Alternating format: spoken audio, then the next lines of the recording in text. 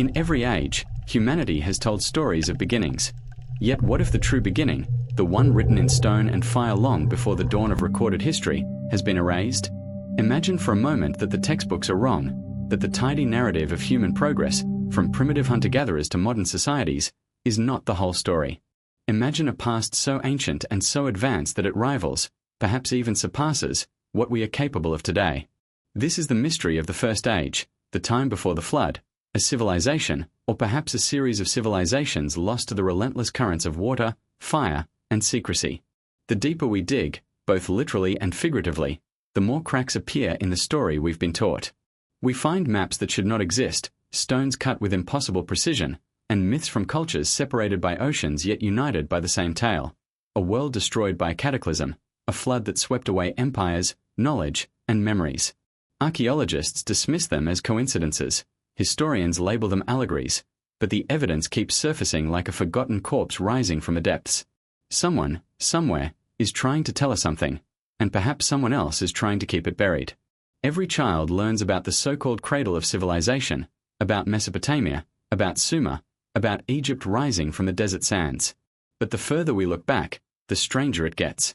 Before the pyramids, before the ziggurats, before the first written tablets, there are hints, ruins like Göbekli Tepe that should not be possible, sites that demand we rethink everything.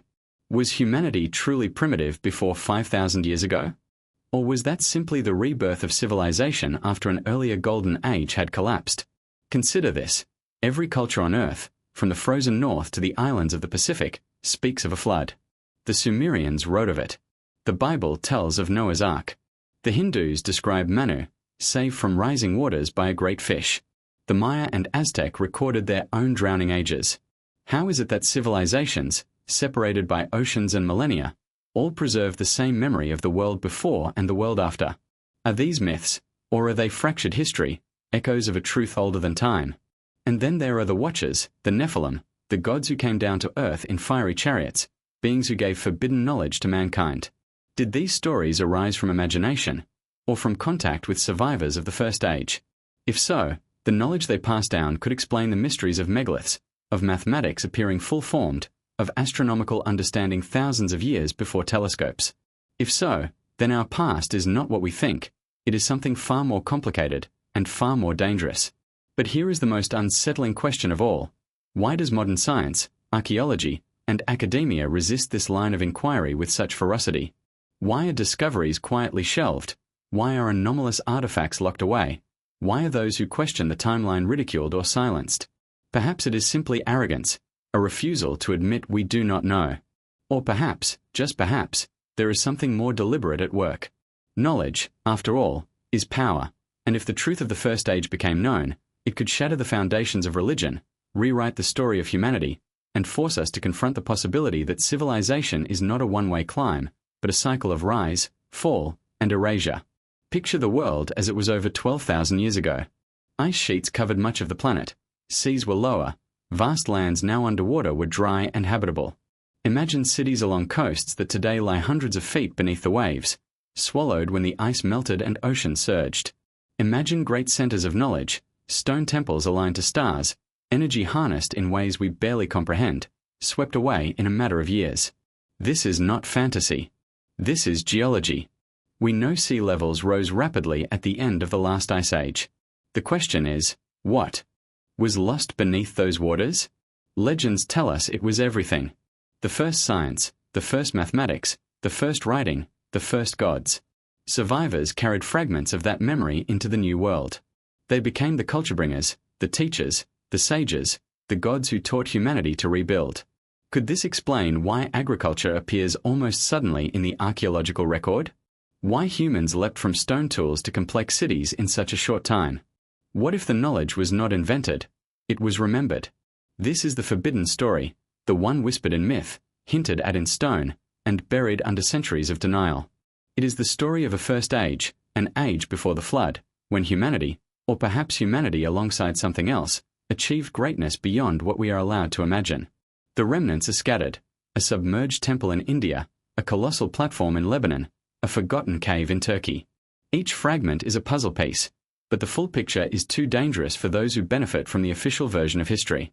So the fragments are dismissed, ridiculed, or hidden. And yet, the picture continues to assemble itself. Every year, discoveries push the date of civilization further back. Every year, another anomaly slips through the cracks of orthodoxy. The walls of the accepted timeline tremble, and behind them lies a truth both exhilarating and terrifying. Humanity is older, far older, than we are told. We are survivors of a forgotten world, a people haunted by our own amnesia. As this story unfolds, you will see the evidence, the myths, the forbidden archaeology, and the theories that challenge everything we think we know. You will walk through the ruins, follow the maps, listen to the legends, and weigh the possibility that the First Age was not a fantasy, but a reality erased by cataclysm. And when you hear what was hidden, when you understand why it was buried, you may never look at our history, or our future, the same way again. Before the first city was raised in Mesopotamia, before the first pharaoh carved his name into stone, the world looked very different. Our history books begin only a few thousand years ago, as if human memory before that is irrelevant or non-existent. But to the Earth itself, 5,000 years is the blink of an eye. What about the vast stretches of time before? Was the planet truly empty of civilization, or is there another chapter, an entire volume, ripped out of the human story? Let us travel back in time, beyond the limits of accepted history, to a world at the end of the Ice Age. Imagine enormous ice sheets stretching across North America and Eurasia, mountains of frozen water pressing down on the land. But further south, conditions were fertile. The Nile Valley, Mesopotamia, the Indus Plains, and even now submerged lands along ancient coastlines would have been rich with life. Sea levels were lower by more than 400 feet, exposing land that today sleeps beneath the waves. These lost continents, these drowned coastlines, could have been home to thriving cultures. The mainstream view insists that humans of this era were primitive, scattered bands of hunter-gatherers. Yet every year, evidence emerges to suggest otherwise. From Turkey to Japan, from India to the Americas, ruins that predate official civilization show signs of planning, astronomy, and engineering. These are not the works of scattered tribes. They suggest organized societies, knowledge of agriculture, stoneworking, and mathematics. They suggest the memory of something greater, a civilization already mature, already ancient, perhaps already near its end. We see glimpses of this forgotten world in myth. The Egyptians spoke of a time before their dynasties, when gods walked the earth.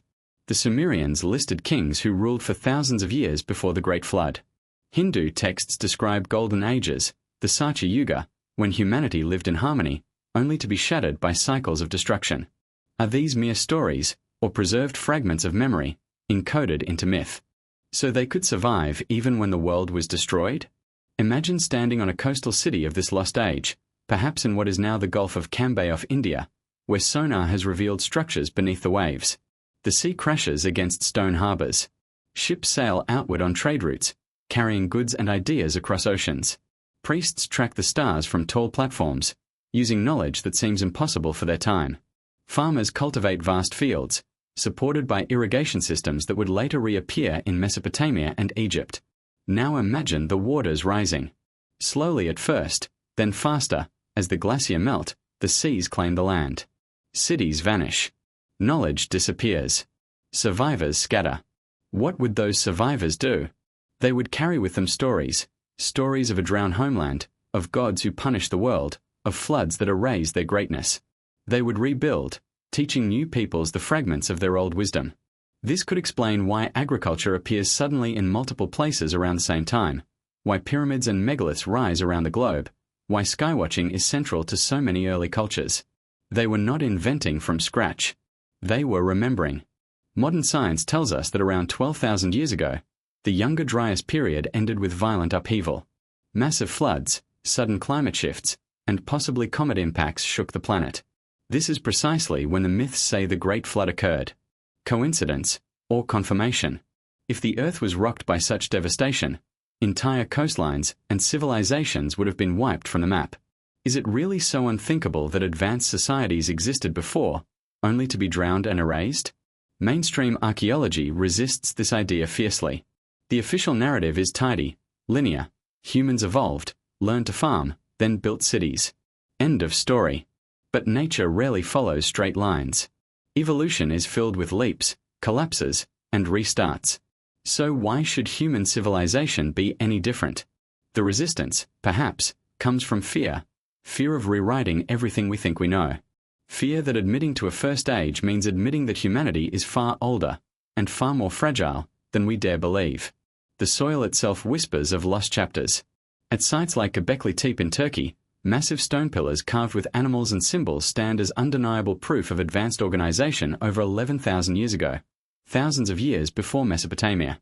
In Siberia, megaliths lie scattered that would dwarf those at Stonehenge. In South America, signs of ancient settlements hint at cultures older than the Inca, older even than the first farmers. These anomalies are dismissed, explained away, or left unstudied. But when viewed together, they paint a picture of something incredible, a world before history, a civilization erased. Why does this matter? Because it forces us to re-examine who we are. If there was an advanced world before ours, what knowledge did it hold? What technologies did it wield? Could it explain the mysteries of lost energy sources, the strange precision of ancient stone cutting, the sudden appearance of writing and mathematics? And if such greatness was wiped out once, could it happen again? Think of the implications. We are not the first. We may not even be the greatest. Our skyscrapers, satellites, and microchips might look advanced, but compared to what came before, are they a rediscovery? Could our ancestors have tapped into powers we only now begin to glimpse? Sound, magnetism, energies of the earth itself? If so, what else lies hidden, buried beneath seas and sands, waiting to be uncovered? This is why the story of the world before history matters. It is not simply curiosity, it is survival. If the first age fell to cataclysm, then its lessons are warnings for us. If knowledge was lost, it may be knowledge we desperately need to preserve today.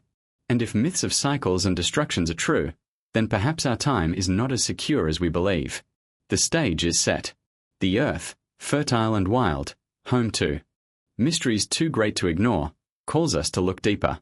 Every ruin, every myth, every anomaly is a clue. To follow them is to challenge the foundations of our story, to risk ridicule, to walk a forbidden path. But to ignore them is to remain blind, repeating mistakes that once drowned the world. This journey into the first age, into the world before history, begins with one truth. What we are told is not the whole story. The real story lies in the shadows of drowned coastlines, in the whispers of myth, and in the silence of ancient stones. It lies in the fragments of a world erased, a civilization older and greater than our own, a world that perished in the flood, and whose secrets may yet change everything we think we know. Across every corner of the world, from the deserts of Mesopotamia to the jungles of Central America, from the icy north to the islands of the Pacific, humanity has carried one story with it, the story of a great flood. It appears again and again, in cultures that never met, separated by oceans and continents. And yet the details are hauntingly similar. A mighty civilization destroyed. A punishment from the gods. A handful of survivors saved by a vessel, a mountain, or divine intervention. If this were fiction, it would be remarkable that so many storytellers imagined the same tale. But if it is memory, echoes of a real event, then we are staring at one of the greatest collective remembrances in human history. Let us begin with the Sumerians, the so-called inventors of writing. Among their oldest texts is the Epic of Gilgamesh, a tale etched into clay tablets over 4,000 years ago. Within its lines, Gilgamesh meets Utnapishtim, a man who tells of a flood sent by the gods to wipe out humanity. He was warned in a dream, instructed to build a massive boat, and to bring aboard his family, animals, and seeds. When the waters receded, his vessel came to rest on mountain. Sound familiar? Thousands of years later, the biblical story of Noah mirrors it almost exactly. The names differ, the gods are rearranged, but the pattern remains. Two civilizations, one Mesopotamian, one Hebrew, sharing the same story of destruction and survival. But it doesn't end there. Travel to India, and you find the tale of Manu. In the Satapatha Brahmana and the Mahabharata, Manu is warned by a great fish that a flood is coming. He builds a boat, ties it to the horn of the fish, and rides the storm until he is deposited safely on a mountain. Again, humanity saved by one man and a vessel, guided through chaos by higher forces. In Mesoamerica, the Aztec Codex Chimalpopoca describes a similar cataclysm. The gods unleash water upon the world, drowning the earth. Only one man and one woman survive, sheltered inside a hollowed tree. The Maya tell of multiple ages destroyed by water, fire, and storms, with ours being the latest attempt by the gods. From the Norse sagas we hear of Wymir, a primordial being slain by the gods, whose blood floods the world and drowns all but a few survivors.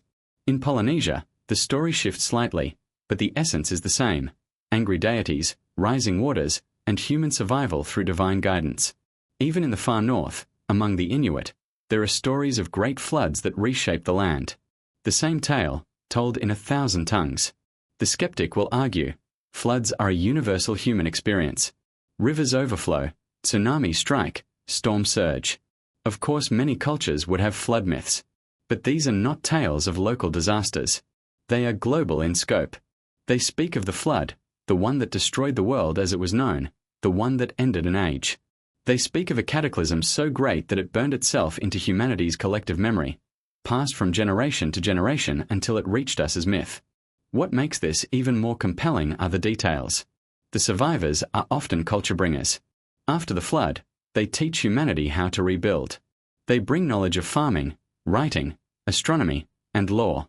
Could this be a metaphor for survivors of a lost civilization, people who once held advanced knowledge, passing fragments of it to the scattered tribes they encountered after the cataclysm? Consider the timing. Modern geology shows that around 12,000 years ago, at the end of the Ice Age, massive floods did occur. Glacial meltwater surged into the oceans, raising sea levels by hundreds of feet. Entire coastlines disappeared. The Black Sea may have flooded catastrophically. In North America, the Missoula floods unleashed waves hundreds of feet high. These were not small, local events. They were global in impact. It is entirely possible that human societies, already advanced for their time, were destroyed in these upheavals. If so, the flood myths are not stories. They are history. And yet, these myths contain more than simple survival. They carry moral warnings. The flood is often portrayed as punishment, for pride, for corruption, for violence. The Sumerian gods were angered by humanity's noise. The biblical God by humanity's wickedness. The Aztec gods by human arrogance. It is as if the survivors, trying to explain the cataclysm to future generations, framed it as divine retribution. Perhaps they could not understand the astronomical or geological forces at play, or perhaps they did, but knew that the only way to preserve the memory was to cloak it in religion, in story, in fear. There is another layer, too, the strange consistencies across myths. Mountains are common refuges. Animals are often saved alongside humans. Boats or arks are central to survival. Could these be symbolic, metaphors for knowledge being preserved? Or were they literal? Did the survivors truly escape by vessels, by caves, by mountain strongholds while the sea swallowed the rest? Even the number of survivors repeats. In many myths, it is not entire populations but a handful who escape. This resonates with modern genetic studies, which suggest humanity passed through a bottleneck in prehistory, reduced to small groups before expanding again. Science and myth, converging once more. If the myths are true, then the first age was not destroyed gradually. It was drowned suddenly, catastrophically. Civilizations fell not over centuries but in days or weeks. The survivors carried their stories, their warnings, and fragments of their knowledge into a new, harsher world. Those stories became the myths we dismiss today. But perhaps they were never meant as fantasy. They were meant as memory. The implications are staggering. What else did those survivors carry?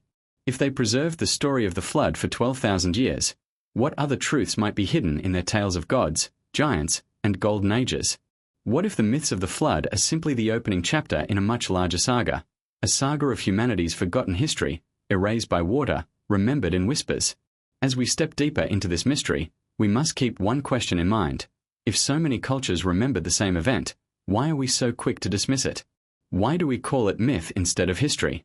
Perhaps because acknowledging it would mean admitting that civilization is older, grander, and more fragile than we dare believe.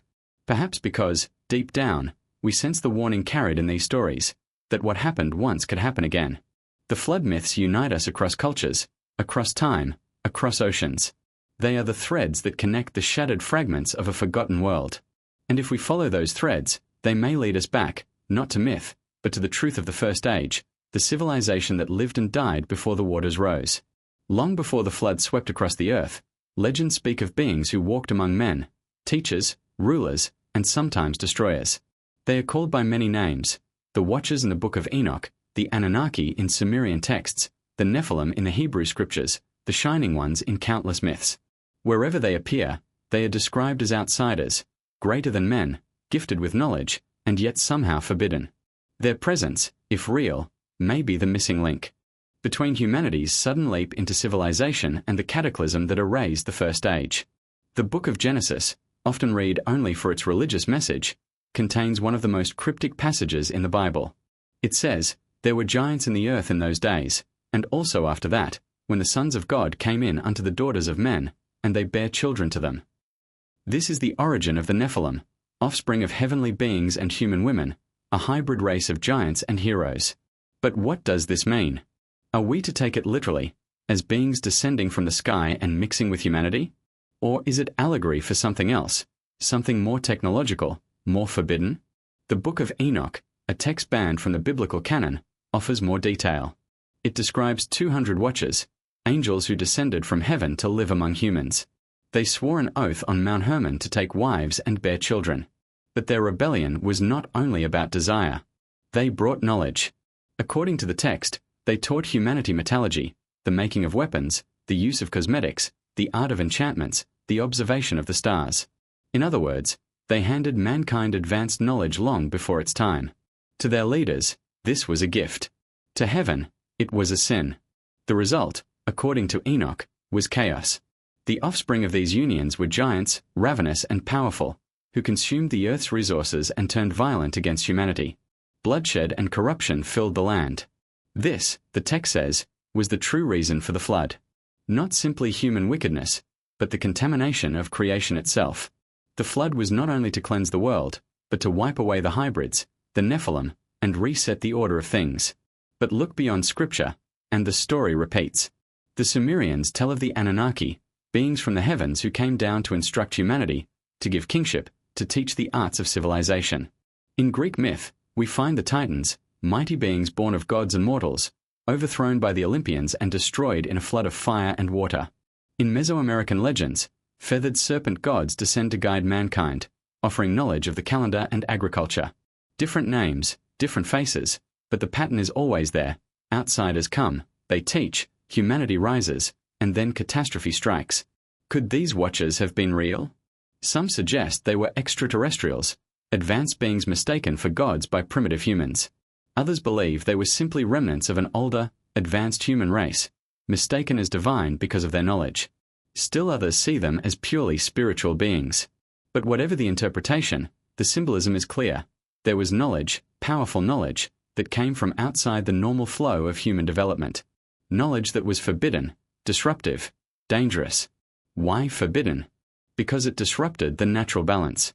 Weapons advanced beyond control. Technology placed in the hands of those not ready. Knowledge of stars and cycles that perhaps revealed truths humanity was not meant to know. The myths warn that this forbidden wisdom led not to enlightenment, but to arrogance, corruption, and destruction. The watchers, in the end, were punished. In the Book of Enoch, they are bound in chains beneath the earth, awaiting judgment. In Greek myth, the Titans are imprisoned in Tartarus, deep beneath the world. In every case, the rebels are locked away, hidden, or destroyed, just as their children, the Nephilim, were drowned in the flood. And yet, whispers of their presence remain.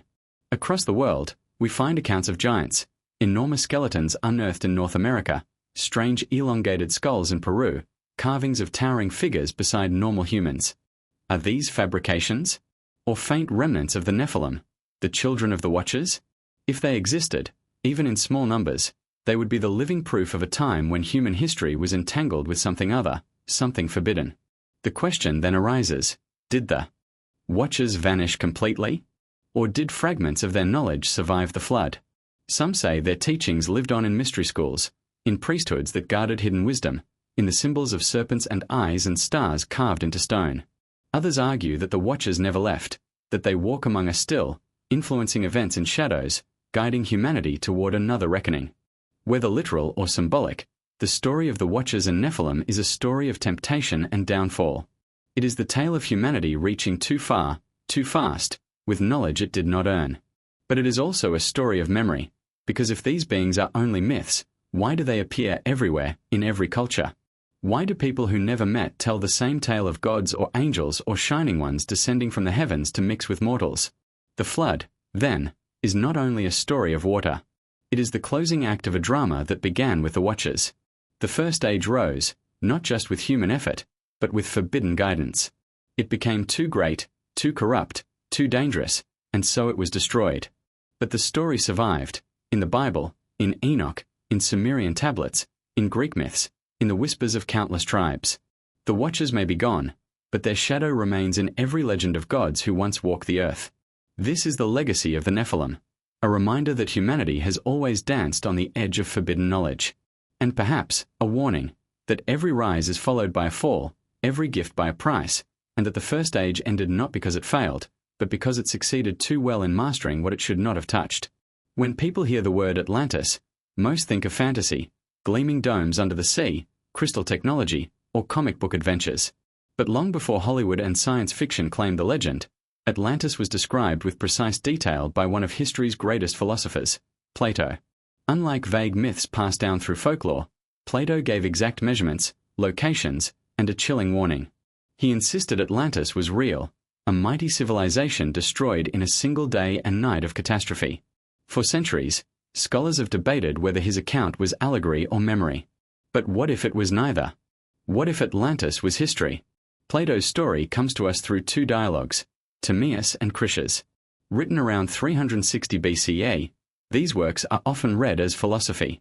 Yet within them, Plato recounts a tale told to his ancestor Solon by Egyptian priests. The priests claimed that long before Greece, long before even Egypt's earliest dynasties, there was a powerful island nation beyond the Pillars of Hercules, what we now call the Strait of Gibraltar. This nation, Atlantis, controlled lands across the Atlantic, the Mediterranean, and beyond. Its kings ruled over 10 great districts, its capital was a marvel of concentric canals and walls, and its navy commanded the seas. But the Atlanteans grew arrogant. They turned from wisdom to greed, from harmony to conquest. And so, Plato writes, the gods struck them down. In one terrible night and day, earthquakes and floods swallowed the island, plunging it beneath the ocean.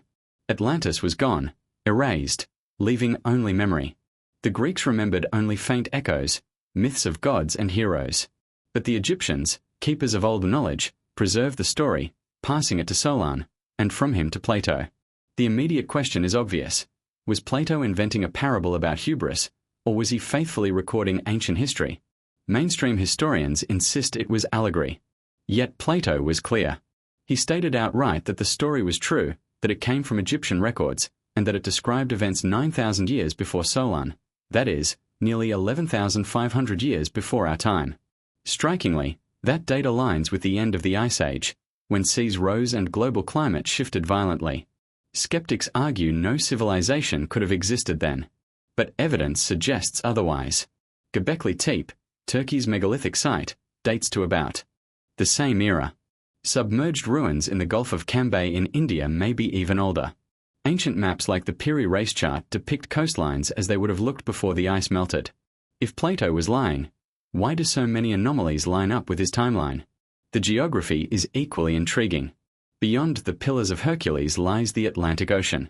Geologists know that massive landmasses, like the Azores Plateau, once stood higher above sea level. Some researchers point to the Azores themselves, suggesting they may be remnants of a drowned continent. Others argue for locations in the Caribbean, near the Bahamas, where underwater structures like the Bimini Road spark controversy. Still others turn to Antarctica, proposing that shifting crust or ice conceal Atlantis beneath the frozen south. Each theory has flaws, but all share one truth. There are places on Earth where land once existed, now drowned, exactly as Plato described. Even more compelling is the pattern. Plato's Atlantis is not unique. Flood myths worldwide tell of lost lands, drowned cities, sunken kingdoms. The Celts spoke of Ys, a city swallowed by the sea. The Hindus tell of Dwarka, the golden city of Krishna, now submerged off India's coast. The Japanese speak of Yonaguni, where megalithic steps lie beneath the Pacific waves. Could all of these be fragments of the same memory? Different cultures remembering the same cataclysm that destroyed Atlantis and other first-age civilizations? What makes Plato's account so powerful is not only the destruction but the warning. He framed Atlantis as a civilization undone by its own arrogance. Its downfall was not simply natural disaster, it was punishment. The gods, he wrote, sought to humble a people who had forgotten balance. And here, the story feels eerily modern. A great power rising, mastering technology, dominating the world, only to fall overnight into ruin. Was Plato describing a myth of the past, or a cycle that repeats? Of course, skeptics dismiss Atlantis as fantasy. They claim Plato invented it to critique Athens, to show how empires fall when they grow corrupt. But even if that were true, why choose Egypt as the source? Why anchor it in such detail, with dates, geography, and measurements? Why insist on its truth? Ancient philosophers often cloaked knowledge in allegory to protect it. Could Plato have been preserving a memory too dangerous or controversial to state outright, disguising truth as philosophy? And then there is the possibility that Plato's story is just the fragment we happen to receive. What if the Egyptians had fuller records, describing other lost civilizations, other drowned kingdoms? What if Atlantis was only one of many? If so, Plato's account may be the faint echo of a far larger truth, a truth of the first age, the world before the flood, when humanity reached heights we cannot yet imagine. Today, scientists continue to search. Sonar scans the ocean floor, divers explore sunken ruins, archaeologists puzzle over anomalies that don't fit the timeline. The mainstream scoffs, but curiosity grows. If Atlantis is found, or if proof emerges of any similar lost civilization, the consequences would be staggering. History would have to be rewritten. Religion, science, and philosophy would all be forced to confront the fact that we are not the first, not the greatest, and perhaps not even the most advanced humans to walk the earth. This is the power of Atlantis. Not as a fantasy, but as a possibility. A memory preserved by Plato, warning of arrogance, hinting at forgotten greatness, and whispering of a flood that ended an age. Whether Atlantis lies beneath the Atlantic, the Mediterranean, or the ice of Antarctica, the legend endures because it touches something deep within us, the fear that we, too, may one day fall as they did, and the hope that by uncovering their secrets, we may yet avoid their fate. Throughout history, maps have been our guides, tools of navigation, trade, and conquest. But there exist a handful of ancient maps that defy explanation. They show coastlines buried under ice, lands that should not have been charted, and details supposedly unknown to the cartographers of their age. These impossible maps suggest something unsettling. Either ancient mariners had far greater knowledge than we have been told, or they inherited fragments of a far older tradition, perhaps one dating back to the First Age, before the flood erased the world. The most famous of these anomalies is the Piri Reis map, drawn in 1513 by an Ottoman admiral and cartographer. Piri Reis claimed he based his chart not only on contemporary sources but on much older maps, some dating back to antiquity. What makes his work extraordinary is what it appears to show: the coast of South America, accurately drawn decades before Europeans officially explored it, and, most controversially, the northern coastline of Antarctica, free of ice. How could Piri Reis have drawn Antarctica when it was not discovered until 1820? Even more puzzling, modern studies of ice cores and geology reveal that the last time Antarctica's coast was free of ice was more than 6,000 years ago, possibly as far back as 12,000 years. If the map is accurate, then whoever created the original charts must have lived at a time when Antarctica's shoreline was visible. This places the knowledge firmly within the time frame of Plato's Atlantis and the cataclysmic floods. Skeptics argue that the Piri Reis map has been misinterpreted, that distortions and errors make the Antarctica coastline simply a stretched rendering of South America. But the fit is too uncanny, the details too precise, to dismiss outright. And Piri Reis himself insisted he used far older charts, whose origins even he could not explain. The Piri Reis map is not alone. The Orens Fine map of 1531 also shows Antarctica ice-free, with mountain ranges that modern seismic surveys have confirmed exist beneath the ice sheet. The Bois map of 1737, based on even older records, depicts Antarctica not only without ice but divided into two separate landmasses, something scientists did not confirm until the mid-20th century, when radar penetrated the ice to reveal the subglacial geography. How could 16th and 18th century cartographers have access to such information? Then there is the enigmatic Zeno map of 1380, which depicts Greenland not as a single island but as several smaller landmasses. Once dismissed as error, this matches modern discoveries showing that beneath the ice, Greenland is fractured into multiple islands. Again, knowledge supposedly impossible in the Middle Ages appears preserved on parchment. Other maps, like the King James World Chart and the Dulcet Porto Land map, show South America's east coast and portions of Africa with uncanny accuracy, centuries before European sailors officially charted them. In some cases, these maps reveal details of river systems and mountain ranges inland, features that should not have been known without aerial or satellite observation. The mainstream explanation is that these maps are simply the result of luck, distortions, or imaginative guesswork. But when so many anomalies align, when Antarctica appears repeatedly, drawn correctly, and ice-free, centuries apart, it strains the limits of coincidence. Far more likely is that all these maps trace back to a single source, a collection of charts from an advanced but forgotten civilization. Consider this. If a global seafaring culture existed before the flood, its knowledge of coastlines, rivers, and mountains would have been vast. When the cataclysm struck, survivors may have preserved fragments of that knowledge, handing down maps or oral traditions. Over thousands of years, these fragments could have been recopied, distorted, and reassembled, eventually making their way into the hands of medieval and Renaissance mapmakers like Piri Reis. What we see in these impossible maps may be the faint fingerprints of the First Age itself. If true, this raises profound questions. Who were these ancient cartographers? Did they sail the world in ships now lost to history? Did they have instruments more precise than we imagine? Astrolabes, compasses, or perhaps even technologies now forgotten? And if they mapped Antarctica ice-free, were they alive before the ice sheets covered it, meaning they existed at least 6,000 years ago, possibly 12,000? That timeline coincides almost exactly with the end of the Younger Dryas, a period of sudden climate upheaval and rising seas. In other words, the very flood Plato described. Equally troubling is the possibility that these maps hint at global contact long before Columbus or Magellan. If ancient sailors knew Antarctica, Greenland, South America, and Africa, then the oceans were not barriers but highways. Civilizations we assume were isolated may have been connected in a vast network of trade and knowledge, their memory erased only when the seas rose and their cities were lost. Imagine for a moment the implications. Thousands of years before Egypt built its pyramids, before Mesopotamia raised its ziggurats, an earlier civilization mapped the world. It knew the stars, the currents, the coasts. It may even have circumnavigated the globe. Then came the flood. Its ships vanished, its ports drowned, its knowledge scattered. Only fragments survived, scraps of parchment, oral tales, and, eventually, maps like those of Piri Reis and Orance Fine.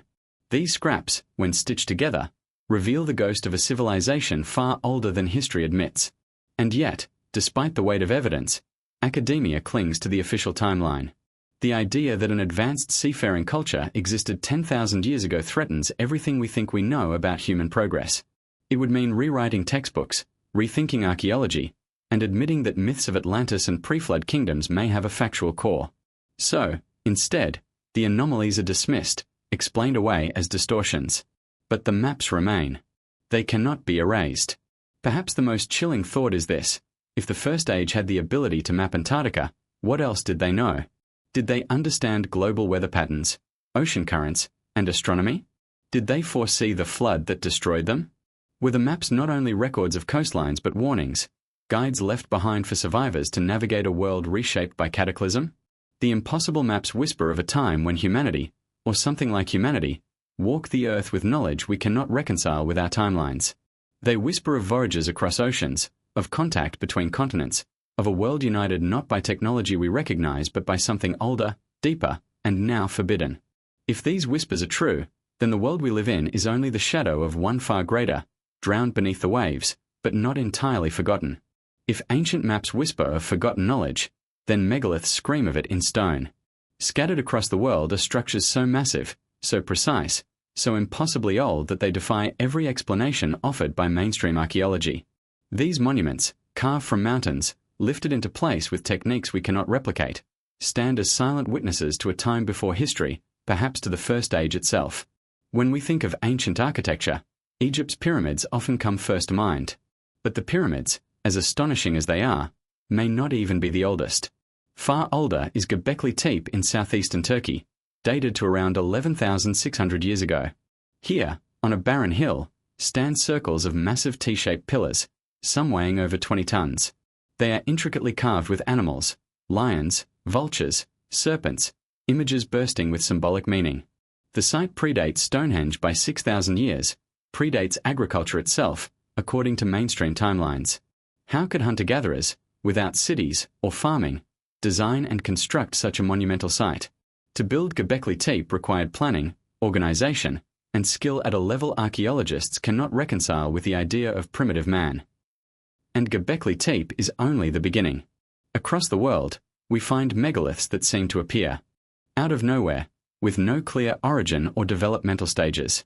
The Baalbek stones in Lebanon, for instance, are some of the largest building blocks ever cut by human hands. One, known as the Stone of the Pregnant Woman, weighs over 1,000 tons, more than a modern crane could easily lift. How were these quarried, moved, and positioned in ancient times? Mainstream answers fall flat, reduced to vague notions of ropes, rollers, and manpower. But no experiment has successfully shown how stones of such size could be transported with Bronze Age technology. In Peru, the walls of Sacsayhuaman stand like a fortress from another world. Massive stones, some weighing over 100 tons, are fitted together with such precision that not even a razor blade can slip between them. Each stone is uniquely shaped, polygonal, interlocking like a puzzle. Earthquakes have shaken the Andes for centuries, but these walls remain, unbroken, while colonial buildings crumble nearby. Who cut these stones, and with what tools? The Incas themselves admitted they did not build them, that the walls were the work of earlier people, the gods or giants who came before. Farther south lies Tiwanaku and the mysterious Puma Punku. Here, blocks of granite and diorite, the hardest stones on Earth, are carved with machine-like precision, their edges sharp, their surfaces flat, their holes drilled as though with power tools. Yet mainstream archaeology insists this was done with stone hammers and primitive tools. The match is laughable. Even today, cutting diorite requires diamond-tipped drills. And yet, thousands of years ago, someone did it, and left behind ruins that feel less like a prehistoric village and more like the shattered remnants of advanced engineering. Even in the heart of Egypt, anomalies abound. The pyramids are said to be tombs, yet no bodies have ever been found inside the Great Pyramid. Its inner chambers, passages, and shafts align with the stars in ways far too precise to be accidental. Some blocks weigh 70 tons or more, lifted hundreds of feet into the air. Mainstream Egyptology shrugs, offering vague theories of ramps that would have required more stone than the pyramid itself. And yet, the Great Pyramid stands, a structure whose purpose remains an enigma, perhaps less a tomb than a machine, a monument to knowledge now lost. The mystery deepens when we realize that megaliths are not isolated wonders but a global pattern. From Stonehenge in England to the Moai of Easter Island, from the Nabta Playa calendar stones in the Sahara to the underwater ruins off Yonaguni, Japan, the story repeats. Massive stone monuments appearing suddenly, often aligned with celestial events, built by cultures who should not have had the means. What ties them together? One possibility is that they are remnants of the same civilization, the First Age, the world before the flood. When the waters rose and cities drowned, survivors may have carried fragments of their knowledge to distant lands. They built monuments as markers, calendars, or perhaps as memory devices, encoding their wisdom in stone. Over time, the purpose was forgotten, the builders remembered as gods, and the monuments attributed to myth. But another possibility is even more unsettling. These megaliths were not meant for us. They were built by the Watchers, the Nephilim, or some other non-human intelligence that walked the earth before the flood. The sheer scale of places like Baalbek and Sacsayhuaman feels almost inhuman, as if designed for beings larger and stronger than us. Were they fortresses? Landing platforms? Energy centers? Or something stranger still? Whatever their purpose, the megaliths stand as undeniable evidence that history is not what we think. They are not myths, not allegories, not fantasies. They are real stones, real ruins, that cannot be explained by the conventional story of human progress. To walk among them is to feel the weight of a forgotten age pressing down, a reminder that we are not the first to master the art of civilization. And perhaps the most chilling thought of all, if these structures have survived for 10,000 years or more, what else might still be out there, buried under jungle, sand, or sea? The flood may have drowned cities, but stone endures. Every year, new discoveries emerge. Ruins beneath the Amazon, pyramids in Bosnia, structures on the ocean floor. Each discovery adds another piece to the puzzle, suggesting that the First Age is not gone, only hidden, waiting to be uncovered. The megaliths are the fingerprints of the forgotten. They are the voice of the First Age, speaking across millennia. We were here. We built. We knew. And then we fell. If we can decipher their message, perhaps we can understand not only what was lost, but why. Few monuments on Earth capture the imagination like the Great Sphinx and the Great Pyramid of Giza. Tourists see them as icons of ancient Egypt, symbols of pharaohs, gods, and desert mystique.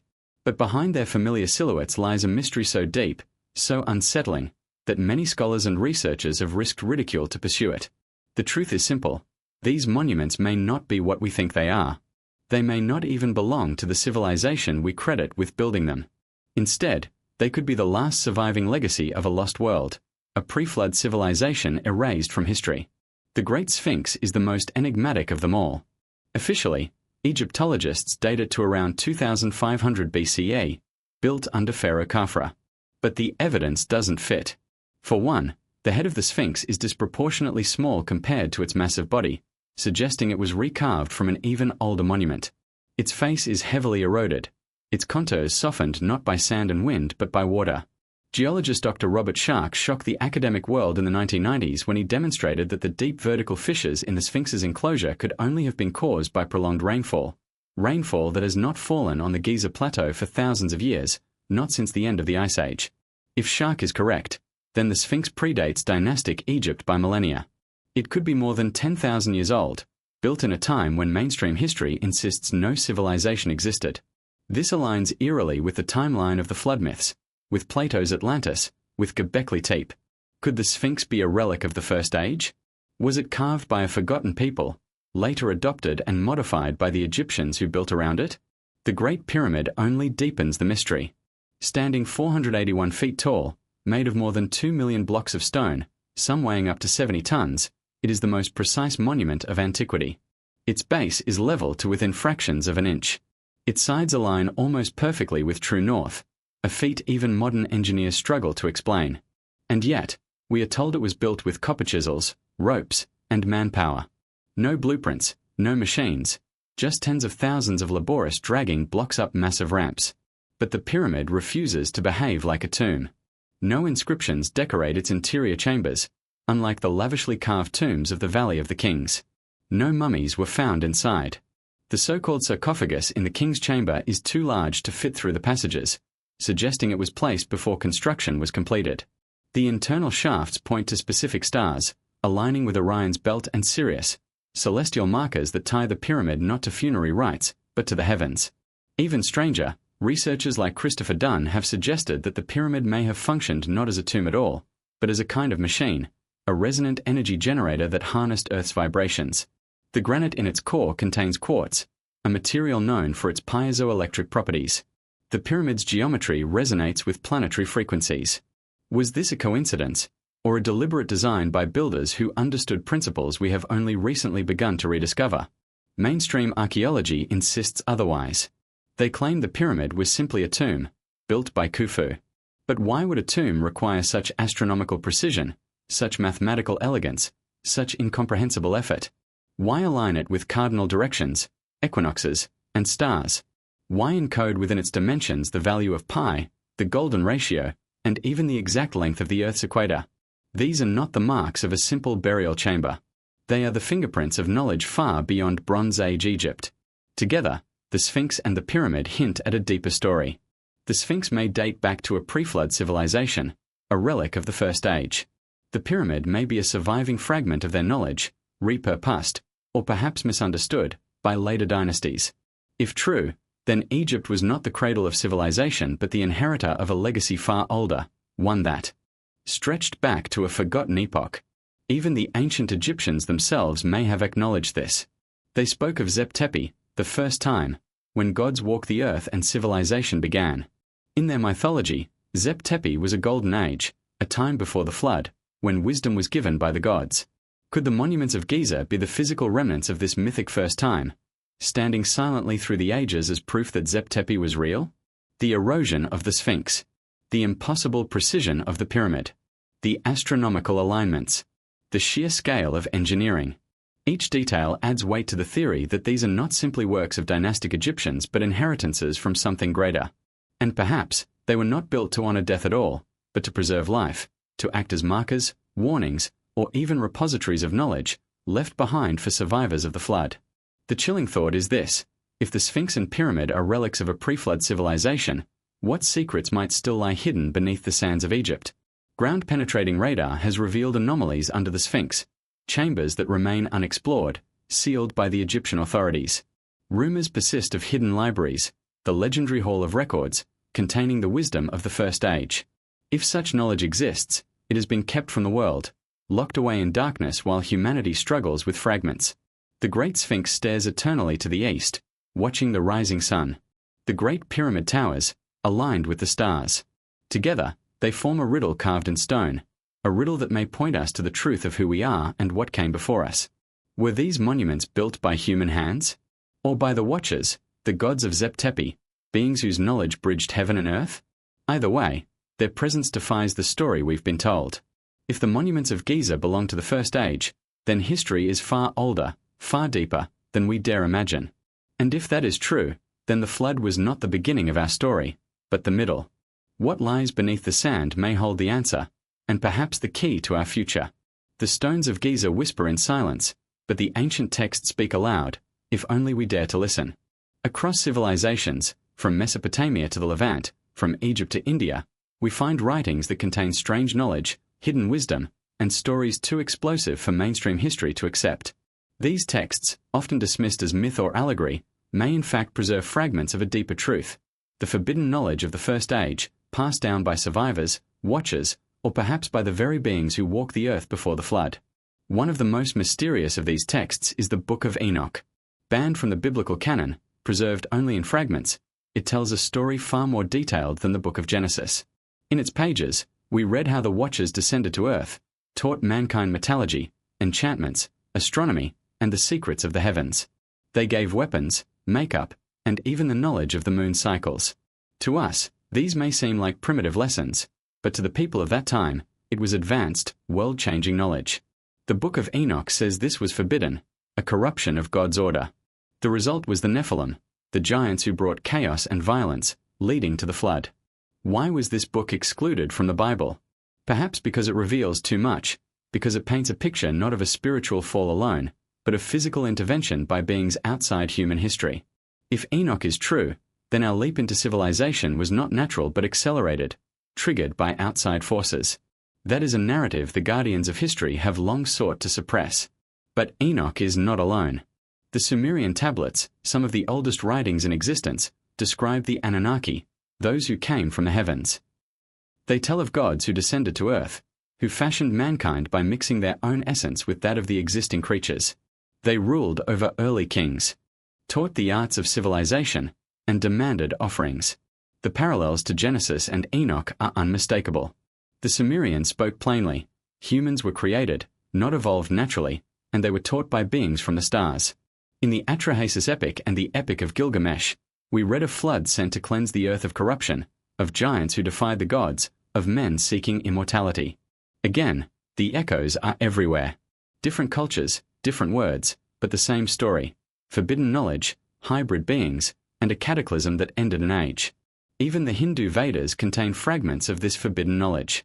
They speak of the gods waging war in the skies with flying machines called vimanas, weapons of fire that sound eerily like descriptions of nuclear blasts. They describe cycles of ages, yugas, in which civilizations rise and fall, reaching heights of wisdom and power before being destroyed. To the orthodox, these are myths. But to those who read between the lines, they may be memories of lost technologies and cosmic battles, legacies of the First Age. Egypt, too, preserves hints of forbidden wisdom. The Emerald Tablets of Thoth, though their origins are debated, speak of hidden chambers beneath the Sphinx, of knowledge sealed away until the time is right. The ancient Egyptians themselves claimed that their civilization was not the beginning but a rebirth, a continuation of Zep-Tepi, the first time when gods walked the earth and ruled side by side with man. Their texts describe knowledge of astronomy, medicine, and engineering far beyond what should have existed in their era. Were they recording their own discoveries, or preserving fragments of something older? Again and again, the pattern emerges. Ancient texts hint at knowledge given, not earned. Knowledge that propelled humanity forward but also brought destruction. And always, this knowledge is said to be forbidden, dangerous, the cause of corruption and downfall. Why forbidden? Perhaps because it upsets the natural order. Perhaps because it is too powerful to be entrusted to fragile hands. Or perhaps because those who rule, whether gods, watchers, or men, seek to keep humanity in ignorance, fearing what we might become if we truly understood our past. Even in later traditions, the whispers of forbidden knowledge remain. The Dead Sea Scrolls contain fragments of Enoch and other texts that suggest a hidden battle between light and dark forces, angels and watchers, shaping the destiny of mankind. Medieval grimoires, often burned as heresy, speak of secret knowledge passed down through hidden brotherhoods, guardians of ancient wisdom. In every age, there have been whispers of a hidden library, a hall of records, a cache of forbidden texts, whether in Alexandria, beneath the sands of Giza, or in monasteries hidden in the Himalayas. What if these stories are not coincidence? What if they are fragments of a single lost tradition, scattered like shards of a broken mirror? If so, then piecing them together may reveal the true story of humanity, a story not of simple evolution from hunter-gatherers, but of intervention, forbidden gifts, and catastrophic resets. Of course, mainstream scholars dismiss these texts as allegory, myth, or invention. But that dismissal often feels like fear of what it would mean if the texts were true. If Enoch, Sumer, Egypt, and India all tell the same story in different tongues, then the flood was real, the watchers were real, and our history is not 5,000 years old but 12,000 or more. Civilization, then, is not a linear climb but a cycle of rise, corruption, and fall. And the chilling question that lingers: are we repeating the cycle? If forbidden knowledge once brought ruin, are we walking the same path again, developing technologies beyond our wisdom, unlocking secrets we cannot control? Nuclear weapons, genetic manipulation, artificial intelligence, do these echo the forbidden arts of the First Age? If so, then the texts are not only history. They are warning. The Book of Enoch, the Sumerian tablets, the Vedas, the Emerald tablets. They are not just ancient words. They are voices across time, trying to tell us that we are not the first, not the greatest, not alone. And if we ignore them, if we dismiss them as myth, we may be doomed to fall as the First Age did, swallowed by a flood of our own making. For centuries, myths of a great flood were dismissed as religious allegory. Stories from the Bible, Sumer, India, and countless indigenous traditions were seen as symbolic, not literal. But in the last few decades, science has begun to uncover evidence that suggests these myths may in fact preserve the memory of a real, cataclysmic event, the kind of disaster that could erase entire civilizations. This evidence points to the Younger Dryas period, a sudden climatic shift that began around 12,900 years ago. It was a moment in Earth's history when everything changed, and its fingerprints may still be seen in the scars of the planet itself. To understand the Younger Dryas, we must first imagine the world as it was at the end of the last ice age. Massive glacier stretched across North America and Eurasia. Sea levels were more than 400 feet lower than today, exposing vast tracts of land now hidden beneath the oceans. Humanity, according to mainstream science, consisted only of small groups of hunter-gatherers, living primitively. Yet suddenly, around 12,900 years ago, the climate shifted dramatically. Temperatures plummeted. Ice sheets advanced again. Ecosystems collapsed. And, most importantly, vast amounts of species, including the woolly mammoth and saber-toothed cat, vanished. What triggered this abrupt event?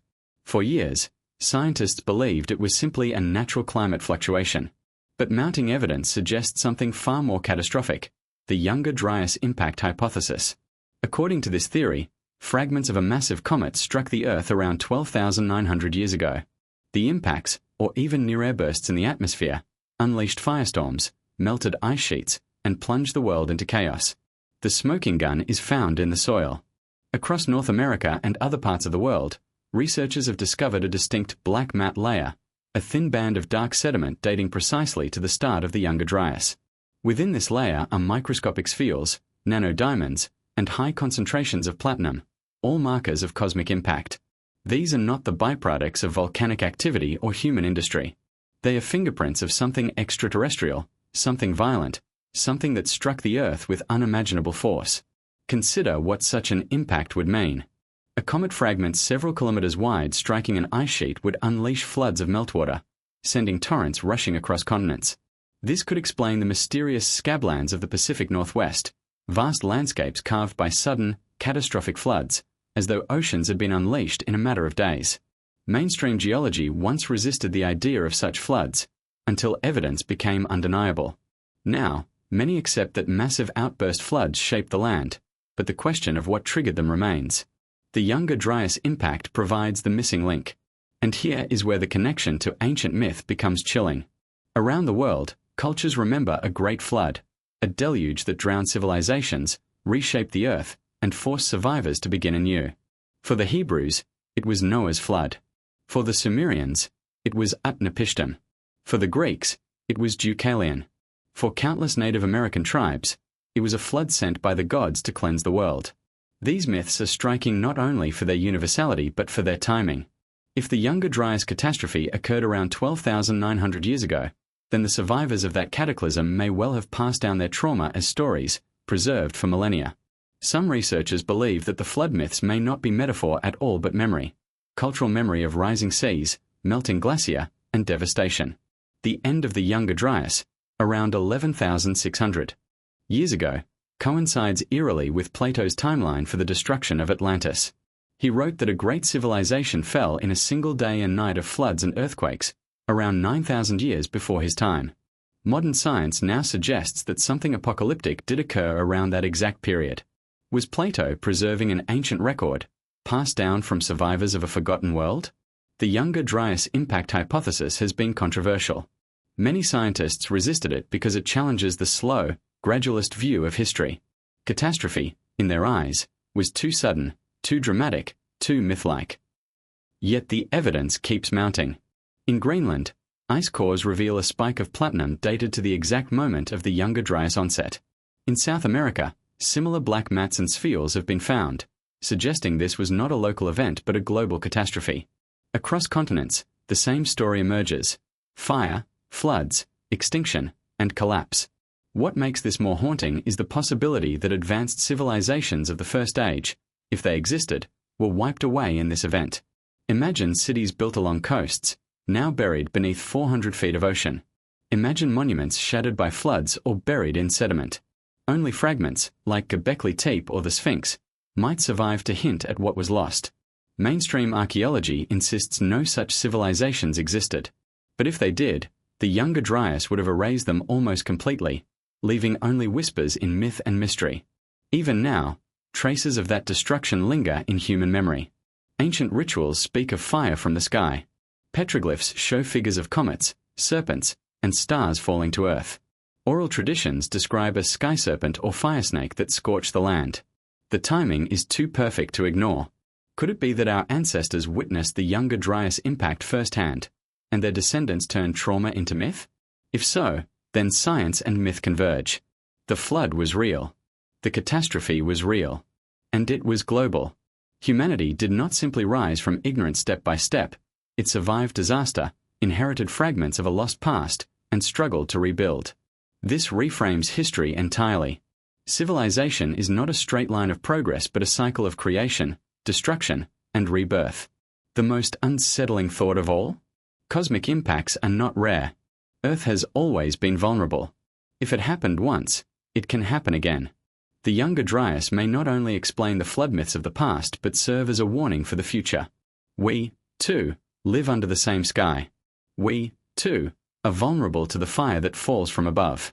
And perhaps this is why the ancients left their warnings, in stone, in myth, in sacred texts. They wanted us to remember what happened to them, so we would not be caught unaware when it happens again. The question is, will we listen? When the glacier melted at the end of the Younger Dryas, the Earth was transformed. Sea levels rose by more than 400 feet, swallowing coastlines, drowning river valleys, and erasing entire landscapes from human memory. If civilizations existed during the First Age, this would have been their death sentence. Their cities, ports, and temples would now lie beneath the waves, hidden for millennia, their stories reduced to myths of sunken lands and vanished worlds. But every so often, the sea gives up a secret, revealing glimpses of what was lost. Consider the city of Dwarka off the coast of India. Mentioned in the Mahabharata as the legendary kingdom of Lord Krishna, it was long thought to be purely mythological. Yet in 2001, marine archaeologists discovered massive stone structures submerged in the Gulf of Kambat. Sonar scans revealed walls, pillars, and geometric patterns stretching across the seabed. Carbon dating of artifacts recovered from the site suggested an age of nearly 9,500 years, long before the rise of the Indus Valley civilization and far older than mainstream archaeology allows. If Dwarka is real, then it may be one of the earliest urban centers in the world, now swallowed by the sea. Far to the west, off the coast of Japan, lies another enigma, the Yonaguni Monument. Discovered by divers in the 1980s, it appears to be a massive stepped pyramid carved from bedrock, complete with terraces, platforms, and symmetrical stairways. Mainstream scientists claim it is a natural formation, sculpted by waves and erosion. Yet its sharp angles, right-angled corners, and megalithic scale suggest human hands. Some researchers argue it could be over 12,000 years old, exactly the period when rising seas would have buried coastal settlements. If so, Yonaguni may be the remnant of a lost Japanese civilization, wiped out in the flood that ended the First Age. The Mediterranean also hides its share of mysteries. Off the coast of Malta, divers have found massive stone structures resembling the island's megalithic temples, but submerged beneath the sea. Malta itself is covered with some of the oldest freestanding stone structures on Earth, dating back over 5,000 years. If these submerged temples are related, they may push Malta's civilization into the pre-flood era. Local legends speak of a time when the island was part of a much larger landmass, connected to other lands before the waters rose. Could these sunken temples be fragments of that forgotten continent? Even more tantalizing are discoveries in the Caribbean and Atlantic, regions long associated with the legend of Atlantis. In 2001, researchers using sonar mapping off the coast of Cuba detected geometric patterns more than 2,000 feet beneath the waves. Some reports described massive stone blocks, arranged in ways suggestive of pyramids and roads. While skeptics argue the images were inconclusive, the possibility remains that an ancient city lies buried under the ocean, waiting to be explored. If true, it could be one of the most significant archaeological discoveries in history, proof of a civilization that predates all others. Other hints appear worldwide: submerged ruins off the coast of Yonaguni, Okinawa, and Taiwan, mysterious roads and walls beneath the waters of Lake Titicaca in South America, and drowned structures in the North Sea, remnants of a land known as Doggerland. Doggerland once connected Britain to mainland Europe, a vast fertile plain where people hunted and lived. When sea levels rose, it vanished beneath the waves, its people displaced, its memory fading into myth. Could Doggerland itself have been a cradle of civilization, now lost to the ocean? Each of these sites may be debated, but together they form a compelling pattern.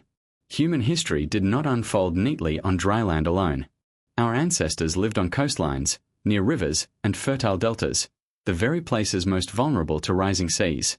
If a pre-flood civilization did exist, the ocean would have swallowed its greatest achievements.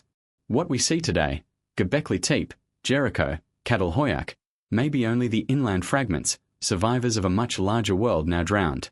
And yet, the myths remember. Atlantis, Mu, Lemuria, Komori Kandam, cultures across the globe speak of lost continents swallowed by the sea. For centuries, scholars dismissed these tales as fantasy. But the rise in sea levels at the end of the Ice Age was real, and the speed of that rise would have been apocalyptic to coastal peoples. What today takes centuries of slow geological change would have felt, to them, like the world ending in a single lifetime. Islands vanished, coasts retreated, and entire cities would have disappeared beneath the waves. Survivors fled inland, carrying their stories of drowned homelands. Those stories, passed down across generations, became the legends we now call myth. Modern technology is beginning to uncover what the ocean has hidden. Sonar mapping, satellite imaging, and underwater drones are revealing anomalies that cannot be easily dismissed. Stone roads off the coast of Bimini in the Bahamas, geometric ruins near Yonaguni, submerged walls in India. Each discovery adds fuel to the fire of possibility. Could these be the remnants of the First Age, evidence of civilizations wiped away in the cataclysm of the Younger Dryas? Mainstream archaeology resists this conclusion, because it rewrites the timeline of civilization by thousands of years. Yet the ocean does not lie. If ruins exist beneath the waves, they are not modern. They are ancient, and their presence suggests that humanity was building, thriving, and creating long before history officially began. The chilling truth is that we may have only scratched the surface. The vast majority of the ocean floor remains unexplored. Entire continents' worth of coastlines, where civilizations would have flourished, lie hidden beneath hundreds of feet of water. If even one advanced city is found intact beneath the seas, it would shatter everything we think we know about our past. What lies beneath the waves? Temples, pyramids, roads, entire cities, perhaps even libraries of stone, containing the records of the First Age. If so, then our myths are not myths at all, but memories. The flood was real. The lost lands were real. And the ocean is their tomb.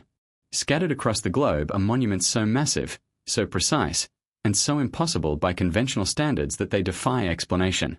These are the megaliths, colossal stones weighing tens, sometimes hundreds, of tons, quarried, transported, and assembled with methods we can barely replicate even today.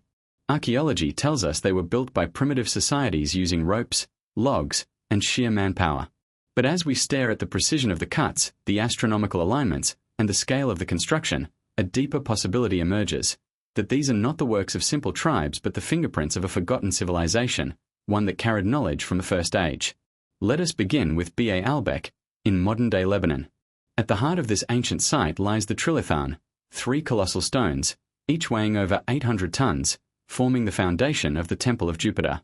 Nearby lies the stone of the pregnant woman, estimated at over 1,000 tons. These are not stones that could be moved with ropes and wooden sleds. Even with today's technology, transporting and placing them with precision would be a monumental feat, so how did people thousands of years ago achieve it? The Romans later built on the site, but even they admitted that the massive foundation stones predated their work.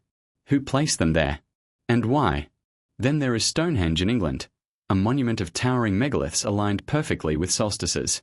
The smaller bluestones were transported from quarries over 150 miles away in Wales, a logistical nightmare even today.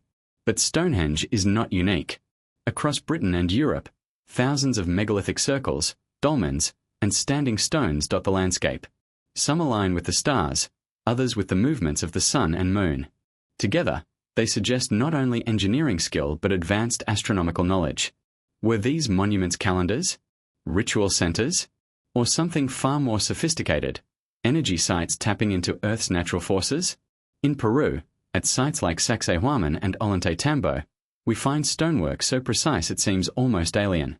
Enormous blocks of andesite and granite, some weighing over 100 tons, are cut with interlocking angles so exact that not even a razor blade fits between them. The walls are earthquake-proof, their joints absorbing seismic shock better than modern concrete. Local legends say they were built not by the Inca, but by giants or gods in the deep past. Archaeologists claim the Inca used stone hammers and persistence. But can hammering alone explain laser-like precision, complex polygonal fits, and transport up mountainsides? On the other side of the world, in Egypt, we find similar mysteries. The Osirian at Abydos lies far beneath ground level, constructed of megalithic granite blocks larger than those used in the pyramids. Unlike later Egyptian temples covered in inscriptions, the Osirian is stark and utilitarian, as though it belonged to an entirely different era. Some researchers argue it is far older than dynastic Egypt, a remnant of the First Age incorporated into later structures. Could it be one of the oldest surviving megalithic sites on Earth? Even more enigmatic is Pumapunku, part of the Tiwanaku complex in Bolivia. Here, scattered across the high plains, lie massive stone blocks carved with precision-cut grooves, drill holes, and right angles that look strikingly similar to modern machine work. Some stones weigh over 100 tons, quarried miles away and transported to an altitude of nearly 13,000 feet. To this day, no one knows how the builders accomplished it. Local myths say the site was constructed in a single night by gods wielding divine power. Mainstream archaeologists offer no satisfactory explanation, only insisting it was achieved with stone tools. But how could stone tools replicate the precision of modern machining? The same pattern emerges across the globe. Megaliths that shouldn't exist, yet do. Easter Island's Moai statues, weighing up to 80 tons, were somehow transported across the island and erected on platforms of fitted stone. In Turkey, at Göbekli Tepe, T-shaped pillars weighing 20 to 50 tons were erected 12,000 years ago, at a time when humans were supposedly still nomadic hunter-gatherers.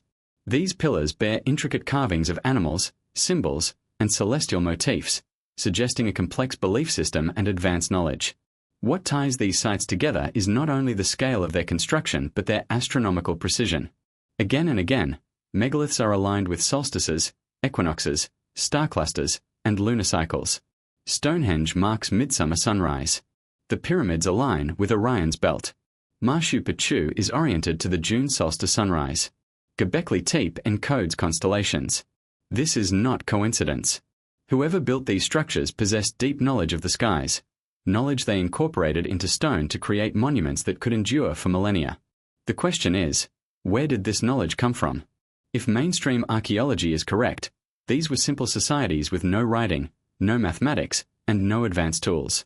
Yet they demonstrated geometry, astronomy, and engineering beyond their supposed abilities. Either we must rewrite history to acknowledge their genius, or consider that they inherited this knowledge from a source now lost to time. Many researchers believe the answer lies in the survivors of the flood. When the First Age ended, when civilizations were drowned, perhaps survivors carried fragments of their knowledge inland. Unable to rebuild their cities, they turned to stone, the most durable medium they knew, to encode what they remembered. Megaliths, then, are not random curiosities but messages, giant, enduring symbols of a time when humanity walked with gods, when the heavens were mapped, and when knowledge flowed freely. Some go further, suggesting that megaliths were more than symbolic. Their shapes, placements, and materials may have interacted with Earth's natural energies. Granite and basalt contain quartz, capable of resonating with vibration. Standing stones often lie on ley lines, invisible pathways of energy crisscrossing the planet. Could these structures have been part of a global network, harnessing energy in ways we no longer understand? Were they machines of the First Age, disguised as temples? Skeptics scoff at such ideas, but the evidence remains. Megaliths exist. They are real. And they refuse to conform to the story we've been told. They tell us, silently but powerfully, that someone in the deep past had knowledge we have lost. Someone could cut, move, and align stones with techniques we cannot replicate. Someone looked to the stars and carved their patterns into the earth. The megaliths are not merely ruins. They are riddles. They stand as stone witnesses to a forgotten chapter of human history. If we can solve their mystery, we may uncover not only the truth of the First Age but also a warning. Civilizations rise and fall, but only those who build in stone endure the flood of time. In nearly every corner of the world, ancient traditions tell of beings larger than life, literally. They are called by many names: the Nephilim in Hebrew scripture, the Anakim and Rephaim in Canaan, the Titans of Greece, the Daityas and Asuras of India, the Jotnar of Norse sagas, and the giant chiefs of Native American oral history. At first glance, these might appear as nothing more than colorful myths, exaggerated tales meant to awe and terrify. But when so many unrelated cultures, separated by oceans and continents, all preserve memories of giants, we are forced to ask, were they describing the same truth? In the book of Genesis, it is written, "There were giants in the earth in those days." These giants, the Nephilim, were born of the union between the sons of God and the daughters of men. The apocryphal book of Enoch expands the story in chilling detail. When the Watchers descended to earth, they fathered hybrid offspring of enormous stature and immense strength. These Nephilim ravaged the world, consuming resources, spreading violence, and leading humanity into chaos. Their existence was so catastrophic that God sent the flood to wipe them from the earth. If Enoch is true, then giants were not just legend. They were the living embodiment of forbidden knowledge, a reminder of humanity's corruption. Across the ocean, the Greek myths speak of titans, primordial beings who ruled before the Olympian gods. They were enormous, powerful, and rebellious, eventually cast down in a cosmic war. In Norse sagas, the Jotnar, or frost giants, were ancient forces of chaos, locked in eternal struggle with the gods. In Hindu lore, the Asuras are towering beings locked in conflict with the Devas, with some described as immense in form and strength. Even the indigenous tribes of North America tell of giants. The Paiutes speak of the Saiti-Ka, red-haired giants who lived in Nevada and were eventually destroyed by fire. The Choctaw tell of the Nahulo, white-skinned giants who warred with humans. In South America, early Spanish explorers reported native legends of giant people who once roamed Patagonia. Could these be coincidence? Or are they scattered memories of a very real race of beings that once coexisted with early humanity? Archaeology itself hints at something unusual.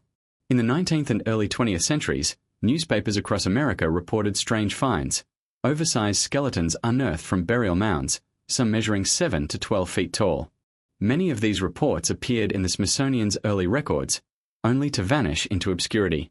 Skeptics dismiss them as hoaxes or exaggerations, but the sheer volume of reports, from farmers, archaeologists, and even military men, suggests otherwise. Were these skeletons suppressed because they didn't fit the narrative of human history? Megalithic sites also raise questions. At Baalbek, how could 800-ton stones be moved without machinery? At Sacsayhuaman, who placed the massive interlocking walls with such precision? Some legends claim giants were the builders, using strength far beyond human capability. In Bashan, the biblical land of Og, described as a giant king, Megalithic dolmens still stand, some weighing dozens of tons. Did giants leave behind these colossal structures as their monuments? Even the bones of giants are hinted at in ancient texts. Deuteronomy speaks of King Og of Bashan, whose bed was described as 9 cubits long, over 13 feet. In the Mahabharata, warriors of immense size battle across plains, wielding weapons too large for modern men. Norse tales speak of giant skulls used as drinking cups, suggesting creatures of terrifying size. Modern science insists no such beings existed, pointing to gigantism as a rare medical condition. But can thousands of myths, spanning cultures, all be explained by a few cases of disease? Or do they preserve the memory of a lost race?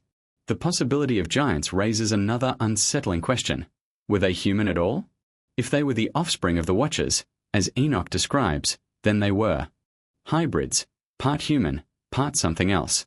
Their unnatural origins could explain their great size, their power, and their corruption. It would also explain why they were so universally feared and reviled. Humanity may have remembered them not as benevolent teachers but as tyrants, monsters who nearly destroyed the world.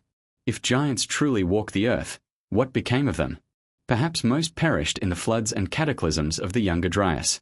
Perhaps their lineages were hunted down by humans, fearful of their power. Or perhaps, as some conspiracy theorists claim, traces of their DNA still linger in us, hidden in genetic markers we have yet to understand. Some even speculate that remnants of their bloodlines were preserved by secret societies, forming the foundations of royal families and elite bloodlines that still dominate today. What cannot be denied is the universality of the theme. Giants were remembered as both builders and destroyers, as rulers and monsters. They were not a minor curiosity but a central part of humanity's earliest myths. Why would so many unrelated peoples invent the same story unless they were remembering something real? Imagine, for a moment, what it would mean if the giants were real. It would mean that humanity was not alone in shaping its destiny. It would mean that Earth once hosted a species, or hybrid race, of immense power and knowledge. And it would mean that the flood myths were not just about water, they were about cleansing the world of a dangerous presence that threatened the survival of mankind itself. If the giants were wiped away, then their legacy survives only in stone and story. The megaliths may be their monuments, their strength fossilized in the stones they moved. The myths may be our warnings, telling us what happens when humanity mingles with forbidden knowledge. And the bones, those strange skeletons reported in dusty newspapers, may be the last physical evidence of a race that the world was not meant to remember. The giants of old are either myth or memory. If they are memory, then our past is stranger and darker than we dare admit. And if they are memory, then the flood was not only about destruction, but about survival against a race that should never have existed. Throughout the shadowed corridors of human memory, one symbol recurs again and again, the serpent. It slithers across myth, religion, and forbidden law as both destroyer and teacher, both deceiver and revealer of wisdom. From the biblical Eden, where the serpent tempts humanity to eat of the tree of knowledge, to the feathered serpent gods of Mesoamerica, to the Nagas of India and the dragons of China, the motif is universal. What did our ancestors mean by this creature? Was it merely an animal representation, or the emblem of a hidden brotherhood who carried knowledge from a time before the flood? In Genesis, the serpent is cast as the ultimate trickster, bringing downfall to mankind. Yet when we look beyond the Bible, we find cultures that viewed serpents very differently. To the ancient Egyptians, the serpent was both protective and dangerous. Apophis represented chaos, but the uraeus, the cobra on the pharaoh's crown, symbolized divine power and hidden wisdom. In Mesoamerica, Quetzalcoatl, the feathered serpent, was revered as a bringer of civilization, teaching astronomy, mathematics, and agriculture. In India, the Nagas were semi-divine beings dwelling underground, often guardians of sacred treasures and secret knowledge. Even in Norse myth, the great serpent Jormungandr encircled the world, a cosmic symbol of hidden power. It is as though the serpent represented something forbidden, powerful, and enduring. Knowledge carried across ages, guarded by those who are not fully human. Could this be the same wisdom the Watchers gave to mankind? The same knowledge that birthed the Nephilim and led to the flood? Whispers of a serpent brotherhood ripple through occult and esoteric traditions. Researchers of forbidden archaeology suggest that after the cataclysm that ended the First Age, survivors of a priestly caste, initiates who once served the Watchers, formed secret societies to preserve their knowledge. These brotherhoods disguise themselves in symbols, passing wisdom through initiation, ritual, and coded myth. Serpents became their emblem, not because of the animal itself, but because of what it represented: transformation, immortality, and the cycle of destruction and rebirth. Legends of the Brotherhood of the Serpent, or the Order of the Snake, trace back to ancient Mesopotamia. Some claim that Enki, the Sumerian god of wisdom often associated with serpents and water, founded this brotherhood to safeguard divine knowledge against his rival Enlil, who sought to keep humanity ignorant. According to alternative histories, this order split after the flood, one branch serving humanity, the other seeking domination.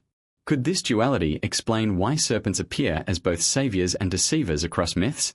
From Babylon, the Serpent Brotherhood is said to have traveled to Egypt, where it merged with priestly cults of Thoth, the ibis-headed god of wisdom. Thoth was associated with writing, science, and the Book of Knowledge, a text rumored to contain the secrets of creation itself. Egyptian initiation schools, hidden deep within temple complexes, may have been continuation points for this serpent knowledge, reserved only for the few deemed worthy. Centuries later, echoes of the same brotherhood appear in Greece. The cult of Asclepius, god of healing, used the serpent-wrapped staff that still serves as a symbol of medicine today. In mystery schools, like those of Eleusis and Orphism, initiates underwent rites that promised illumination, transformation, and secret truths about the cosmos. Always, the serpent lingered as a symbol of death, rebirth, and hidden wisdom. But perhaps the most dramatic survival of serpent lore comes from the Americas.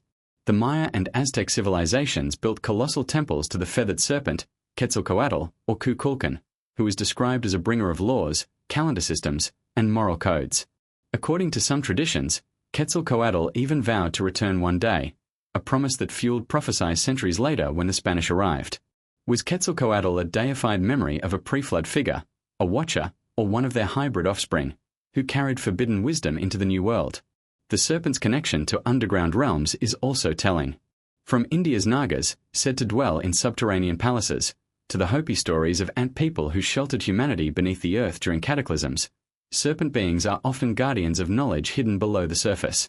Could this suggest that the Brotherhood itself survived underground, literally, in cavern systems, catacombs, or megalithic tunnels that still snake beneath our feet? If such a brotherhood existed, then its power lay in secrecy. Knowledge itself was a weapon. To the uninitiated masses, serpents were cast as evil deceivers, ensuring fear and obedience. To initiates, however, the serpent was revered as the bringer of light, the torchbearer of ancient truths. This duality explains the paradox: why mainstream religion demonized the serpent, while secret traditions revere it. Modern researchers of secret societies often point to the continuation of serpent symbolism in groups like the Freemasons, Rosicrucians, and even certain elite dynasties. While mainstream history dismisses these as coincidences, the recurrence of serpentine emblems, coil designs, dragon motifs, Ouroboros rings suggests otherwise. Could these be echoes of a single lineage, stretching back to the days before the flood? Even the concept of the Ouroboros, the serpent eating its own tail, encapsulates this idea perfectly. Knowledge preserved through destruction and rebirth, wisdom that survives cataclysms and is reborn in each new cycle of civilization. It is the perfect emblem for a brotherhood who may have survived the flood, carrying forward fragments of a forbidden science from a lost age. If the Serpent Brotherhood truly existed, then what knowledge did they protect? Was it advanced astronomy, preserved in ancient star maps? Was it the lost technology of megalith builders, encoded into sacred geometry? Or was it something darker, genetic secrets of the Nephilim, rituals of contact with otherworldly beings, or the manipulation of human destiny? Imagine for a moment that such a brotherhood still exists today. Perhaps they operate in shadows, guiding humanity toward a new age of revelation, or a new age of control. Perhaps they are the custodians of secrets buried beneath the Sphinx, within the hidden chambers of Giza, or locked away in the vaults of the Vatican. The serpent has always been there, lurking in plain sight, whispering of a wisdom that is forbidden, yet irresistible.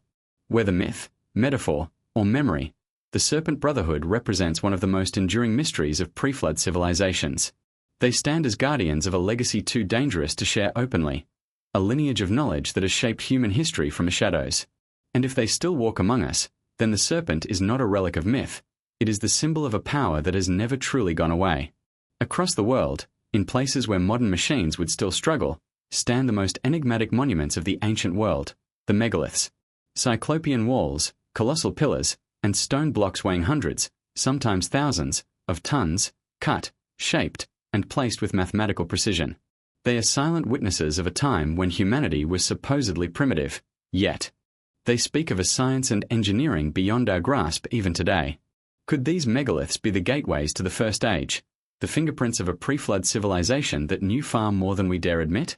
At Baalbek in Lebanon, the so-called Stone of the Pregnant Woman weighs over 1,000 tons, so massive that even our best cranes could not lift it today.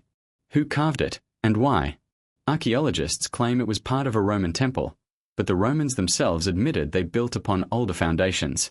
Could Baalbek's base stones be relics of the First Age, monuments that giants or their hybrid builders left behind? In Peru, the fortress of Sacsayhuaman baffles engineers. Gigantic stones, some weighing over 200 tons, are cut in irregular shapes and fitted together so tightly that not even a sheet of paper can slip between them. These walls have survived earthquakes that reduced modern concrete to rubble.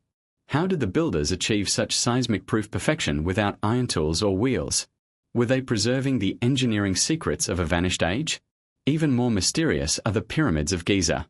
Mainstream Egyptology insists they were tombs built 4,500 years ago, but not a single mummy has ever been found inside the Great Pyramid. Instead, its design reflects astonishing knowledge of mathematics, astronomy, and geodesy. Its dimensions encode the ratio of the Earth, the distance to the Sun, and even the number pi.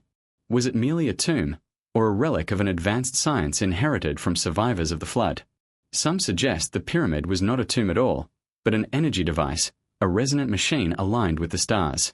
Could it have been a power station of the First Age? Across the Mediterranean, the megalithic temples of Malta stand older than Stonehenge and the pyramids. Carved from limestone blocks weighing tens of tons, these structures were aligned with solstices and celestial events. Their builders vanished without leaving a trace of their origins. Local legends say they were constructed by giants. Coincidence, or the echo of a forgotten truth? In Turkey, the site of Göbekli Tepe shattered archaeology when it was uncovered. Dated to at least 12,000 years ago, long before the rise of agriculture, it features massive stone pillars arranged in circles, adorned with intricate carvings of animals. It is the world's oldest known temple, built by a people who, according to history, should not have had the means to build anything at all. What inspired them to create such a monument at the dawn of time? Was it an attempt to preserve the wisdom of a dying age, an age swept away by the floods? Even the megalithic dolmens scattered across Asia, Europe, and the Middle East add to the mystery. These stone chambers, often made with enormous slabs, appear everywhere from Korea to Ireland. Their purpose is unclear: tombs, temples, or something else entirely. Could they be remnants of a global culture, one that spanned continents before the seas rose and swallowed their cities? What unites all these structures is not only their massive scale but their astronomical precision. Almost every megalithic site is aligned with solstices, equinoxes, or star constellations. The Great Pyramid aligns with Orion's belt. Stonehenge marks the summer solstice. Newgrange in Ireland was designed so that on the winter solstice, sunlight floods its inner chamber for just a few minutes each year. These are not coincidences. They are blueprints of a civilization obsessed with the heavens. But why? Perhaps these megaliths were gateways, not doors in the physical sense, but conduits of energy, knowledge, and power. Many researchers suggest that ancient stones could harness the Earth's natural electromagnetic fields, creating resonance that enhanced consciousness or even altered reality. Did the First Age build megaliths as tools to connect with the divine, to open portals to other realms, or to preserve energy in a world soon to be destroyed?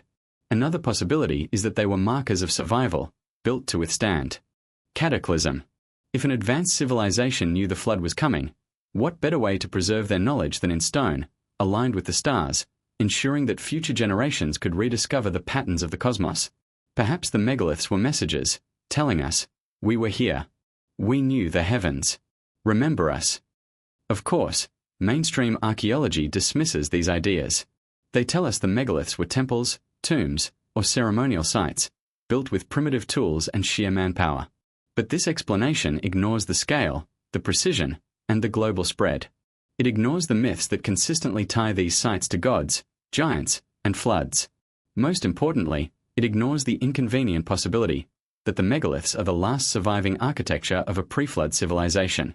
The presence of serpent motifs at many of these sites adds another layer of intrigue. Carvings of snakes appear on the pillars of Göbekli Tepe, in Egyptian hieroglyphs, and in Mesoamerican temples. Could this link the megaliths directly to the Serpent Brotherhood, the guardians of forbidden wisdom? Were these temples not merely monuments but sanctuaries of the Brotherhood, preserving rituals and knowledge through stone? Imagine, for a moment, if megaliths truly are the gateways to the First Age.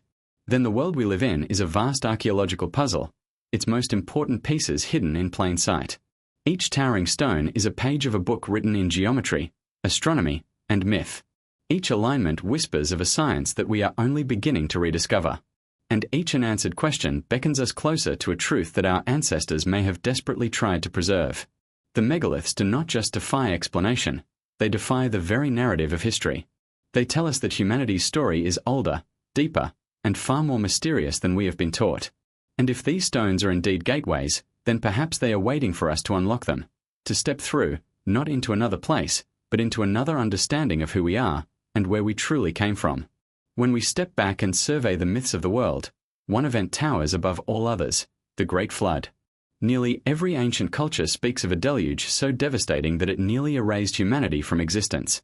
Whether we call it Noah's flood, the Sumerian flood of Utnapishtim, the Hindu tale of Manu and Matsya, or the Mesoamerican flood myths, the pattern is the same. The world was destroyed by water, civilizations vanished, and only a chosen few survived to begin again. Was this flood a metaphor, or was it a reset button that ended the First Age? In the Hebrew Bible, the flood is described as divine punishment, sent to wipe away the corruption brought by the Nephilim. Noah, the righteous man, is instructed to build an ark, preserving his family and the animals. The waters rise, the earth is cleansed, and humanity is forced to start anew. But this is only one version. Long before the Bible, the Sumerians recorded a flood in the Epic of Gilgamesh. In it, Utnapishtim is warned by the god Enki to construct a massive boat, seal it with pitch, and load it with life. When the flood comes, even the gods tremble at its fury. Afterward, Utnapishtim is granted immortality, while humanity struggles to rebuild. In Hindu tradition, Manu, the first man, is warned by the god Vishnu, disguised as a fish, that a great flood will destroy the world. Manu builds a boat and ties it to the horn of Vishnu's fish form, surviving as the waters sweep away everything. In Mesoamerican lore, the god sent a flood to destroy a previous race of giants, making way for a new humanity. The Mayan Popol Vuh describes multiple creations and destructions, one of which ends with a Great Deluge. Even the Aboriginal Australians and the Polynesians preserve flood legends, though separated by vast oceans. When myths across the globe tell the same story, the possibility of coincidence fades. Instead, we see fragments of a collective memory. Something happened, something so catastrophic that it imprinted itself on the human psyche. But what exactly was it? Science has begun to catch up with myth. Evidence of a sudden climate catastrophe around 12,000 years ago, at the end of the Younger Dryas, suggests Earth was rocked by a rapid meltdown. Sea levels rose by more than 400 feet as ice sheets collapsed, drowning coastlines and submerging ancient lands. Catastrophist researchers argue that a comet or asteroid impact triggered this upheaval, raining fire and ice across the globe, destabilizing climate systems and causing megafloods. Could this be the event remembered in myth as the Great Flood? The geological evidence is compelling. The scablands of North America show signs of cataclysmic flooding, with channels carved by torrents of water moving at impossible speeds. The Black Sea appears to have undergone a massive flood event, possibly inspiring Near Eastern stories. Even the sudden disappearance of the Clovis culture in North America aligns with this time frame.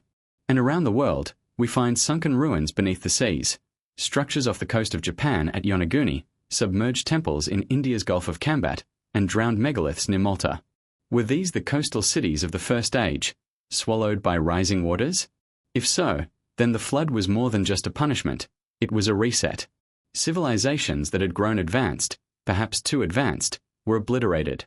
Survivors carried fragments of knowledge, myths, and warnings into the New Age, seeding the rise of Sumer, Egypt, and other first civilizations.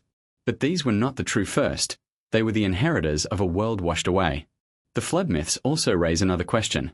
Was the deluge natural or engineered? Some traditions claim the gods themselves unleashed it.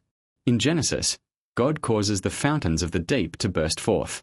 In Sumerian lore, Enlil sends the flood to reduce humanity's growing numbers. Could the flood have been a deliberate act, a cosmic reset, initiated to erase forbidden hybrids like the Nephilim, or to bury dangerous knowledge from the first age. Imagine a civilization capable of manipulating water, weather, or even celestial bodies.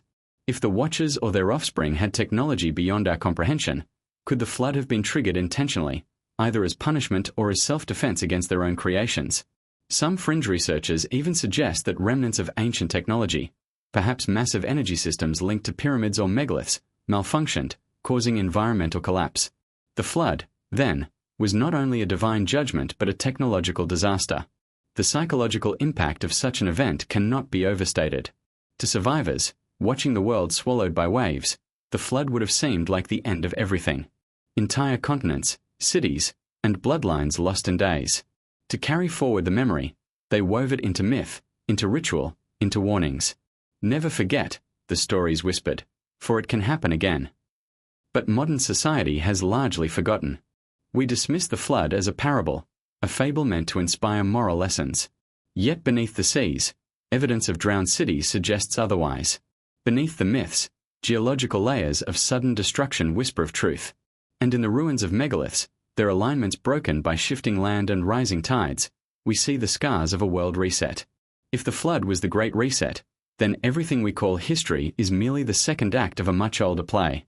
Humanity did not rise from nothing 5,000 years ago. It rose from the ashes of a lost civilization, one erased so thoroughly that only its shadows remain in myth and stone. The flood, then, was not just a story of destruction, it was the dividing line between worlds. On one side, the First Age, a time of giants, gods, and forbidden knowledge. On the other, the fractured, struggling survivors, who pieced together civilization anew. And now, as we rediscover fragments of that forgotten time, we are forced to ask, did the reset truly erase the danger, or is the cycle waiting to repeat? Beneath the restless waves of our oceans lie the ghosts of a forgotten world, sunken cities, drowned temples, and megalithic structures swallowed by rising seas. They are not the stuff of legend alone. Divers, sonar scans, and underwater archaeology have revealed fragments of stonework where no primitive culture should have been able to build. These ruins are the silent proof that something extraordinary existed before the flood. They whisper of a civilization erased, yet not entirely forgotten. There remains hidden beneath the water surface, waiting for us to rediscover them. Perhaps the most famous of these underwater enigmas is the Yonaguni Monument off the coast of Japan. Discovered in 1986 by a diver, the site appears to be a massive stone complex with terraces, staircases, and geometric angles that resemble human construction. Mainstream geologists argue it is a natural formation shaped by ocean currents, but others point out the clear right angles, symmetrical carvings, and even what looks like a road leading into the complex. Could Yonaguni be the remains of a pre-flood city, drowned when sea levels rose at the end of the last ice age? In India's Gulf of Kambat, sonar surveys in the early 2000s revealed vast structures beneath the murky waters, spread over miles. Divers recovered artifacts, including pottery shards and tools, dated to nearly 9,500 years ago, centuries before the first official civilizations of Mesopotamia or Egypt. The Indian government itself admitted that the site was real, but its implications were staggering. It suggested urban settlement thousands of years earlier than textbooks allow. Could this have been part of an advanced civilization washed away by the flood? Further south, in Dwarka, off the coast of Gujarat, another submerged city was found. Local legends long spoke of the golden city of Lord Krishna, said to have been swallowed by the sea. In the late 20th century, marine archaeologists uncovered massive stone walls, streets, and structures beneath the waves. The discovery eerily matched the myth. Was Krishna's Dwarka a memory of a real, thriving metropolis destroyed in the same cataclysm that reshaped the earth? Across the Mediterranean, whispers of drowned civilizations echo as well. Near Malta, divers have reported stone formations resembling temples beneath the sea. Malta itself is covered with ancient megalithic structures, some of the oldest on Earth. Could these submerged sites be the continuation of a culture that thrived before the waters rose? And then, of course, there is the legend of Atlantis. Plato's dialogues describe an advanced island civilization that fell beneath the sea in a single day and night of misfortune. While mainstream scholars treat it as allegory, the parallels with other flood myths are undeniable. Was Atlantis simply another name for one of these sunken cities, or was it a memory of the entire pre-flood world, a civilization that spanned continents and left only fragments beneath the waves? South America offers its own enigmas. In Lake Titicaca, which lies high in the Andes, ruins and stonework have been discovered beneath the surface, suggesting an ancient city now drowned in the world's highest navigable lake. Local legends speak of Viracocha, a god who emerged from these waters to bring civilization to humanity after a great flood. Could this be another piece of the global puzzle?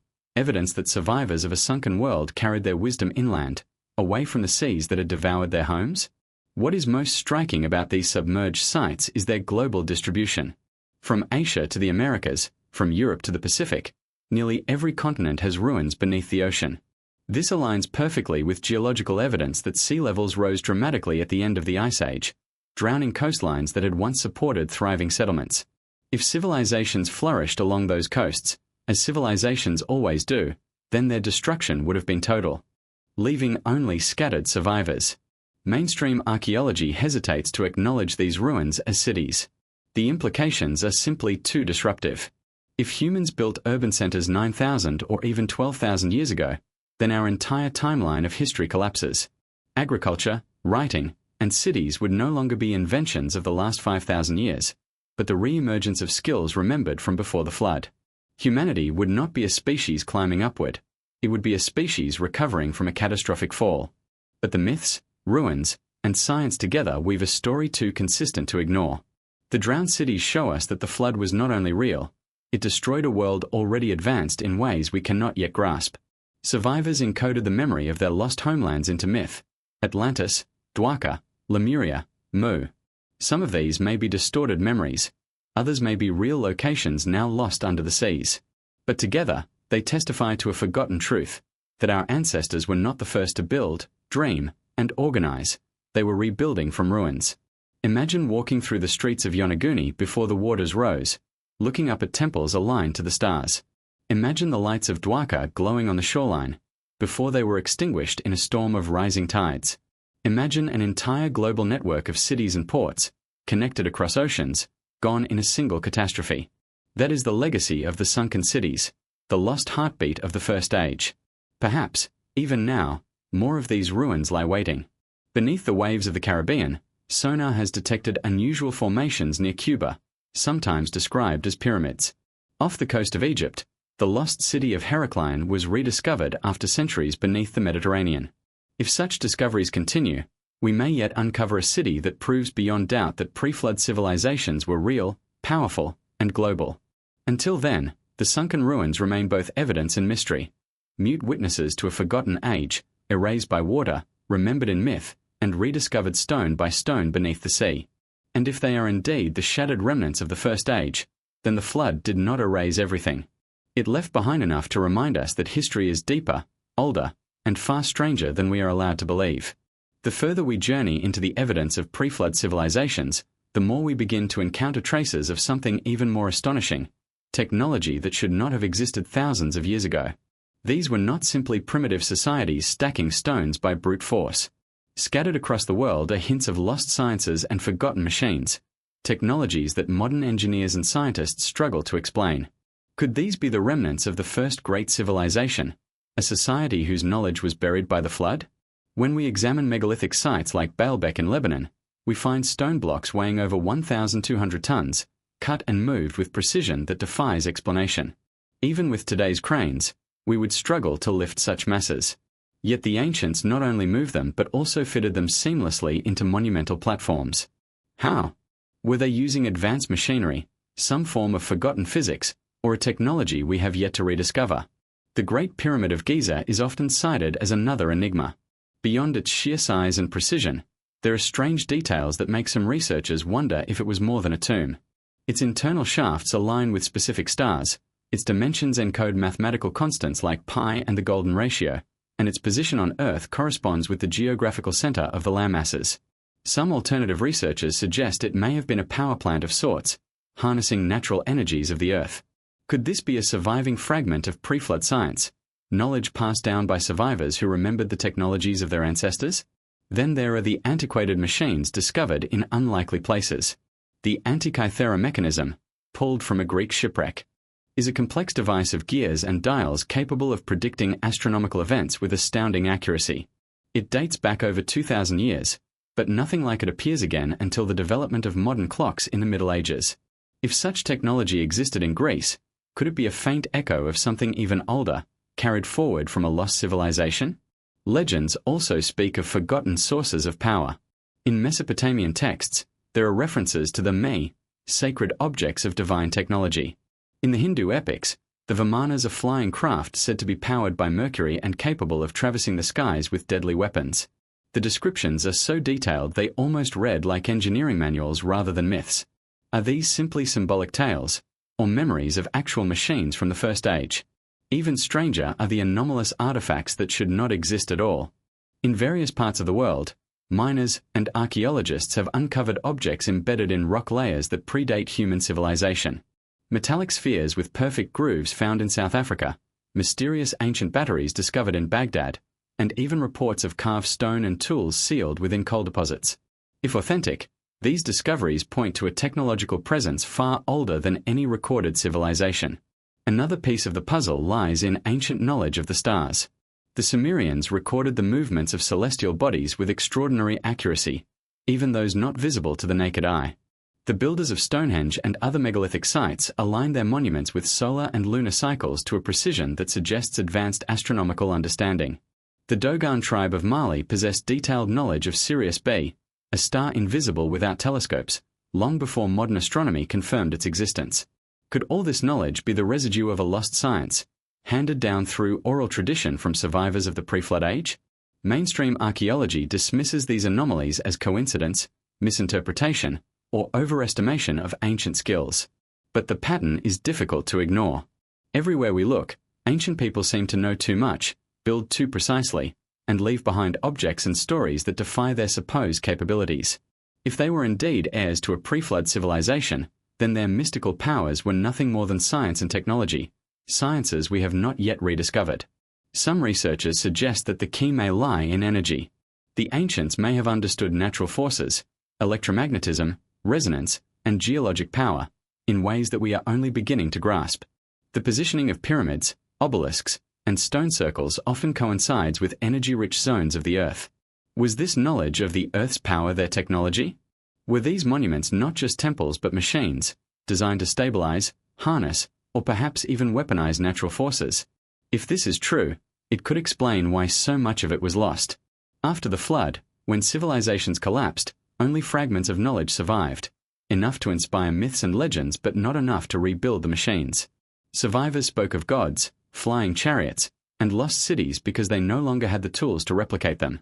Over time, memory blurred into myth. But within those myths may lie blueprints of the lost sciences of the First Age. What would happen if we rediscovered this technology today? Imagine unlocking the ability to move massive stones effortlessly, to generate clean energy directly from the Earth, or to travel across the globe without fossil fuels.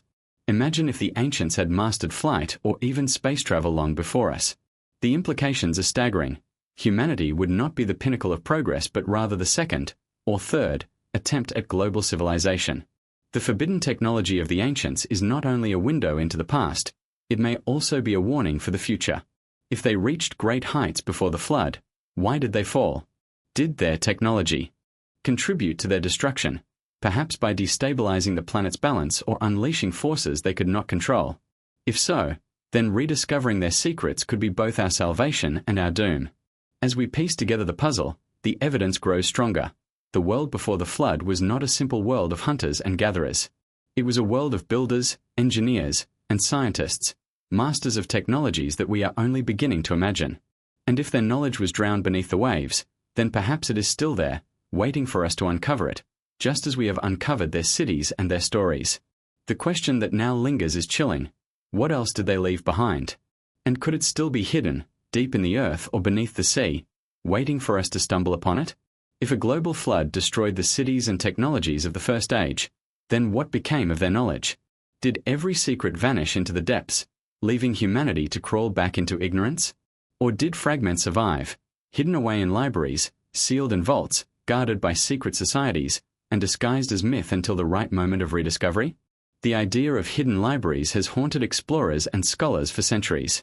From ancient Egypt to the Americas, from deserts to mountaintops, legends speak of caches of wisdom deliberately concealed to outlast the Great Cataclysm. The most famous of these is the legendary Library of Alexandria. Though built long after the supposed flood, it was said to contain scrolls from across the known world, knowledge passed down from earlier ages, even from Atlantis itself. Ancient historians claimed that its collection included texts on advanced mathematics, astronomy, and machines. But the library burned, and the greatest archive of ancient thought was lost forever, or so we are told. Could it be that some of its contents were copies of pre-flood records, painstakingly preserved by survivors? If so, the flames erased not just Egypt's treasures, but humanity's oldest memory. Even before Alexandria, there was Hermopolis and the so-called House of Thoth, said to be a secret chamber of knowledge hidden beneath Egyptian temples. Thoth, the god of wisdom, was often depicted as the keeper of divine records. Later, the Greeks equated him with Hermes Trismegistus, the legendary figure credited with writing the Emerald Tablets, mystical inscriptions that speak of hidden truths and the rise and fall of civilizations. Were these tablets fragments of a much older, pre-flood science encoded in symbolism to survive through myth? But Egypt is not the only land with whispers of hidden records. In the Andes, there are tales of the Cueva de los Teos in Ecuador. This vast cave system, explored in the 20th century, allegedly contained golden books, metal plates etched with symbols, stored on shelves within secret chambers. Locals claimed it was the library of the ancients, preserving knowledge from before the Great Destruction. Though expeditions uncovered strange artifacts, the supposed golden library has never been publicly revealed. Was it hidden again, or taken away before the truth could spread? In Mesopotamia, the cradle of civilization, the Sumerians told stories of the tablets of destinies, cosmic records said to contain the laws of the universe. These were not merely mythological objects but described as physical items, stones or tablets upon which divine knowledge was inscribed. Some scholars believe these stories recall real attempts to safeguard information, perhaps records encoded in durable forms that could survive a deluge. Could fragments of such tablets still lie buried beneath the sands of Iraq, untouched for millennia? The Mayan codices offer another puzzle. Out of what may have been thousands of ancient books, only a handful survive. Most were destroyed by Spanish conquistadors, who saw them as pagan heresy. Yet the surviving codices reveal complex calendars, astronomical data, and records of cycles that stretch back thousands of years. The Mayan obsession with time and cataclysm suggests they were preserving memories of something older, perhaps warnings from a pre-flood world about cosmic disasters and planetary alignments. Some even speculate that entire libraries remain hidden in plain sight, protected by secretive groups. The Vatican, for example, possesses an immense archive stretching back thousands of years. While much of it concerns church history, many researchers believe it also holds forbidden texts, scrolls, maps, and manuscripts too disruptive to release. Could some of these be pre-flood records, handed down through secret channels, safeguarded by those who understood their power? In Tibet and India, there are rumors of hidden scrolls stored in mountain monasteries, sealed in caves and protected by guardians. Buddhist legends speak of the terma, treasures of wisdom deliberately hidden for future generations to find. Some of these texts describe ancient cycles of destruction and renewal, eerily similar to flood myths across the globe. Are these simply spiritual allegories, or coded messages left by survivors of a lost age? Even the Dead Sea Scrolls, discovered in the caves of Qumran, provide tantalizing clues. While most are religious writings, some hint at secret knowledge, hidden away during a time of turmoil to preserve it for the future. The very act of sealing scrolls in caves is consistent with the ancient pattern. When disaster looms, hide what must not be forgotten. What is most striking is how consistent the theme is. In every culture, we find tales of knowledge being stored, guarded, or buried until humanity was ready to rediscover it. Why? Because the survivors of the flood may have known their descendants would face dark ages of ignorance. They may have hidden their wisdom so that, one day, we could rise again and avoid the mistakes that doomed them. But here lies the unsettling question. If such hidden libraries exist, why have they not been revealed? Some suggest they have been found but kept secret, suppressed by powers that fear what this knowledge could unleash. Imagine discovering a manual of ancient energy systems, or blueprints for machines capable of tapping into unlimited power. Such knowledge could transform civilization, or destabilize it entirely. Perhaps those who guard the hidden libraries believe humanity is not ready. Others argue that the libraries have not yet been found, lying in forgotten chambers beneath the sands of Egypt, the jungles of South America, or the depths of the Himalayas. If so, then we may be on the brink of the greatest discovery in human history. The existence of hidden libraries changes everything. It suggests that history was not lost, It was deliberately hidden. That somewhere, in golden plates, stone tablets, or scrolls sealed in clay jars, lies the memory of the First Age. And if those records are ever revealed, they will not only rewrite our past, they may shape our future. The flood erased cities and drowned continents. But knowledge can be harder to destroy. The hidden libraries are humanity's secret inheritance, waiting to be claimed. The question is, who will find them first, and what will happen when they do? When civilizations collapse, knowledge is not the only thing that risks being lost. Bloodlines, families of rulers, priests, and guardians of ancient wisdom, often carry memory and power across ages. In nearly every tradition, there are whispers of special lineages said to have survived the Great Flood, carrying with them fragments of forbidden knowledge and a divine right to rule.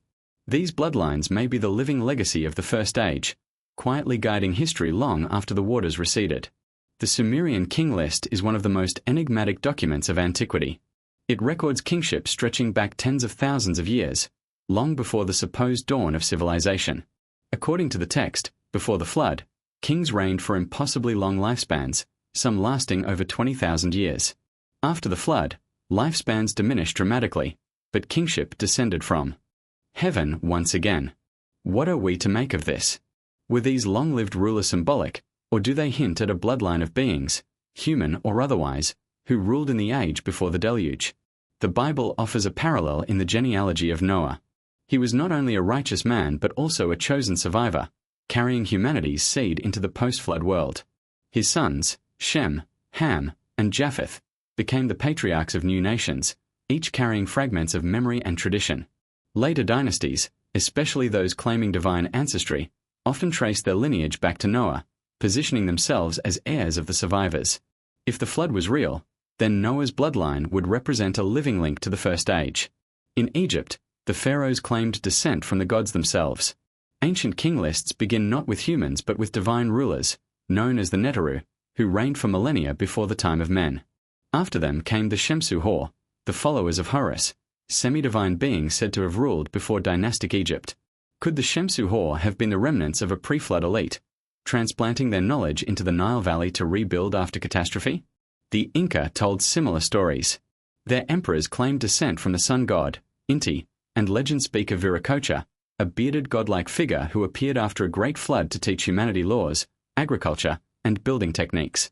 The first Inca rulers traced their bloodline back to this figure, as though they were heirs to survivors of an earlier, greater age. Strikingly, this motif repeats across cultures. The ruling class is never ordinary but always descended from divine or semi-divine beings connected to the flood. Even in Europe, echoes of this idea appear. Medieval chroniclers recorded the myth of the Fisher Kings, a mysterious bloodline tasked with guarding the Holy Grail, a symbol not only of divine power but perhaps of lost pre-flood knowledge. Some traditions claim that these bloodlines eventually became entangled with the legends of the Merovingian dynasty, a royal line in France whose origins were shrouded in myth and whispers of otherworldly ancestry. But what if these weren't just myths? What if the survivors of the First Age deliberately engineered bloodlines, ensuring that their descendants would hold both authority and memory? In such a scenario, kingship was not simply political. It was the conscious preservation of a lineage designed to outlast catastrophe. Each new dynasty would inherit not only the throne but also fragments of ancient wisdom, star law, architecture, the art of governance, and perhaps even forbidden sciences. Modern researchers have noted a peculiar fact. Many ruling houses across history insist on their genealogy with obsessive detail. Pharaohs inscribed their lineage on temple walls. Medieval kings preserved dynastic charts. Asian emperors recorded their ancestry for centuries. Why this fixation? Perhaps because bloodline was more than a symbol of legitimacy. It was a thread tying them back to an earlier, greater age. To rule was not just to govern. It was to embody the legacy of those who survived the flood. Some theories go even further. Certain esoteric traditions claim that pre-flood bloodlines were not entirely human. The Book of Genesis describes the Nephilim, giants born from the union of the sons of God and human women. These beings, said to possess great strength and knowledge, are often associated with the world before the flood. Though the deluge supposedly wiped them out, some traditions suggest their bloodlines continued, diluted but persistent, within the ruling houses of later civilizations. Could it be that royal claims of divine ancestry were literal, pointing to an ancient intermingling between humanity and a higher, or stranger, species? The Knights Templar, the Rosicrucians, and later secret societies were rumored to guard knowledge of these bloodlines. They believed that history was not random but guided by hidden hands, families that preserved the flame of the First Age. Even today, conspiracy theories swirl around elite families and secret dynasties, suggesting that the powerful trace their origins not merely to medieval nobility but to survivors of a cataclysm far older. If there is truth in this, then history itself has been shaped by those who carried ancient blood. Wars of succession, struggles for royal legitimacy, and the obsessive intermarriage of dynasties may all mask a deeper goal: the preservation of the remnants of the pre-flood elite. Their secrets may not have been written in scrolls but in genes, carried forward through generations. But here lies the haunting question: if such bloodlines exist, what do they remember? Do they hold keys to technologies, rituals, or knowledge lost to the rest of humanity? Are they guardians, waiting for the right moment to reveal the truth? Or are they gatekeepers, hoarding the legacy of the First Age for themselves? The bloodlines of the survivors remind us that history is not only written in stone and text, but also in flesh and blood. The rulers who stood upon the ruins of the flood may have been chosen not merely for strength or piety, but because they bore within them the living memory of a vanished world. And through them, the shadow of the First Age still stretches into our own time. If we dare to trace those lineages, we may find that the flood did not erase everything. It left behind living vessels, families whose power, mystery, and secrecy may all stem from a single truth: that they are the heirs of the world before the waters came. When we turn to the myths of the gods, a question emerges that shakes the very foundation of history. Were these deities truly supernatural beings, or were they the survivors of a forgotten age remembered as gods by later generations? Across cultures and continents, myths describe powerful beings who arrived after the flood, or in some cases, before it, bearing wisdom, technology, and laws. They were said to have lived among humans, taught them agriculture, astronomy, and architecture, only to vanish again into the mists of legend. Take the Greek gods, for instance. The Olympians ruled from the heights of Mount Olympus, but their mythology describes a cosmic succession: an older generation of gods, the Titans, overthrown by the Olympians in a cataclysmic war. Some scholars see in this a mythologized memory of a destroyed civilization replaced by a younger one. What if the Titans were the rulers of the pre-flood age, and the Olympians their successors, survivors who rebuilt a new order on the ruins of the old? In Mesopotamia, the Sumerians told stories of the Anunnaki, mighty beings who descended from the heavens to shape mankind. They were described as lawgivers, builders, and bringers of knowledge. In some accounts, they even established the kingship that would last into historical times. Mainstream scholars interpret these as mythic archetypes, but could the Anunnaki instead represent the pre-flood elite, survivors whose technological power was so advanced that early humans mistook it for godhood? The Egyptian gods also fit the pattern. The Neteru were not only divine symbols but rulers who governed in a chronological order, with reign spanning thousands of years. After them came the Shemsu-Hor, the followers of Horus, who bridged the gap between gods and human kings. This sequence mirrors the flood myths: divine rulers of the First Age, catastrophe, and then semi-divine beings helping humanity rebuild. If these were not literal gods but beings of flesh and blood, their extraordinary powers may have been misunderstood technologies or abilities carried from the lost world. The Hindu Vedas and epics provide perhaps the most striking testimony.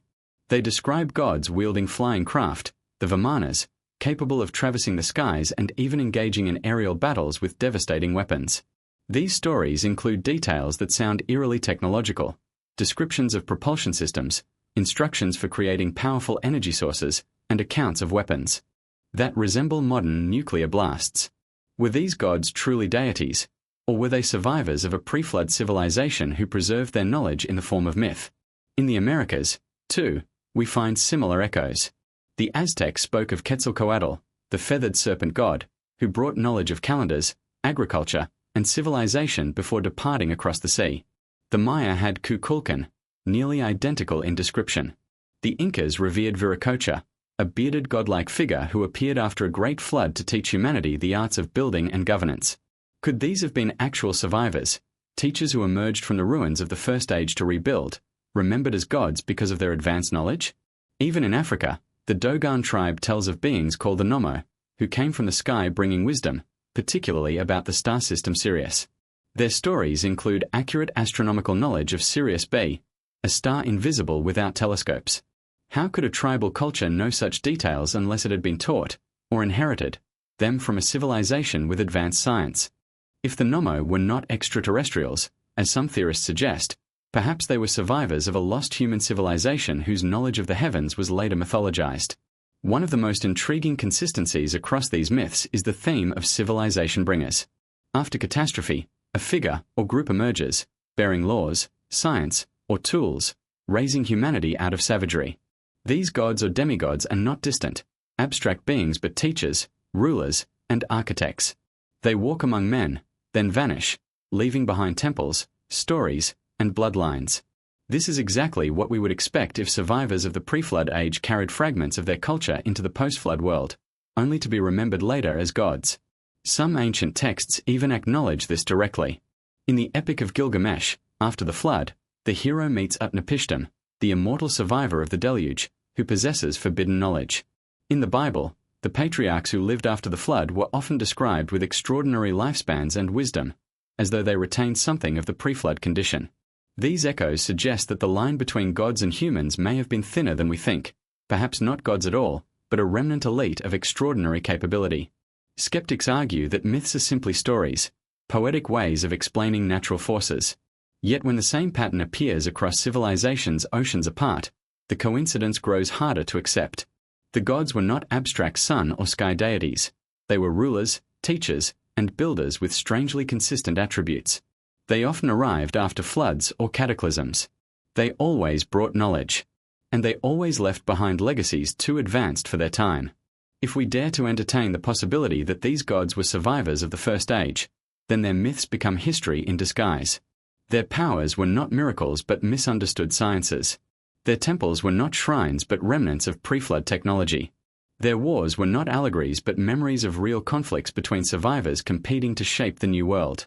This reinterpretation carries unsettling implications.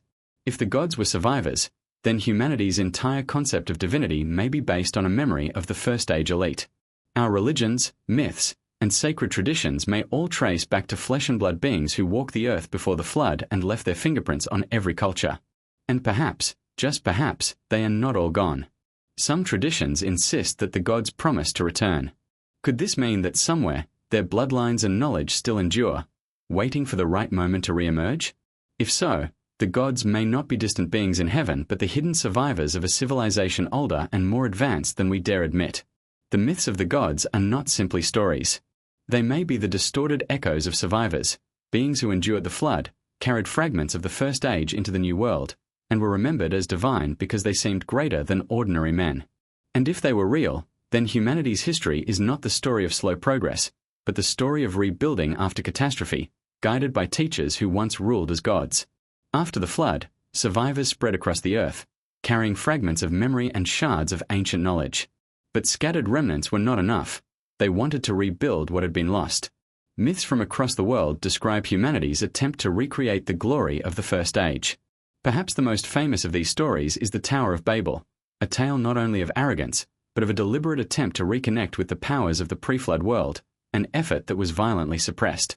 The book of Genesis tells us that all people once spoke a single language and dwelt together in the land of Shinar.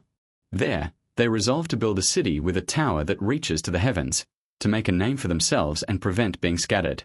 But God intervened, confusing their language and scattering them across the earth. At first glance, this seems like a simple parable about pride. But what if it hides a deeper truth? What if the Tower of Babel was more than just a building? It was humanity's attempt to reclaim forbidden knowledge from the First Age. Consider the details. The tower was not described as a temple but as a technology of ascent, a structure designed to reach into the heavens. Was it a ziggurat? A machine? Or a symbolic representation of an attempt to re-establish lost connections? Perhaps with the stars, perhaps with the gods themselves? If the pre-flood civilizations had possessed advanced sciences, then the tower may have been the first organized attempt to rebuild them. The act of reaching heaven may have meant reconnecting with cosmic forces or rebuilding technologies that once allowed humanity to soar. This interpretation grows stronger when we compare it to other traditions. In Mesopotamian myth, there is the story of Enmerkar and the Lord of Arada, which describes a time when humanity spoke one language. In the tale, Enmerkar attempts to construct a grand temple with divine backing. But confusion arises, and language is scattered. The parallels are uncanny. suggesting the story of Babel may not be uniquely Hebrew but part of a larger Near Eastern memory of suppressed knowledge. Even more intriguing is the possibility that the Tower of Babel represented not mere pride but rebellion against control. If the survivors of the flood included both human and semi-divine beings, then the fragmentation of languages may not have been an act of divine punishment, but the deliberate action of a ruling elite determined to prevent humanity from uniting again. Divided by language, culture, and distance, humans could never again coordinate to reach the heights of the First Age. Was Babel destroyed not by a wrathful God but by the very custodians of ancient knowledge who feared humanity reclaiming too much too soon? This theme of knowledge suppressed appears again and again. In many myths, gods punish humans for seeking divine power. In the Greek story of Prometheus, fire, symbolizing technology, was stolen from the gods and given to mankind, only for Prometheus to be punished eternally. In the biblical account, Adam and Eve are cast out of Eden for eating the fruit of knowledge. Again, the message is clear: access to forbidden knowledge leads to disaster, and higher powers intervene to keep humanity limited. Could the Tower of Babel have been yet another echo of this cosmic pattern, an attempt by survivors to rebuild that was intentionally sabotaged? Archaeologically, we know that the ancient city of Babylon was home to massive ziggurats, towering structures designed not only as temples but also as cosmic symbols, stairways between heaven and earth. The most famous, the Etemenanke, was said to be nearly 300 feet tall. To ancient people, these were not simply religious monuments but instruments of connection with the divine. If Babel was one such ziggurat, or something far greater, then its destruction may have been the loss of a bridge to the stars. There is another layer to consider: the scattering of languages. Language is the foundation of knowledge. A united tongue allows communication, collaboration, and the preservation of ideas. By fracturing language, the builders of Babel lost not only their unity but their ability to share and preserve complex knowledge. It was as if humanity had been reset, deliberately slowed in its progress to prevent another rapid rise. Could this be why civilizations after the flood took thousands of years to re-establish the sciences, mathematics, and architecture that once existed?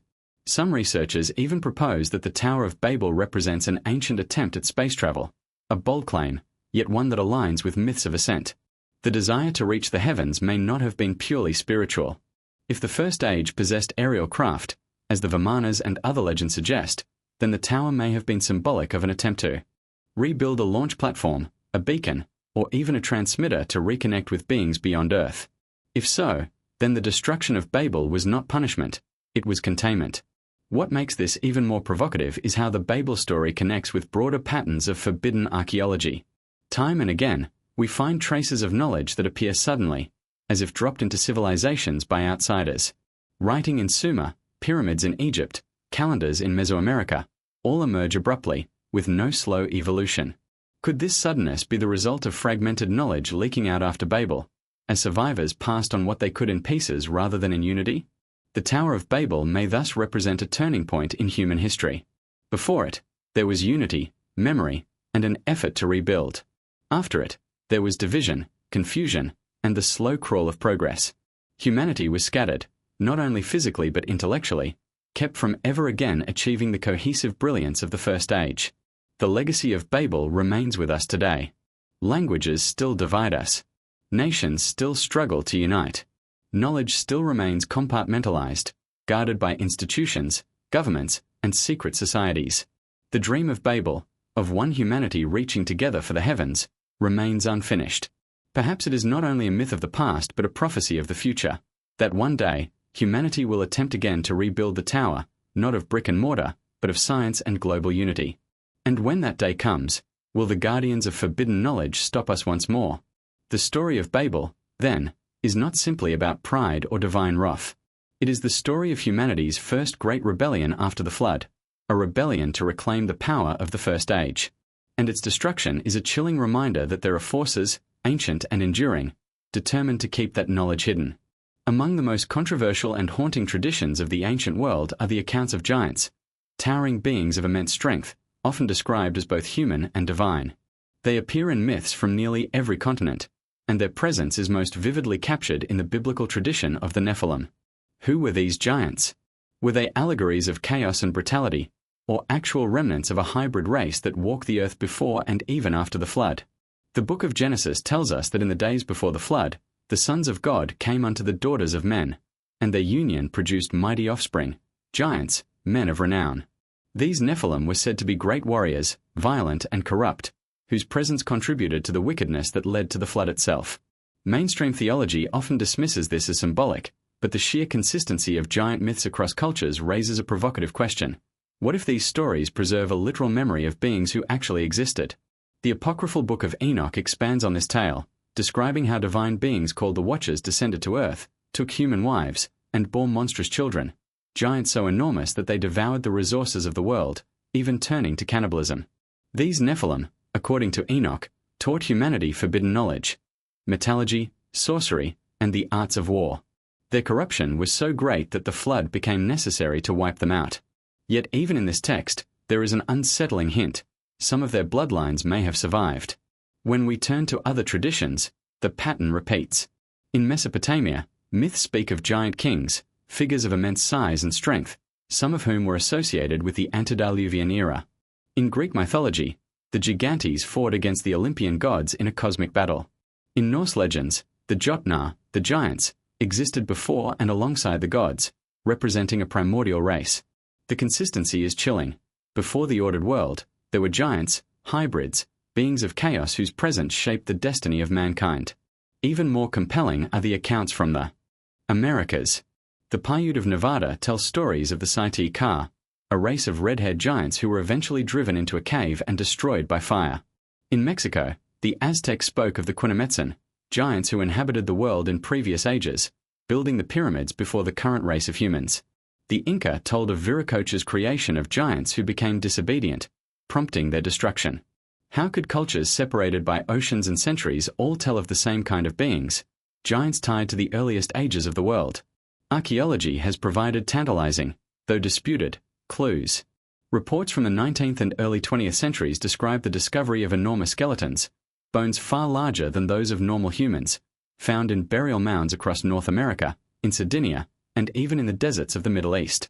While mainstream institutions often dismiss these finds as exaggerations or errors, the sheer volume of reports suggests that something has been systematically covered up. Could the giants of myth have left behind physical remains, inconvenient to the official timeline of human history? If the Nephilim and giants were real, then their existence raises disturbing questions about humanity's origins. Were these beings the result of genetic manipulation, an experiment by divine or advanced beings who mingled their bloodline with ours? If so, the giants may represent the first hybrids, a blending of human and non-human that produced both power and corruption. The violence, the hunger, the forbidden knowledge, all point to a race that was unstable, dangerous, and ultimately doomed. But did they truly perish in the flood? The Bible itself hints otherwise. In the book of Numbers, when the Israelite spies enter Canaan, they report seeing the descendants of Anak, giants who made them feel like grasshoppers in comparison.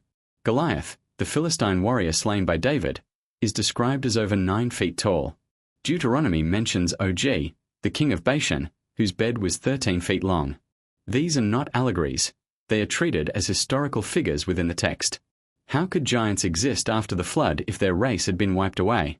Unless, of course, fragments of their bloodline survived.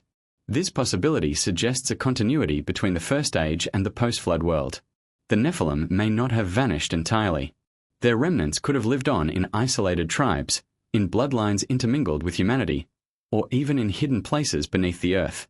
This continuity may explain why so many ancient monuments are attributed to giants: the great stones of Baalbek, the Cyclopean walls of Peru, the dolmens of Europe.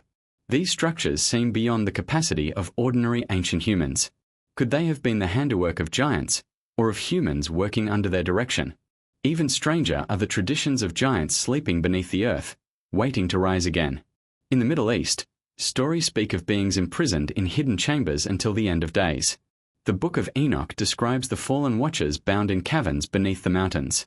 In Norse mythology, the Jotnar lie dormant, destined to awaken at Ragnarok. Perhaps these are not just mythic metaphors but memories of an ancient race that was suppressed, destroyed, or hidden away, yet not entirely gone. The implications are staggering. If giants were real, then humanity has shared the earth with beings larger, stronger, and perhaps more intelligent than ourselves. Their bloodlines may still echo in human genetics, surfacing in rare anomalies or in families with extraordinary height and strength. Their knowledge, too, may not be entirely lost, hidden in esoteric traditions, secret societies, or forbidden texts. The shadow of the Nephilim may still linger in the background of human history. Why, then, is the story of the giants so forcefully suppressed? Perhaps because it threatens the official narrative of human origins. If hybrids once existed, creatures born of unions between humans and divine beings, then the neat categories of science and religion collapse. Evolution and creation alike are shaken. Humanity becomes not a singular story but a tapestry woven with threads of another race, a race erased from history yet remembered in myth. The Nephilim and giants were more than monsters of legend. They may have been the flesh and blood remnants of the First Age, survivors of a genetic experiment that left scars on the human story. Some were destroyed in the flood. Some may have lingered after. And their legacy remains one of the most disturbing mysteries of prehistory, a reminder that the line between man and God, human and other, was once blurred in ways we can scarcely imagine. Across the globe, there have been countless reports of giant skeletons, bones far larger than those of ordinary humans, surfacing in fields, burial mounds, and caves. While mainstream archaeology often dismisses these claims as myth, misidentification, or hoaxes, the sheer number and consistency of reports raise serious questions. If giants were real, as suggested by the Nephilim stories, then the discovery of their remains should be expected. Yet time and again, these discoveries are said to vanish, suppressed, or ignored. Could there be a deliberate effort to bury the evidence of giants? In the late 19th and early 20th centuries, newspapers across the United States reported astonishing finds. Workers digging mounds in Ohio, Kentucky, and Tennessee reportedly unearthed skeletons measuring over 8 to 12 feet tall, often with double rows of teeth or unusually large skulls. One account describes a skeleton over 10 feet long, buried in a stone coffin with artifacts of advanced craftsmanship. These reports, often documented by reputable journalists of the era, were met with skepticism by the academic establishment, which dismissed them as exaggerations. Yet the original newspapers preserve these accounts, and in some cases, photographs survive. Similar reports appear worldwide. In Sardinia, ancient burial sites reportedly contained enormous skeletons, some over 3 meters in length, buried with ornate weapons and jewelry. In Peru, the Incas themselves told stories of giants whose bones could still be seen, a fact noted by Spanish chroniclers. Even in the Middle East, 19th century explorers reported skeletons of extraordinary size in the ruins of ancient cities, some aligned in burial patterns that suggested deliberate placement. These skeletal remains, if authentic, paint a picture of a world far stranger than standard archaeology admits. Perhaps most alarming are the stories of institutional suppression. In many cases, bones were reportedly sent to museums or universities, only to disappear from the public record. Some anthropologists who documented these finds faced pressure to retract their reports, while newspapers that published the discoveries were often accused of sensationalism. The pattern is striking: evidence of giant surfaces, only to vanish under official scrutiny. Could this reflect a broader agenda, to maintain a sanitized version of human history that excludes the First Age and its hybrid survivors? One infamous case comes from North Carolina in 1885. Workers excavating a mound near the Cape Fear River unearthed a skeleton over 7 feet tall, lying with a collection of stone implements. The bones were sent to a local museum, then inexplicably lost after attracting attention. Similar reports from Michigan, Illinois, and New Mexico tell the same story. Giant remains discovered, photographed, recorded, and then quietly removed from public access. Modern scholars rarely acknowledge these finds, preferring to classify them as folklore. The consistency of these accounts is difficult to ignore. Giants are reported on nearly every continent, in diverse cultures, and across millennia. From the Saiti-Ka of North America to the Quinametsan of Mexico, from biblical Nephilim to the legends of Europe, the presence of oversized humans is a recurring motif. Could the skeletal discoveries be physical proof of a race once widespread, now erased from history by natural disasters, warfare, or deliberate suppression? Interestingly, some of these discoveries seem to coincide with megalithic construction. The enormous stones of Baalbek, the Cyclopean walls of Peru, and the massive dolmens of Europe defy conventional explanations for human labor. Could giants, or humans working under their direction, have been responsible? The bones of giants, if genuine, would align with these structures, offering a tangible link between myth and archaeology. Yet the official record remains silent. Speculation abounds about why the evidence of giants is systematically hidden. Some suggest that acknowledging giants would append the timeline of human history. Standard evolutionary models cannot accommodate a race of beings far larger, older, and genetically anomalous coexisting with early humans. Their very existence challenges fundamental assumptions about humanity's past, calling into question accepted archaeology, anthropology, and even theology. Those in control of the narrative may fear the social, political, and religious upheaval that could follow such revelations. Others argue that giants were deliberately erased from history to protect powerful bloodlines. If certain families or elites carry Nephilim DNA, they may have ensured that proof of giants disappeared to prevent challenges to their claim of special heritage. By removing skeletal evidence from public scrutiny, these lineages could preserve the mythos of human exclusivity while quietly maintaining the legacy of the First Age. Despite this suppression, interest persists. Amateur archaeologists, private collectors, and independent researchers continue to uncover bones and artifacts suggesting giants once existed. Some of these finds are controversial, others inconclusive, but the pattern remains. Extraordinary claims persist, often in defiance of mainstream denial. Each discovery, whether officially documented or whispered about in local legend, serves as a reminder that humanity's history may be far richer and stranger than we are allowed to believe. The skeletal evidence also raises profound ethical and philosophical questions. If giants existed, then our understanding of human potential, biology, and evolution is incomplete. Were they stronger, more intelligent, or genetically different in ways we cannot measure today? Did they contribute knowledge, culture, and technology to early human civilizations? And if so, is humanity merely a continuation, or a shadow, of what came before? Finally, the story of forbidden skeletons challenges our relationship with authority and knowledge. Who decides what history is legitimate? How much evidence has been buried to maintain a comfortable narrative of human progress? The repeated disappearance of giant skeletons suggests a deliberate gatekeeping of history, a suppression that may stretch back centuries. It is a reminder that what we do not see, or are told cannot exist, can sometimes hold the keys to a far more astonishing past. The bones of giants, if they are real, are not simply curiosities. They are a direct link to the first age of civilization, to beings who may have walked the earth before the flood and left their mark in myth, monument, and memory. Their disappearance from the public record is itself a story of control, fear, and the rewriting of history. And for those willing to look beyond conventional narratives, these skeletal remnants offer tantalizing proof that the world of the Nephilim and the First Age may not be purely legend after all. When we consider the world before the flood, it is impossible to ignore the tantalizing possibility that ancient civilizations possess technologies far beyond what we assume. Tales of giants, gods, and survivors of a lost age are often accompanied by descriptions of machines, energy sources, and engineering feats that modern science struggles to explain. From megalithic construction to mysterious artifacts, the evidence suggests that humanity, or at least select groups, once commanded power and knowledge that vanished with the deluge. One of the most compelling examples lies in the construction of megaliths. Across the globe, enormous stones weighing hundreds, even thousands of tons, were cut, moved, and perfectly aligned without the apparent use of cranes, pulleys, or animals strong enough to lift them. Baalbek in Lebanon, with its legendary trilithon stones weighing over 1,200 tons, remains one of the greatest engineering mysteries of all time. In Peru, the walls of Sacsayhuaman and Ollantaytambo are composed of massive stones carved with incredible precision, fitted together so tightly that not even a knife blade can slide between them.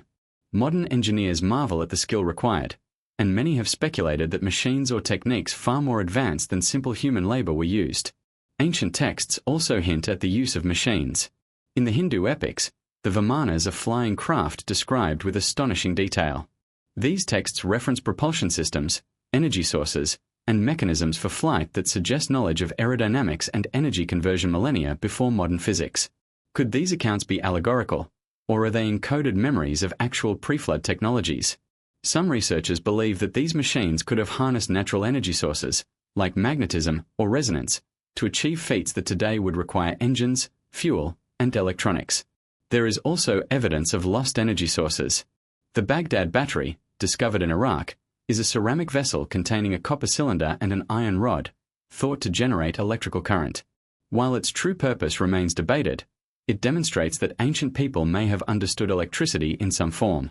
Could this have been a fragment of pre-flood knowledge, a technology that was far more widespread before the cataclysm? If so, other machines, possibly capable of energy generation, construction, or even transportation, might have existed but were destroyed or hidden during the flood. Stone spheres in Costa Rica, precise megalithic circles in Europe, and perfectly aligned pyramids around the world suggest a deep understanding of geometry, astronomy, and perhaps even gravitational or magnetic fields. Could these have been part of energy systems, devices to manipulate natural forces, or instruments for navigation? Many theorists argue that the ancients were not simply building monuments, they were constructing machines, subtle in design but powerful in effect, whose purpose is still misunderstood. The ancients also appear to have understood astronomy with unmatched precision. Sites like Stonehenge, the Great Pyramid, and the astronomical alignments of Teotihuacan suggest knowledge of celestial mechanics far beyond what most historians credit to their builders. Tracking solstices, equinoxes, and stellar movements was not just ceremonial. It may have been functional, part of a system to harness cosmic energy, time agricultural cycles, or even power machines. Could the precision of these structures indicate that pre-flood civilizations were applying science in ways lost to us today? Then there is the mystery of lost metallurgy. Ancient artifacts, like Damascus steel, Egyptian iron without smelting, and the gold-plated relics of Peru, demonstrate techniques far ahead of their time. Some researchers propose that these materials were produced using technologies that have been forgotten or deliberately suppressed. If the first-age civilizations could manipulate metals in ways modern science cannot replicate, it suggests that their machines may have been equally advanced. Tools capable of lifting massive stones, drilling into rock, or generating energy with minimal resources. Even more provocative are legends of pre-flood energy devices capable of astonishing feats. In some Hindu texts, machines are described that fly without wings, burn without fuel, and produce light or heat in ways that defy natural explanation. In the Middle East, mystical texts speak of artifacts that could move objects, generate sound, or project force. If these accounts are based on reality, they point to a world where humanity, or at least a select elite, had harnessed energy in ways we cannot yet reproduce. Consider the implications. A world where humans or semi-divine beings could move enormous stones effortlessly, fly across continents, and manipulate natural forces would have been radically different from our modern understanding of history. Their knowledge, however, may have been lost due to the flood, wars, or deliberate suppression by later rulers who feared its power. The sudden disappearance of advanced technology, coupled with myths of gods and giants, suggests that humanity was deliberately reset, forced to relearn skills that were already mastered in the First Age. This also explains why so many ancient cultures have strikingly similar technologies and myths, despite vast distances and apparent isolation. Pyramids appear in Egypt, Mesoamerica, and even China. Megaliths appear in Europe, South America, and Asia. Legends of flying machines, advanced metallurgy, and energy harnessing exist in multiple civilizations. Were these coincidences, or the remnants of a shared pre-flood knowledge base, scattered and preserved in fragments until rediscovered by succeeding generations? The story of lost pre-flood technology is also a cautionary tale. If advanced machines existed once, and the knowledge was erased, it may have been because humans were not yet ready for such power. The flood may have been a reset, not only physically but technologically. Humanity was stripped of its tools, forced to start again, relying on rudimentary stone, bronze, and early iron tools until modern civilization could slowly rediscover fragments of what had once been known. The tantalizing evidence continues to appear. Artifacts like the Antikythera mechanism suggest complex mechanical computation. Ancient texts hint at energy sources, machines, and devices that seem far ahead of their time. Megalithic architecture defies conventional understanding of labor and tools. All of this points to a disturbing possibility. The world before the flood was a technological civilization that exceeded anything we have today, and its secrets remain hidden, buried, or suppressed. To imagine the First Age is to imagine a world where myths and science were intertwined, a civilization that walked the earth with knowledge that could lift mountains, harness energy, and perhaps even alter the natural world itself. Their machines, lost to history, may lie buried beneath the sands, submerged beneath oceans, or preserved in hidden texts.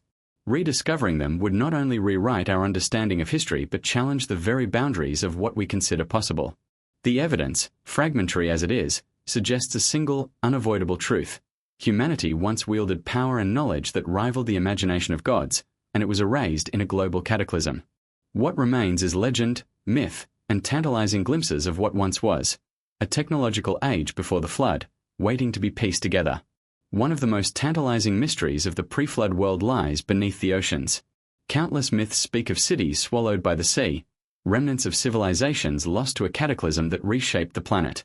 Could Atlantis, or its less famous counterparts, be real? And if so, what secrets of the First Age do they still hold, waiting silently beneath miles of water, hidden from human eyes for millennia? Plato's account of Atlantis is the most famous of these submerged civilizations. Described as a technologically advanced society, Atlantis was said to exist 9,000 years before Solon, boasting towering cities, complex canals, and mastery over both land and sea. According to the dialogues, the Atlanteans sought to expand their empire and became morally corrupt, prompting a cataclysmic flood that submerged their entire civilization in a single day and night. For centuries, Atlantis was dismissed as allegory, but modern discoveries suggest that myths of sunken cities may have a factual basis. Off the coast of Japan, underwater ruins have been discovered near Yonaguni. Massive step terraces, pyramidal structures, and intricate stone formations suggest deliberate construction, not natural rock formations. Some researchers believe these ruins date back over 10,000 years, placing them squarely in the time frame of pre-flood civilizations. If these structures were indeed built by humans, or a human-like society, they represent not only astonishing engineering but also a glimpse into the sophistication of an era long erased by catastrophe. The Bahamas Bimini Road provides another intriguing case. A submerged road of massive stone blocks stretches for nearly a mile along the ocean floor. Geologists argue over its origins, with some claiming it is a natural formation. Yet the precision, alignment, and scale suggest human engineering. Could this be the remains of a first-age city, destroyed and submerged, waiting for oceanographers and explorers to uncover the truth? Even more compelling are reports from the Mediterranean and Black Seas. In 1996, marine geologist Robert Ballard discovered structures off the coast of Turkey submerged beneath the Black Sea, possibly dating back to 7,000 to 9,000 years ago. The site includes walls, buildings, and evidence of human settlement. If this is indeed a sunken city, it aligns eerily with flood myths that describe the drowning of entire communities. Could this have been part of a broader pre-flood network of civilizations that once spanned continents?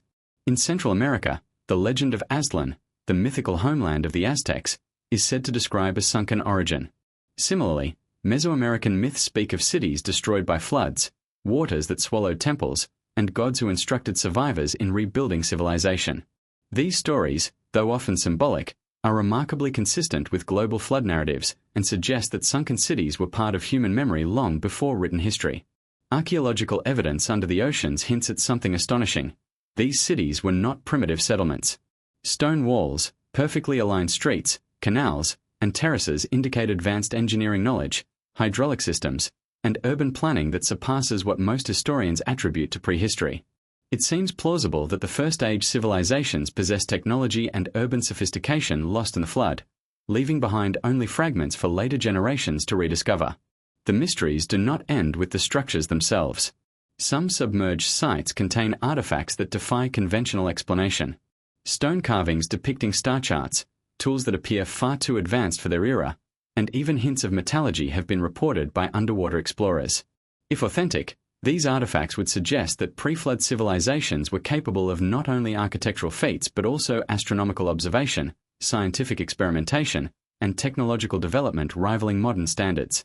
The ocean's depths also obscure the truth in ways that terrestrial ruins cannot. Rising and falling sea levels over millennia may have submerged countless settlements, erasing records of human activity and knowledge.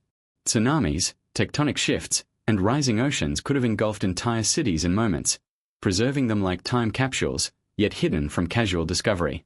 For this reason, oceans may hold the largest library of lost pre-flood civilization, silently waiting for sonar scans, submersibles, and divers to reveal their secrets. Some theorists even speculate that sunken cities may have been deliberately preserved or hidden. If survivors of the First Age understood the flood was coming, or if powerful elites wanted to safeguard knowledge, they may have built underwater vaults or deliberately submerged structures to protect technology, records, or even human populations. Could the Atlantean myths describe not only a city destroyed but one intentionally preserved beneath the waves? The global consistency of flood myths lends further credibility. From the epics of Mesopotamia to the oral traditions of the Pacific Islands, from the Americas to Africa, stories of cities and lands swallowed by water are ubiquitous. While the locations differ, the narrative is remarkably similar. A catastrophic flood wipes out an advanced society, leaving survivors to spread across the globe. These shared motifs hint at a collective memory of a real, cataclysmic event, one that may have submerged entire civilizations and scattered the survivors, along with fragments of their knowledge. Even today, modern technology continues to unveil new possibilities.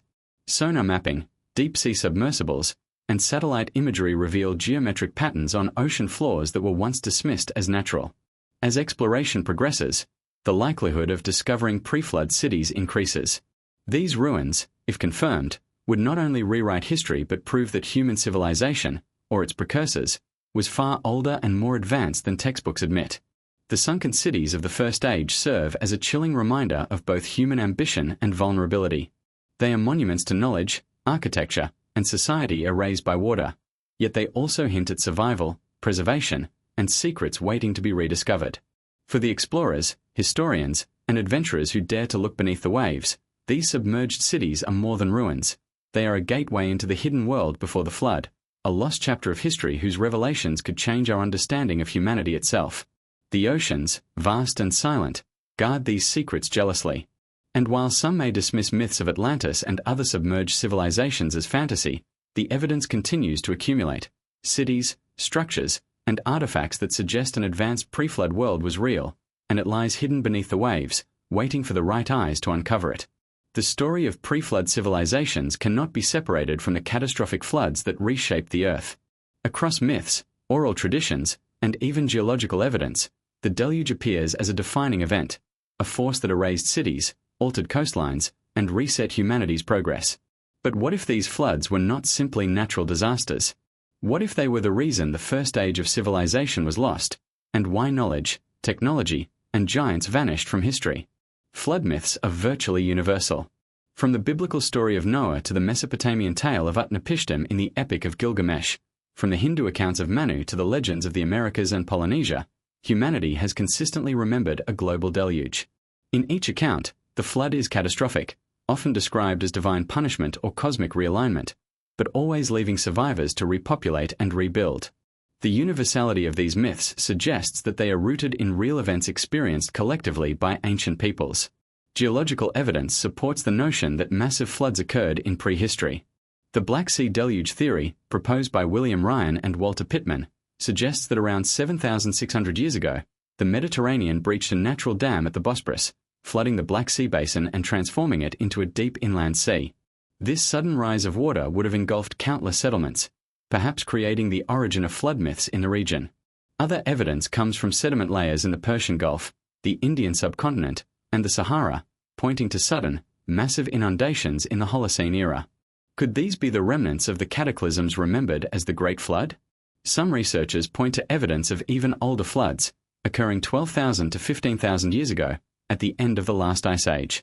Melting glacier and sudden tectonic shifts could have unleashed torrents of water, reshaping coastlines, submerging fertile valleys, and erasing entire civilizations. If the First Age existed during this period, such floods could explain why evidence of their cities, technologies, and rulers is so scarce today. Entire networks of advanced settlements may have been swallowed by rising seas, leaving only myths, scattered artifacts, and massive megaliths behind. Catastrophic floods also provide context for the global memories of divine intervention. Survivors would have witnessed a world transformed in hours or days, a landscape previously familiar, now alien, drowned underwater.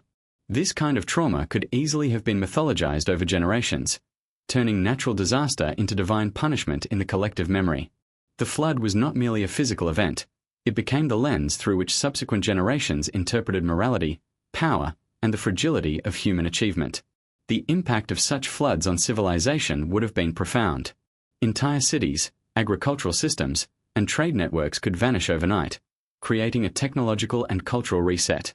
Populations would scatter, adapting to new environments and reconstructing knowledge in piecemeal ways. This may explain why advanced knowledge from the First Age, metallurgy, astronomy, urban planning, and possibly even machines, was lost, only to re-emerge later in isolated pockets, often interpreted as divine or mystical rather than human. Floods also help explain the geographical distribution of myths and megaliths. In areas like Mesopotamia, the Indus Valley, and Egypt, where ancient civilizations rose near rivers and fertile floodplains, repeated inundations could have destroyed earlier societies, forcing survivors to rebuild in new locations. In coastal regions of the Americas, submerged structures and artifacts suggest similar patterns.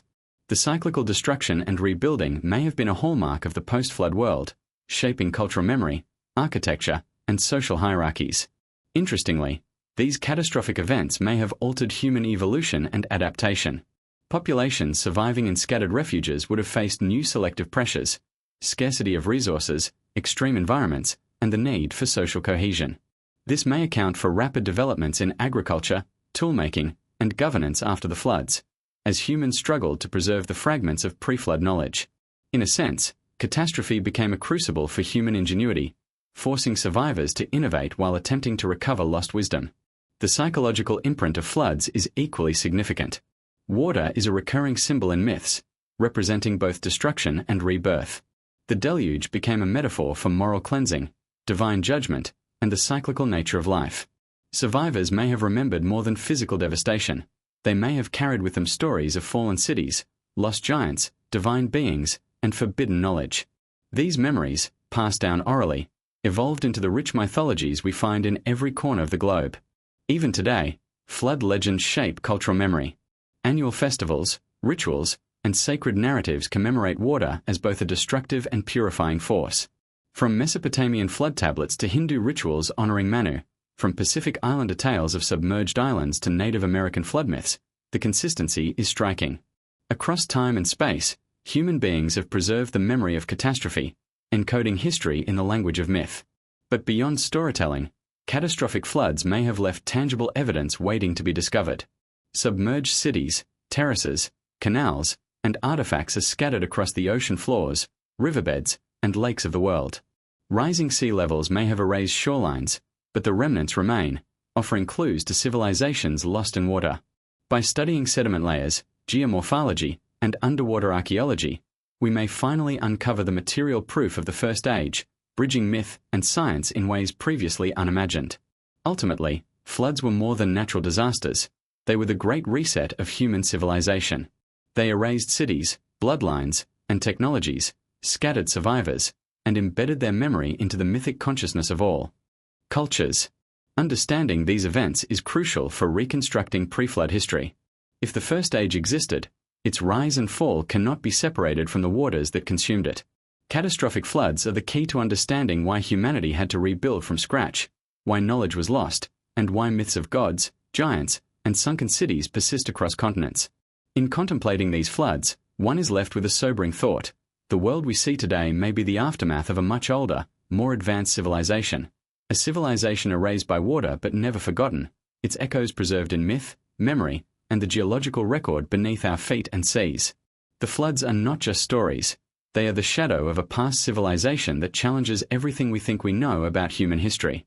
Long before modern telescopes, satellites, and space agencies, ancient civilizations appear to have had extraordinary knowledge of the heavens. From precise alignments of monuments to intricate star charts, there is growing evidence that pre-flood societies track celestial movements with accuracy that challenges mainstream timelines of technological advancement. Could this knowledge have been inherited from the First Age, preserved in myth, architecture, and ritual, only to be partially lost after the cataclysm? Consider the Great Pyramid of Giza, one of the most studied monuments in history. Its sides are aligned almost perfectly with the cardinal points, a precision that would require advanced understanding of astronomy. The pyramids of Teotihuacan in Mexico, the stone circles of Nabta Playa in Egypt, and megalithic sites across Europe share similar alignments. These constructions suggest not casual observation but a systematic and scientific approach to tracking celestial events, possibly for calendrical, agricultural, or even ritual purposes. Ancient texts provide further evidence. In Mesopotamia, the Sumerians developed detailed star catalogues, identifying planets and constellations with remarkable precision. They divided the sky into sections, tracking the movement of celestial bodies over decades, and even predicted eclipses. Such sophistication is hard to reconcile with the notion of primitive prehistory. If these records reflect the survival of first-age knowledge, they may hint at astronomical sciences far older than mainstream historians acknowledge. The Hindu Vedas also contain remarkably precise astronomical references, including descriptions of planetary positions, precession, and cosmic cycles spanning tens of thousands of years. The Rig Veda mentions nakshatras, lunar mansions used to track celestial progressions, with a level of detail that would require sustained observation over generations. Could this knowledge have originated before the flood, preserved orally and mathematically, then codified into texts after catastrophe? The Americas present similar enigmas. The Maya were able to calculate solar eclipses and track Venus with astonishing accuracy, developing a calendar system that modern scholars recognize as highly sophisticated. Temples, pyramids, and ceremonial platforms were often aligned with solstices, equinoxes, and significant stellar positions. The same patterns appear in North America, in structures like the Cahokia Woodhenge, where posts mark seasonal solar and lunar events. Across continents, humanity exhibits a shared astronomical consciousness that seems too advanced to have arisen independently in scattered post-flood cultures. Even the stars themselves appear embedded in mythology. Many flood-era myths link celestial events to human affairs, implying that early survivors observed the heavens closely. The Sumerians associated the planets with gods and rulers, while Egyptian cosmology mapped divine hierarchies onto constellations. This suggests that astronomy was not merely scientific but integral to governance, religion, and cultural memory, a tool to encode and transmit first-age knowledge across generations. One particularly intriguing possibility is that pre-flood civilizations were aware of cosmic cycles and catastrophic events. Certain Vedic texts describe cycles of destruction and renewal, aligning with geological and archaeological evidence of periodic floods, ice ages, and climate shifts. Could these texts encode warnings, observations, or calculations passed down from an era that directly experienced a global cataclysm?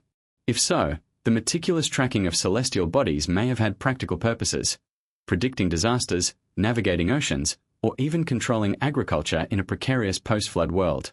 Megalithic constructions themselves may have served as astronomical instruments. Stone alignments at sites like Stonehenge, Göbekli Circle in Germany, and the Nabta Playa complex in Egypt appear to function as observatories, marking the rising and setting of the sun, moon, and stars. Could these monuments have been part of a global network of knowledge, allowing pre-flood civilizations to coordinate activity, track seasons, and preserve advanced astronomical science even as floodwaters destroyed their cities? The precision and universality of this knowledge suggest more than coincidence. Ancient civilizations seem to have shared a collective understanding of the cosmos, from star charts to the timing of eclipses and solstices, despite vast geographical distances. Could this have been inherited from the First Age, a civilization whose scientific mastery allowed them to observe the heavens systematically? If so, the flood may have scattered these civilizations, leaving fragments of astronomical knowledge encoded in myths, monuments, and rituals. Interestingly, some myths hint at technologies that complemented their astronomical expertise. Hindu and Sumerian texts describe flying machines, sky vessels, and instruments capable of mapping the stars from high above the earth. While often dismissed as allegory, these accounts suggest that pre-flood humans, or their demigod teachers, may have had access to mechanical devices that enhanced their observation and control of celestial phenomena. Such technology, lost to the flood, could explain how extremely precise knowledge was maintained across millennia. The implications are staggering. If pre-flood civilizations possessed such advanced astronomy, it would challenge the prevailing narrative of human development. Science, navigation, and calendar systems may have been far older than previously thought, shattered by cataclysm and remembered only in myth and architecture. The sky itself becomes a record of human memory, a vault preserving the wisdom of an era erased by floodwaters but never entirely forgotten. Ultimately, the study of ancient astronomy reveals a civilization that was observant, methodical, and deeply connected to the cosmos. Far from the primitive humans often portrayed in textbooks, these societies tracked planetary movements, aligned their monuments with celestial events, and encoded knowledge that survives in myths, ruins, and star charts. The First Age, it seems, was not only technologically advanced on Earth but also profoundly aware of the heavens, a civilization that sought to understand its place in the universe and left clues for those who would come after. In contemplating these celestial legacies, we confront a profound question. What else has been lost beneath the floodwaters of time? If the ancients were capable of this level of astronomical sophistication, what other sciences, technologies, and insights vanished alongside them? The stars may hold the answers, waiting for modern explorers, historians, and archaeologists to decode the hidden wisdom of a civilization that predates recorded history. Long before the flood, civilizations may have accumulated knowledge that rivaled, or even surpassed, modern understanding. This knowledge was preserved in texts, codices, and archives, some of which survived the cataclysm, while others were deliberately hidden or destroyed. Across the ancient world, stories of forbidden wisdom and secret libraries suggest that humanity once possessed access to truths about the cosmos, technology, medicine, and the very origins of life, knowledge that was later suppressed for reasons both practical and political. In Mesopotamia, the Sumerians recorded vast libraries of clay tablets detailing mathematics, astronomy, rituals, and history. Among these were references to the Anunnaki, beings described as both divine and technologically advanced, who allegedly guided humanity during the First Age. Many of these tablets, preserved in fragmentary form, hint at advanced understanding of metallurgy, irrigation, and celestial cycles, knowledge that seems too precise to be purely mythological. Scholars have long debated whether these records contain allegory or literal instruction, but the consistency and sophistication of the data suggest the possibility of pre-flood origins. Egyptian texts, too, hint at forbidden knowledge. The Book of the Dead, the pyramid texts, and other hieroglyphic inscriptions contain detailed instructions for navigating both the afterlife and the cosmos, alongside mathematical and engineering knowledge. Some Egyptologists believe that the pyramids themselves encoded information about the stars, the earth, and possibly even advanced mechanics, preserving knowledge from civilizations lost to cataclysmic floods. Secret chambers and hidden passages in pyramids may have functioned as repositories for scrolls, artifacts, and teachings meant to survive disasters, preserving fragments of first-age wisdom for future generations. In the Americas, codices from the Maya, Aztec, and Inca civilizations provide further evidence. The Dresden Codex, for example, contains astronomical tables accurate enough to predict eclipses centuries in advance. These records suggest a continuity of knowledge that predates post-flood societies by millennia. Could these codices be the remnants of a global tradition of knowledge preservation, carried forward from pre-flood civilizations scattered across continents? The precision of these records challenges the assumption that advanced learning emerged independently in post-flood cultures. Some texts are even more mysterious. The Book of Enoch, part of the apocryphal tradition, contains accounts of the Watchers, divine beings who imparted forbidden knowledge to humanity. This included metallurgy, cosmetics, astrology, and the secrets of the heavens. Though often dismissed as myth, the text implies that some knowledge was deemed dangerous enough to be restricted, preserved only in secret writings or oral traditions. The idea of knowledge being forbidden suggests that survivors of the flood or ruling elites intentionally restricted access to prevent repetition of prior mistakes. In Asia, particularly in the Indian subcontinent, Vedic texts describe advanced mathematics, astronomy, and energy systems. The Rig Veda, Atharva Veda, and other scriptures contain detailed references to cosmic cycles, celestial bodies, and natural forces, sometimes using language that seems symbolic yet mathematically precise.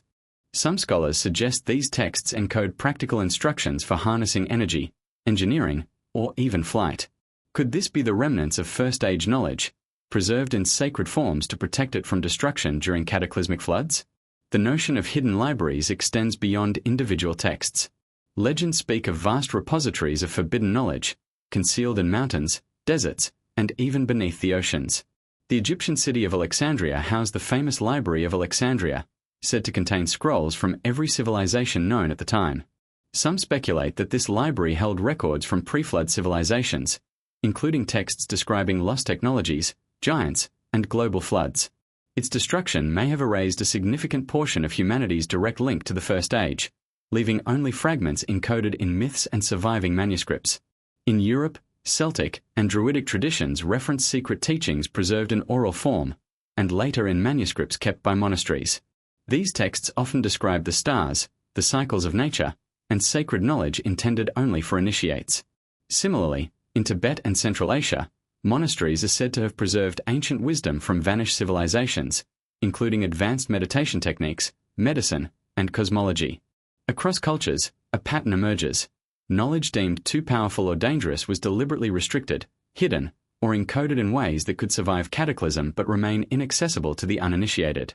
The suppression of forbidden knowledge is a recurring theme. From the Sumerians to the Egyptians, the Mayans to the Hindus, powerful elites appear to have controlled access to advanced learning. The reasons are multifaceted: moral, spiritual, and practical. Knowledge of celestial events, energy sources, and pre-flood technology could have been misused, leading to societal collapse or further catastrophes. By restricting access, Elites may have ensured that only select groups could wield this wisdom safely, perpetuating hierarchies and protecting humanity from itself. Despite the suppression, fragments of forbidden knowledge survived in myths, oral traditions, and scattered texts. Many codices, inscriptions, and tablets contain embedded instructions, allegorical stories, or precise calculations that hint at practical applications. Modern researchers, when decoding these texts, often discover insights into astronomy, engineering, and human biology that seem far ahead of the supposed historical timeline. The survival of such knowledge across millennia underscores the resilience of human memory, even in the face of floods, wars, and deliberate erasure.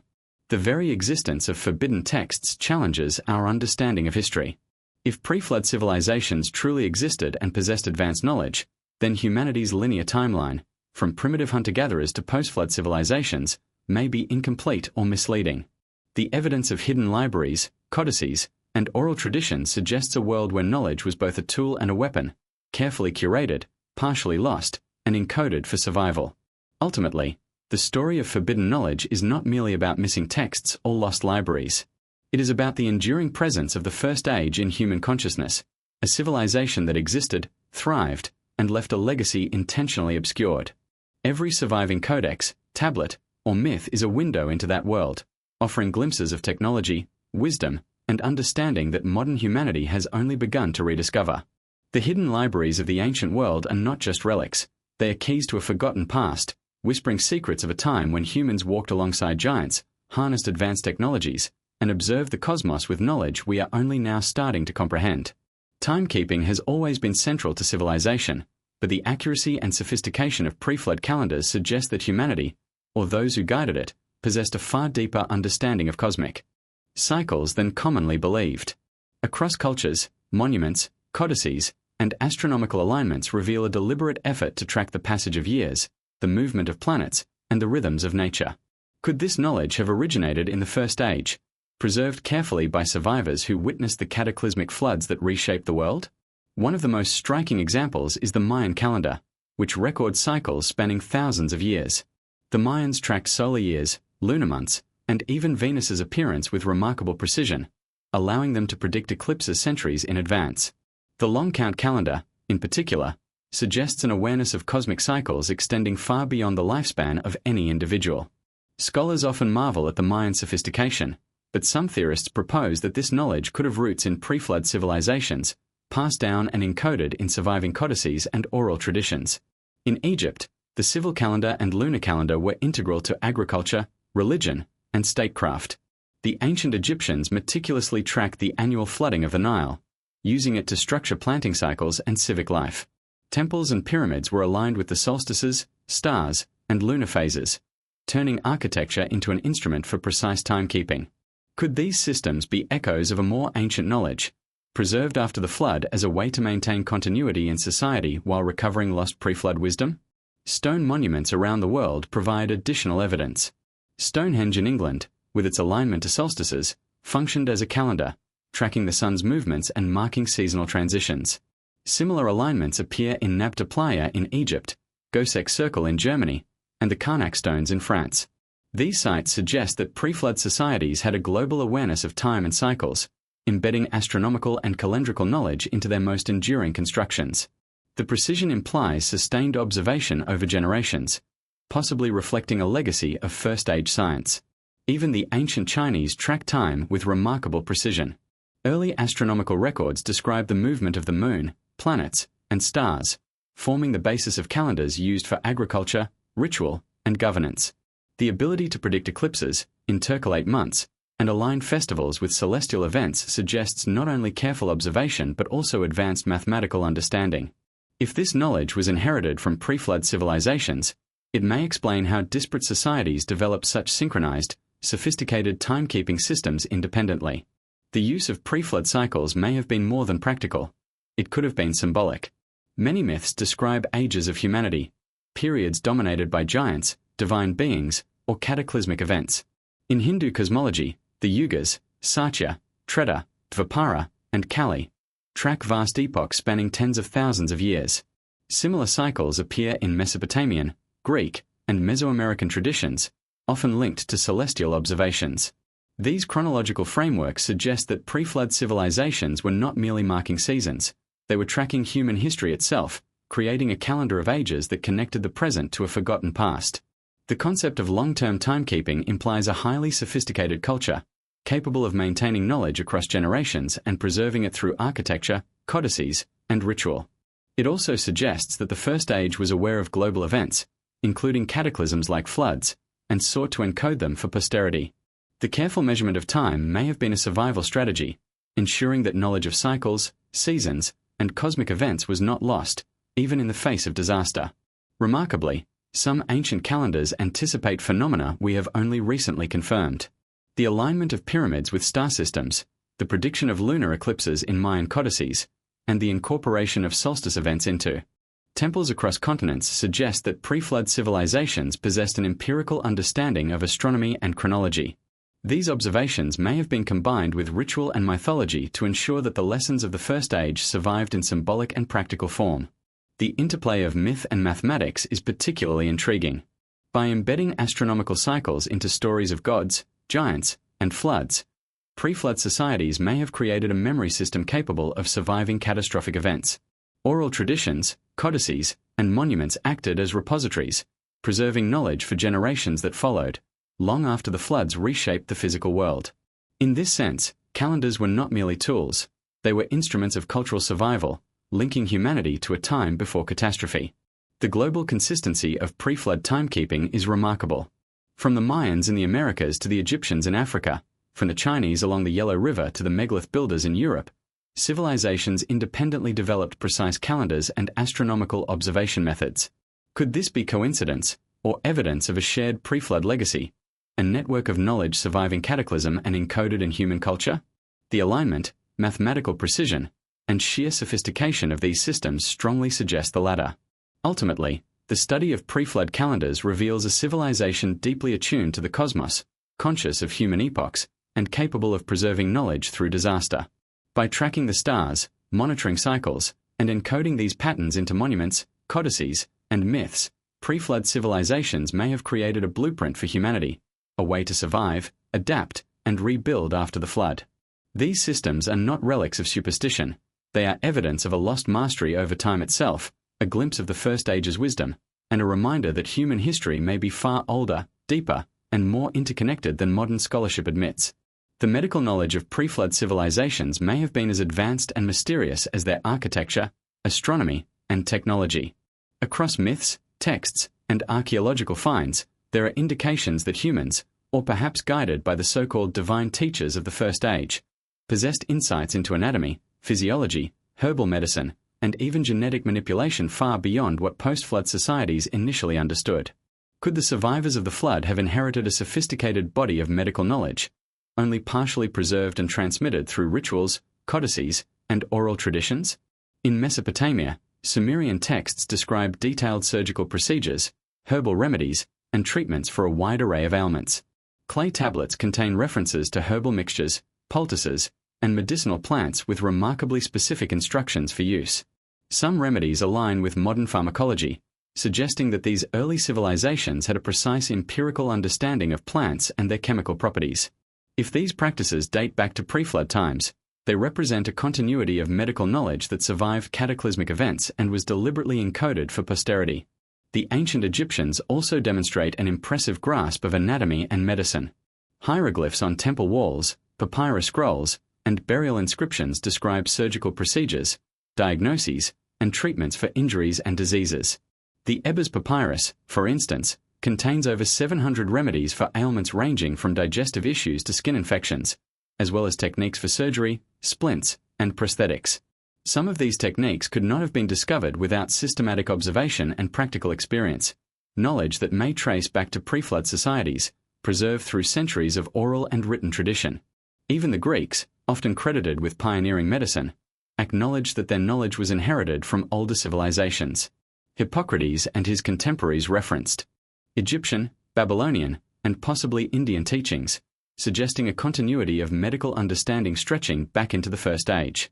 The concept of the healer priest also recurs in multiple civilizations, implying that medical knowledge was intertwined with spirituality, ritual, and perhaps secret teachings preserved for select initiates.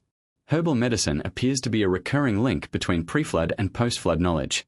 Across continents, ancient texts reference plants with powerful curative properties: willow bark for pain relief, willow and other herbs for inflammation, aloe for skin conditions, and rare botanicals for internal ailments. Many of these plants are still used in modern medicine, demonstrating a remarkable empirical understanding of natural remedies. If pre-flood civilizations catalogue these plants systematically, they may have possessed pharmacological knowledge comparable to, or exceeding, what we know today. Some texts hint at even more extraordinary capabilities. The apocryphal Book of Enoch and certain Vedic writings describe techniques for extending life, understanding the human body in ways that resemble modern anatomy, and even manipulating genetic inheritance. While such accounts are often dismissed as myth or allegory, they suggest that pre-flood knowledge may have encompassed biological and genetic understanding far beyond conventional ancient medicine. Could first-age practitioners have influenced the development of human biology through selective breeding, herbal therapy, or even early surgical interventions? Archaeological evidence provides tantalizing clues. In Peruvian tombs, some mummies exhibit surgical precision in trepanation, removing sections of the skull to treat ailments, done with tools that could leave little trauma. In Egypt, evidence of prosthetic limbs and sophisticated splints indicates practical knowledge of orthopedics. These examples demonstrate that advanced medical practices were widespread, suggesting a transfer of knowledge that might trace to pre-flood civilizations, particularly when combined with the careful recording of remedies in texts and codices. The preservation of medical knowledge may have been a deliberate act. Survivors of cataclysmic floods would have needed practical, reliable means of treating injuries, disease, and complications arising from environmental upheaval. Codices, oral traditions, and sacred texts could have served as manuals of survival, encoding first-age wisdom in forms that were understandable yet resistant to corruption or misuse. This knowledge was perhaps considered sacred precisely because of its power. The ability to heal, to extend life, and to manipulate biological processes gave control over survival itself. Even more astonishing are the references to extraordinary life expectancy and vitality in pre-flood myths. Many cultures report humans living for hundreds or even thousands of years before the flood.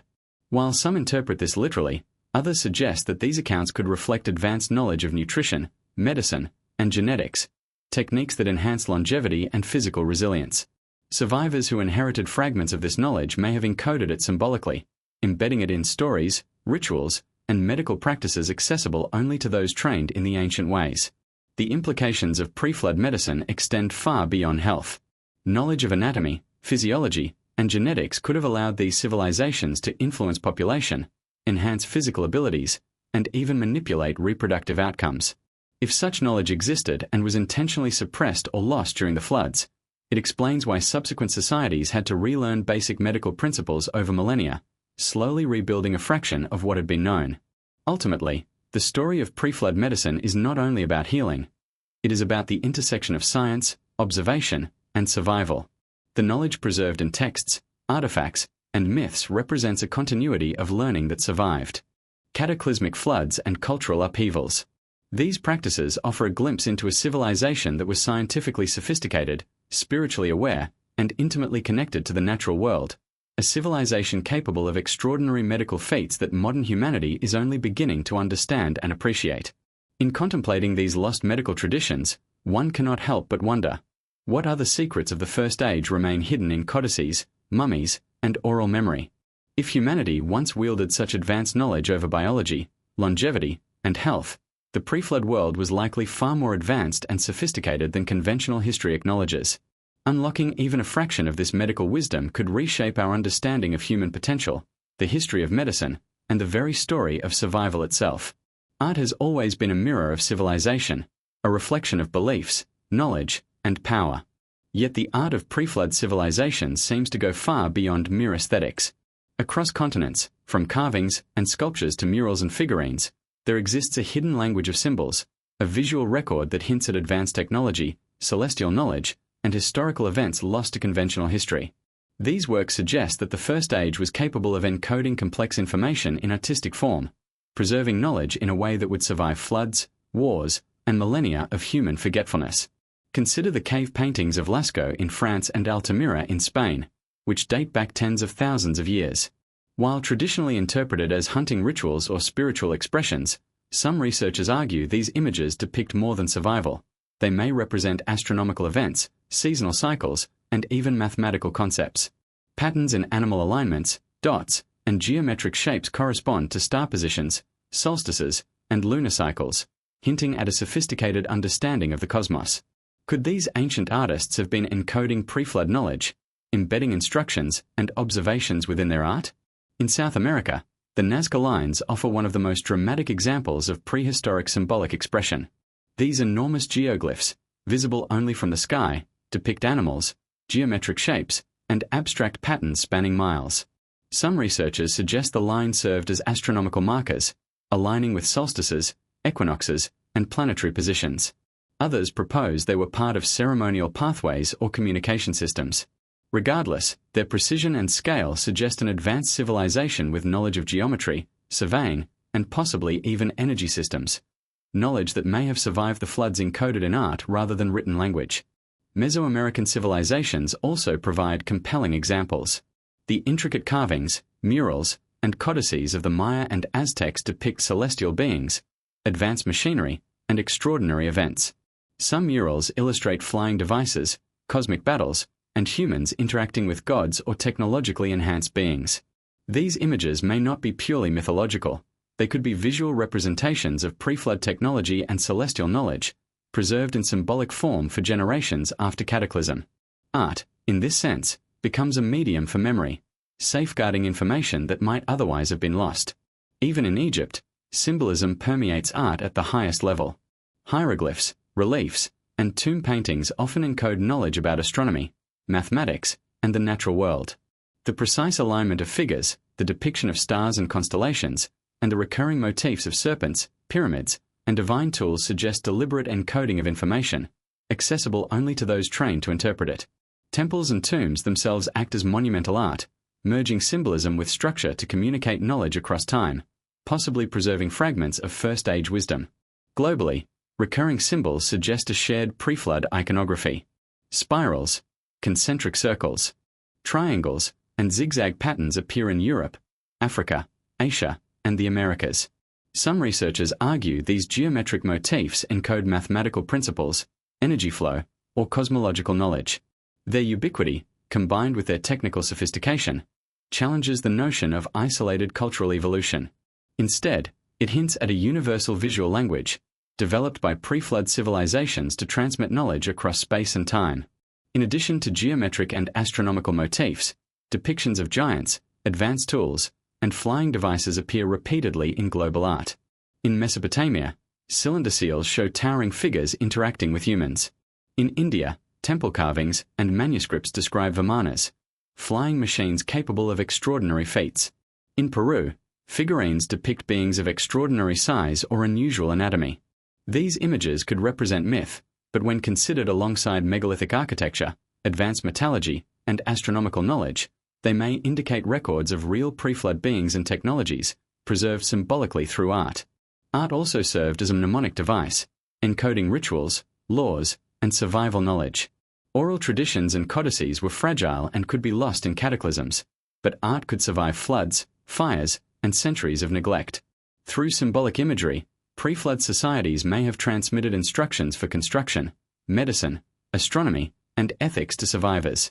Murals, reliefs, and carvings became instruction manuals disguised as cultural expression, ensuring that essential knowledge endured even when the written word was vulnerable. The intentionality behind pre-flood art is striking.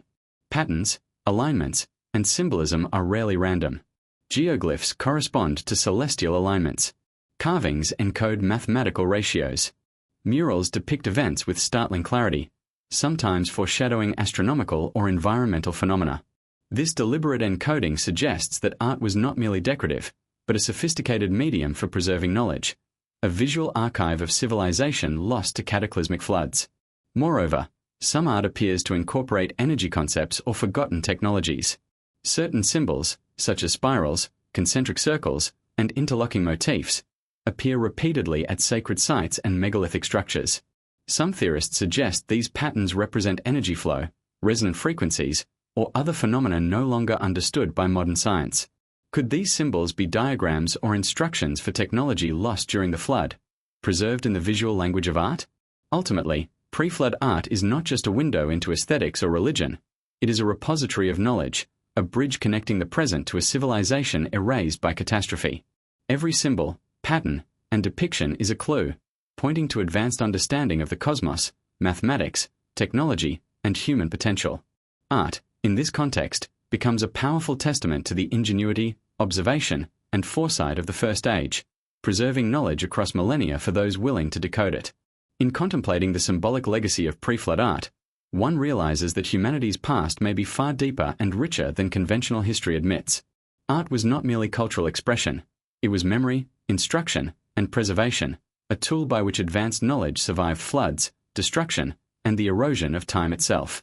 To study this art is to peer into the mind of a civilization that mastered both the physical and the symbolic, leaving behind a visual record that continues to challenge, inspire, and mystify us today.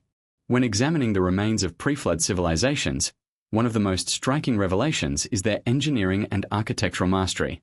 Across continents, enormous structures, megalithic constructions, and precisely aligned monuments point to a society capable of feats that challenge modern assumptions about ancient technology. From perfectly cut stones weighing tens of tons to pyramids aligned with celestial bodies. The architectural legacy of the First Age suggests a civilization with advanced knowledge of construction, surveying, and mathematics far beyond what conventional archaeology typically credits to humanity. The Great Pyramid of Giza stands as the most iconic testament to this sophistication. Its orientation to true north deviates by a fraction of a degree, its base covers 13 acres with near-perfect precision, and the weight and positioning of individual blocks would challenge modern engineers even with cranes and machinery. While mainstream history attributes the construction to sheer manpower and primitive tools, alternative theories propose that lost techniques from pre-flood civilizations, including advanced levitation or energy-based methods, may have facilitated these monumental achievements. South America provides equally astonishing evidence. The Sacsayhuaman fortress in Peru, with its massive interlocking stones, demonstrates craftsmanship that allows no mortar yet withstand centuries of earthquakes. Similarly, the Tiwanaku site near Lake Titicaca exhibits stones perfectly cut and placed, some weighing hundreds of tons. Transportation, placement, and precision in these constructions are still poorly understood. Could they represent remnants of first-age engineering principles, preserved across millennia and embedded in structures that continue to defy conventional explanations? In Europe, Stonehenge and the Karnak alignments reveal a sophisticated understanding of astronomy, engineering, and geometry. Stones weighing multiple tons were transported over long distances and positioned with exact alignment to solstices, equinoxes, and lunar events. Beyond practicality, these structures suggest a civilization capable of integrating scientific observation with ritual practice, creating monuments that functioned as calendars, observatories, and ceremonial centers simultaneously. Megalithic sites in Asia, such as Gunung Padang in Indonesia, further challenge orthodox timelines. Radiocarbon dating suggests that parts of the site may be over 20,000 years old, pushing back the origins of advanced construction techniques by millennia. The terraces, massive stone columns, and subterranean structures indicate careful planning, surveying, and possibly mathematical knowledge lost after the flood, suggesting that engineering feats were not isolated but part of a widespread global tradition. Even underwater, evidence of pre-flood engineering emerges. The Yonaguni Monument in Japan, the Bimini Road in the Bahamas, and structures in the Black Sea point to submerged cities built with remarkable precision. These constructions indicate a capacity to manipulate stone, plan large urban layouts, and align structures with celestial or geographic markers. The fact that these sites lie beneath the ocean also underscores the devastating impact of floods on preserving evidence of pre-flood technology, with entire cities now hidden underwater. Some researchers propose that energy manipulation or lost tools may have played a role. Certain carvings and texts suggest that ancient civilizations understood resonance, leverage, or other physical principles that allowed them to move enormous stones with seemingly minimal effort. Could pre-flood engineers have harnessed techniques lost to history, using knowledge of vibrations, pulleys, or other mechanisms that modern science is only beginning to explore? If so, these structures are not merely monuments, they are proofs of advanced science encoded in stone. The scale and precision of pre-flood architecture also suggest a highly organized society. Planning, logistics, and labor management would have required centralized administration, knowledge of materials, and long-term vision. Such projects imply not only technical skill but also a cultural commitment to preserving knowledge, perhaps as part of a broader effort to survive cataclysmic events.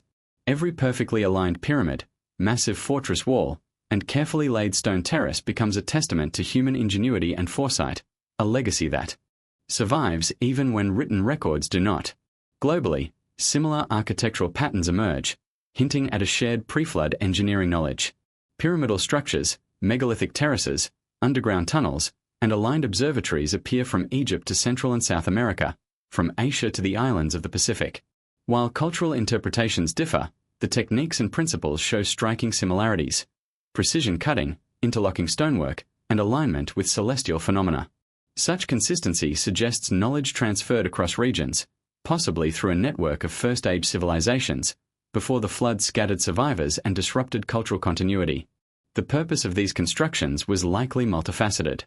They served as religious centers, observatories, tombs, and repositories of knowledge, combining practical, ceremonial, and symbolic functions in a single architectural expression. The monuments were not just physical structures but memory devices, encoding information about astronomy, mathematics, rituals, and survival strategies.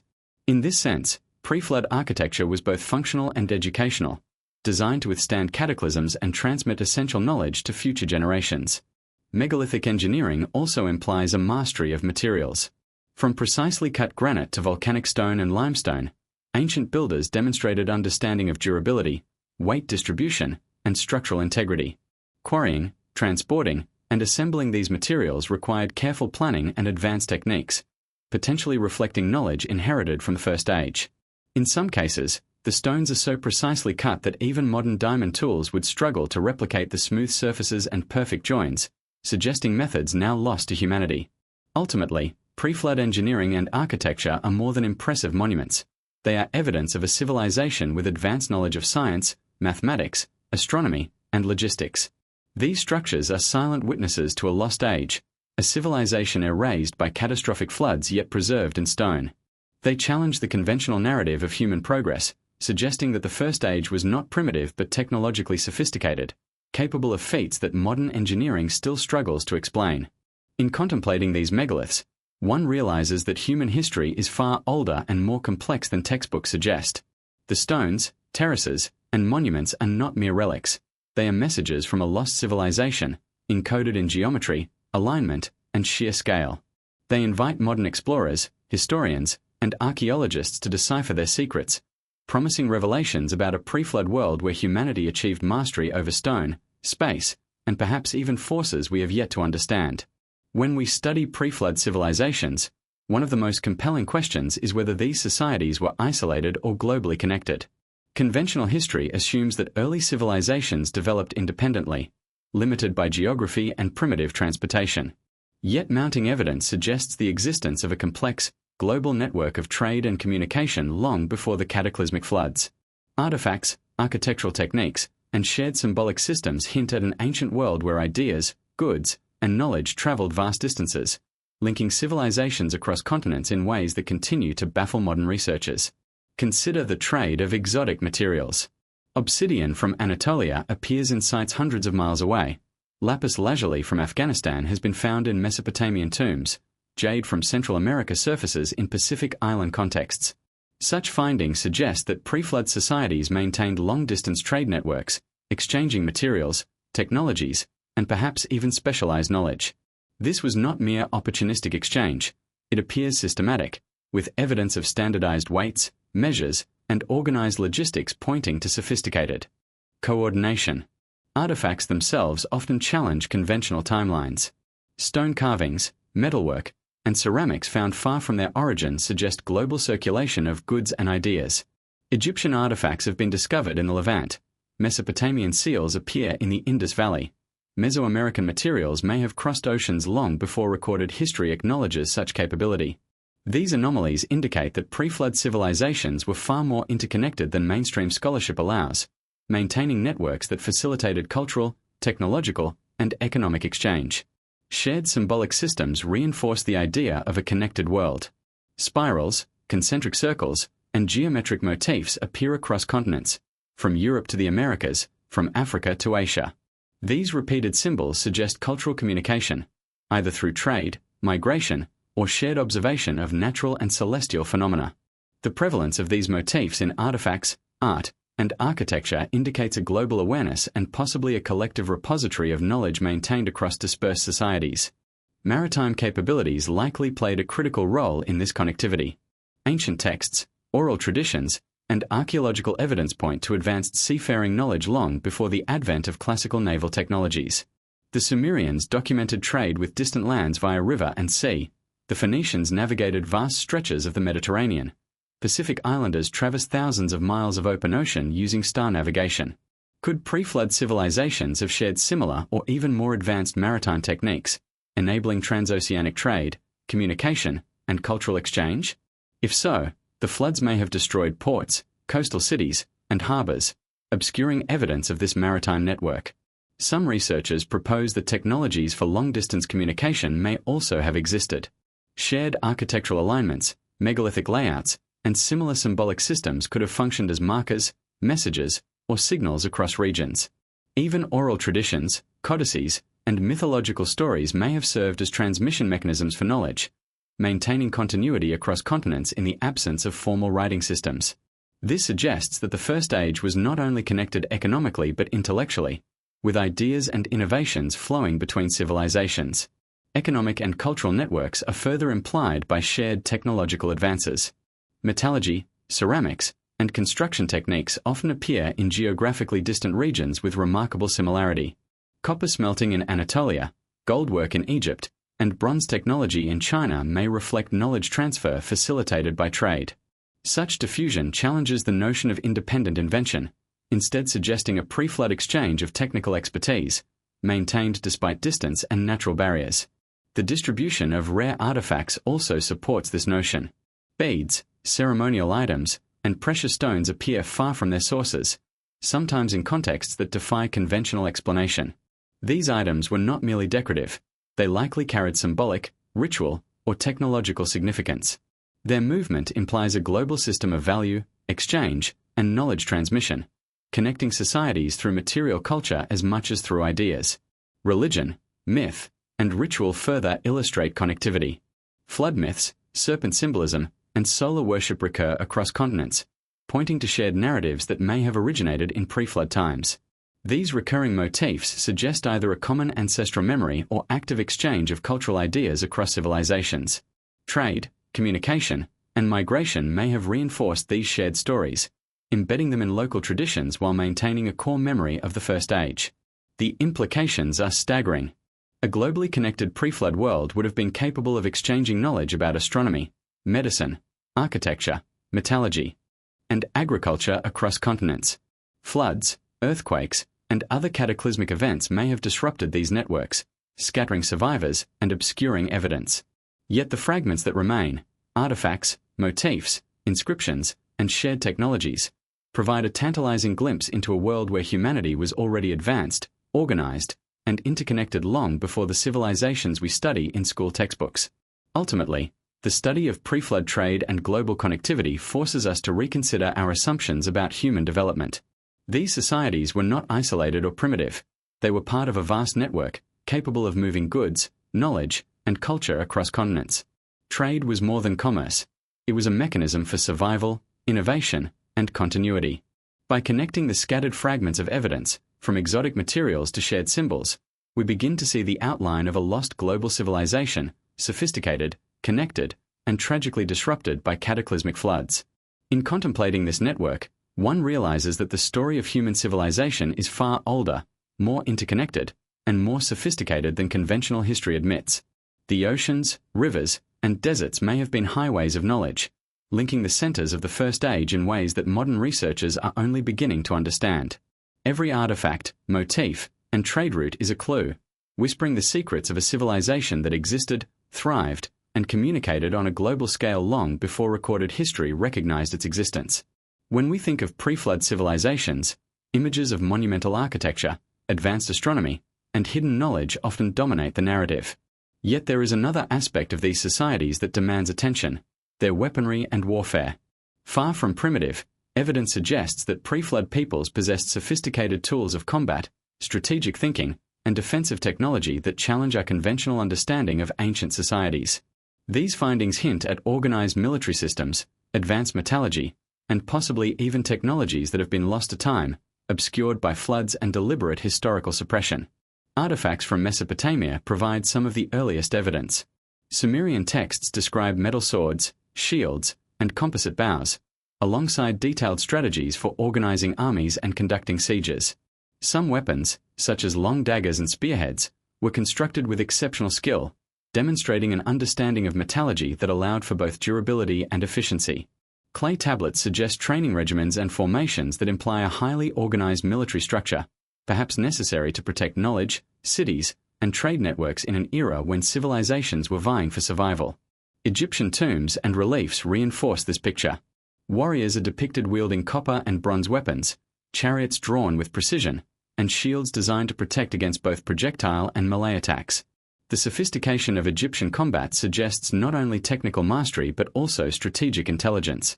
Defensive architecture, such as fortresses and walled settlements, indicates pre-planned military engineering, reflecting knowledge that may have been inherited from pre-flood civilizations and preserved even after cataclysmic events disrupted society.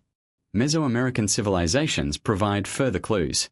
Mayan codices and Aztec carvings depict warriors in highly organized formations, equipped with obsidian blades, clubs, and protective armor. These societies engaged in complex campaigns, including sieges, ambushes, and ritualized combat. The consistency in weapon design and battle strategy across multiple regions suggests that knowledge of warfare was systematically preserved and transmitted, perhaps tracing back to pre-flood sources. Advanced metallurgy also appears to have played a crucial role. Many pre-flood weapons incorporate alloys, tempering techniques, and precise shaping that modern researchers struggle to replicate with contemporary tools. For example, Sumerian and Egyptian blades exhibit a hardness and resilience indicating sophisticated control of heat, composition, and forging processes. Some theorists argue that these techniques may reflect lost First-Age technologies, intentionally preserved in certain civilizations while erased from the historical record elsewhere. In addition to physical weapons, pre-flood societies may have utilized strategic knowledge and psychological warfare. Texts and myths describe coordinated formations, signaling systems, and the use of fear or spectacle to control populations or intimidate enemies. The alignment of megalithic fortresses and citadels with geographical features suggests advanced tactical awareness, using terrain and environmental advantages to maximize defensive and offensive capabilities. Warfare, in this sense, was not only about tools but also about organization, intelligence, and long-term planning. Even mythical accounts hint at technologies beyond conventional understanding. Vedic texts and Mesopotamian epics describe weapons of extraordinary power, capable of massive destruction, often linked to celestial or energy sources. While skeptics dismiss these accounts as allegory, some researchers suggest they may encode real technologies lost in the floods, perhaps energy-based or mechanical devices that augmented human combat capabilities. If pre-flood civilizations truly wielded such advanced tools, it would explain how relatively small populations could defend monumental cities and complex infrastructure against natural and human threats. Defensive architecture complements these findings. Walled cities, fortified temples, and citadels across continents indicate strategic urban planning designed for protection against both human and environmental threats. Massive stone walls, moats, and elevated platforms suggest an understanding of siege tactics and defensive advantage. These structures required not only engineering skill but also military foresight, reflecting societies capable of anticipating conflict and protecting critical knowledge and populations. Moreover, pre-flood warfare was likely interconnected with trade and diplomacy. Control of routes, resources, and communication networks would have been essential for survival. Evidence of fortified ports, armories, and guarded trade hubs suggests that pre-flood civilizations used both military and economic strategies to maintain influence. This combination of martial, technological, and logistical sophistication paints a picture of civilizations that were strategically intelligent and globally aware, capable of defending themselves while preserving knowledge and cultural continuity. Weaponry was also symbolic. In many pre-flood societies, swords, spears, and shields were not only tools of combat but also emblems of status, knowledge, and authority. Royal tombs often contained intricately decorated weapons, indicating that military prowess was intertwined with political and spiritual power. This symbolism suggests that warfare was not merely functional but deeply connected to ritual, hierarchy, and knowledge preservation, ensuring that certain skills and technologies remained in the hands of trusted elites. The implications are profound. If pre-flood civilizations possessed advanced weaponry, organized military systems, and possibly lost technologies, it challenges the conventional narrative of primitive societies gradually developing military skill over time. Instead, we see evidence of sophisticated, strategically intelligent civilizations, capable of complex defense, long-term planning, and possibly even technologies that remain beyond modern comprehension. Their armies, fortresses, and weapons may have served as instruments of survival, protecting knowledge, resources, and populations during a tumultuous pre-flood world. In contemplating pre-flood warfare, one realizes that these civilizations were far more advanced, organized, and capable than commonly acknowledged. Their weapons, strategies, and fortifications were not mere tools of violence, they were instruments of survival, continuity, and protection. The sophistication of their military systems underscores a civilization that had achieved mastery over both technology and strategy, a civilization whose echoes survive in monuments, myths, and artifacts, challenging our understanding of human history and the lost First Age. When examining pre-flood civilizations, one cannot ignore the profound influence of spirituality and religion. Across continents, evidence suggests that early societies were deeply guided by belief systems, rituals, and hidden doctrines that connected them to the cosmos, the natural world, and possibly to knowledge lost in cataclysmic floods. Far from being primitive or superstitious, pre-flood religious practices often reflected advanced understanding of astronomy, human psychology, and societal organization, encoded symbolically in temples, myths, and sacred texts. These spiritual frameworks may have served not only as moral and social guidance but as repositories of forbidden knowledge. Preserving the wisdom of the First Age in forms accessible only to initiates. In Mesopotamia, the Sumerians developed elaborate religious systems involving gods, demigods, and celestial watchers.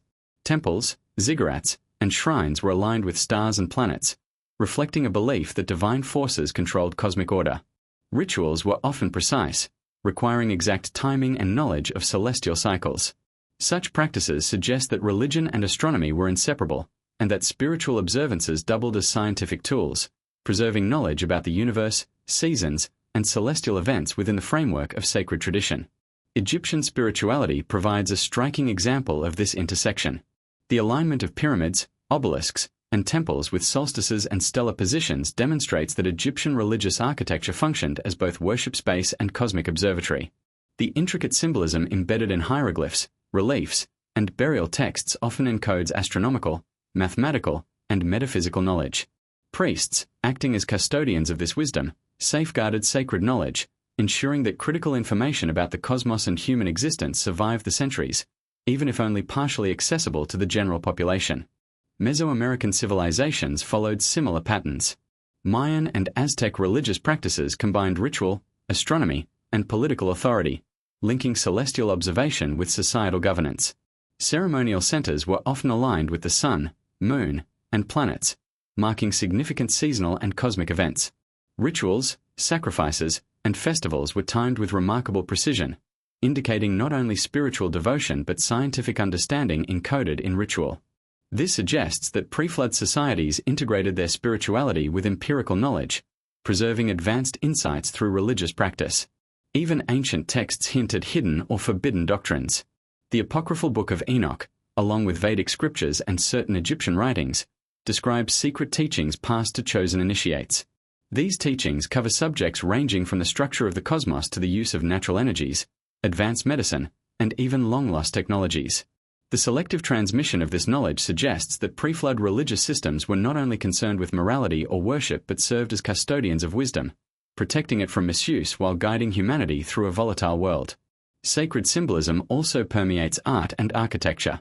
Spirals, circles, pyramids, and serpents appear across continents, often associated with sacred spaces, deities, or ritual tools. These symbols may encode energy systems, cosmological principles, or cycles of human history, preserving insights about the universe in ways that transcended language and written texts. Temples, pyramids, and megalithic structures become both physical and spiritual repositories of pre-flood knowledge, combining ritual function with practical instruction for those trained to interpret the signs. Initiation rites and secret societies provide additional evidence of spiritual knowledge preservation. Many civilizations, from Egypt to India to the Americas, practiced initiation ceremonies, where select individuals were taught advanced knowledge, astronomy, medicine, mathematics, and philosophy, under the guise of spiritual training. These rites ensured that the wisdom of the First Age survived in a controlled, safeguarded form, transmitted to those deemed capable of understanding and applying it responsibly. Pre-flood spirituality was also interconnected with survival and governance. Religious systems reinforced social hierarchy, coordinated agricultural cycles, and provided moral and practical instruction for maintaining cities, trade networks, and infrastructure. By embedding advanced knowledge in myth, ritual, and sacred spaces, societies ensured continuity across generations, even after floods or disasters disrupted ordinary transmission methods. Religion, in this sense, was both practical and mystical, a strategy to preserve knowledge while guiding behavior and societal cohesion. Interestingly, many pre-flood myths describe cosmic cycles, cataclysms, and divine interventions. Flood myths appear across nearly every culture, from Mesopotamia to India, from the Americas to Europe. These stories are not merely allegorical. They may encode historical memory and scientific observation, warning of natural catastrophes while preserving practical knowledge. Rituals, observances, and symbols may have acted as mnemonic devices, ensuring that survivors understood cosmic rhythms, seasonal changes, and strategies for survival. Ultimately, the spirituality of pre-flood civilizations reveals a society deeply aware of its place in the cosmos, capable of merging observation, ritual, and knowledge preservation. Religious practices were not purely symbolic. They were instruments of continuity, encoding astronomy, medicine, architecture, and philosophy within sacred frameworks. By studying these practices, we glimpse a civilization that recognized the fragility of human knowledge and took extraordinary measures to ensure its survival. In contemplating these spiritual legacies, it becomes clear that pre-flood religion was a sophisticated system designed to transmit knowledge, guide behavior, and connect humanity with the cosmos. It demonstrates that the First Age was not only technologically advanced but also philosophically and spiritually sophisticated, embedding wisdom across disciplines into rituals, temples, and teachings that have survived, often in fragmentary form, to the present day. The study of pre-flood spirituality challenges conventional history, revealing a civilization deeply connected to the natural and cosmic order, capable of encoding forbidden knowledge in ways that would endure floods, fire, and time itself. The sacred texts, temples, symbols, and initiation practices of the ancients are more than relics. They are keys to understanding a lost civilization, whose knowledge and wisdom continue to whisper through the ruins, waiting for modern humanity to decipher and appreciate. The story of pre-flood civilizations cannot be told without confronting the cataclysms that reshaped the Earth and erased much of humanity's earliest achievements. Across myth, legend, and archaeological evidence, we find repeated accounts of massive floods, global upheavals, and environmental destruction that coincide with the disappearance of entire cities, cultures, and technologies. These cataclysms were not merely local disasters. They were world-altering events that forced survivors to rebuild, adapt, and preserve fragments of knowledge for future generations. Understanding these events is crucial to uncovering the lost legacy of the First Age. Flood myths appear in nearly every ancient culture. The Epic of Gilgamesh describes a deluge that destroys humanity, sparing only a select few who survive by divine instruction. Similarly, Hindu texts describe Manu and the Great Flood, while Mesoamerican codices recount the destruction of earlier worlds or ages by water and fire. Even Greek mythology contains stories of Deucalion and Pyrrha, survivors of a catastrophic flood sent by Zeus. The striking consistency of these narratives across continents suggests a shared memory of real pre-flood events, preserved and encoded through storytelling and ritual. Geological evidence supports these myths. Sedimentary layers, fossilized marine life found in highland areas, and signs of sudden climate change point to catastrophic flooding events in the distant past. The Black Sea, for example, shows indications of a rapid inundation approximately 7,500 years ago, which may have wiped out coastal settlements and contributed to the spread of flood legends. Similarly, submerged structures in the Mediterranean, Pacific, and Caribbean hint at civilizations that existed before sea levels rose dramatically, forcing survivors to relocate and rebuild elsewhere. Beyond water, pre-flood cataclysms may have included volcanic eruptions, earthquakes, and meteor impacts. Massive volcanic events would have altered the climate, triggered tsunamis, and forced migrations. Evidence from ash layers, crater sites, and mass extinctions supports the notion that these civilizations faced sudden, global-scale environmental upheaval, challenging their survival and forcing them to rely on preserved knowledge, hidden technologies, and strategic planning to endure. Archaeological anomalies further hint at civilizations destroyed by cataclysm. Megalithic cities, submerged ruins, and abrupt cultural transitions suggest that entire societies vanished rapidly, leaving only fragments of their achievements. In some cases, survivors preserved knowledge in temples, codices, and oral traditions, encoding it symbolically to ensure continuity. The repeated pattern of rise, cataclysm, and survival points to a global cycle of civilization, destruction, and reconstruction, possibly tied to environmental events beyond human control.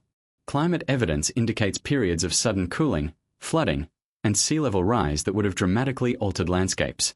Ice cores and sediment studies reveal rapid environmental shifts, potentially triggering floods and ecosystem collapses.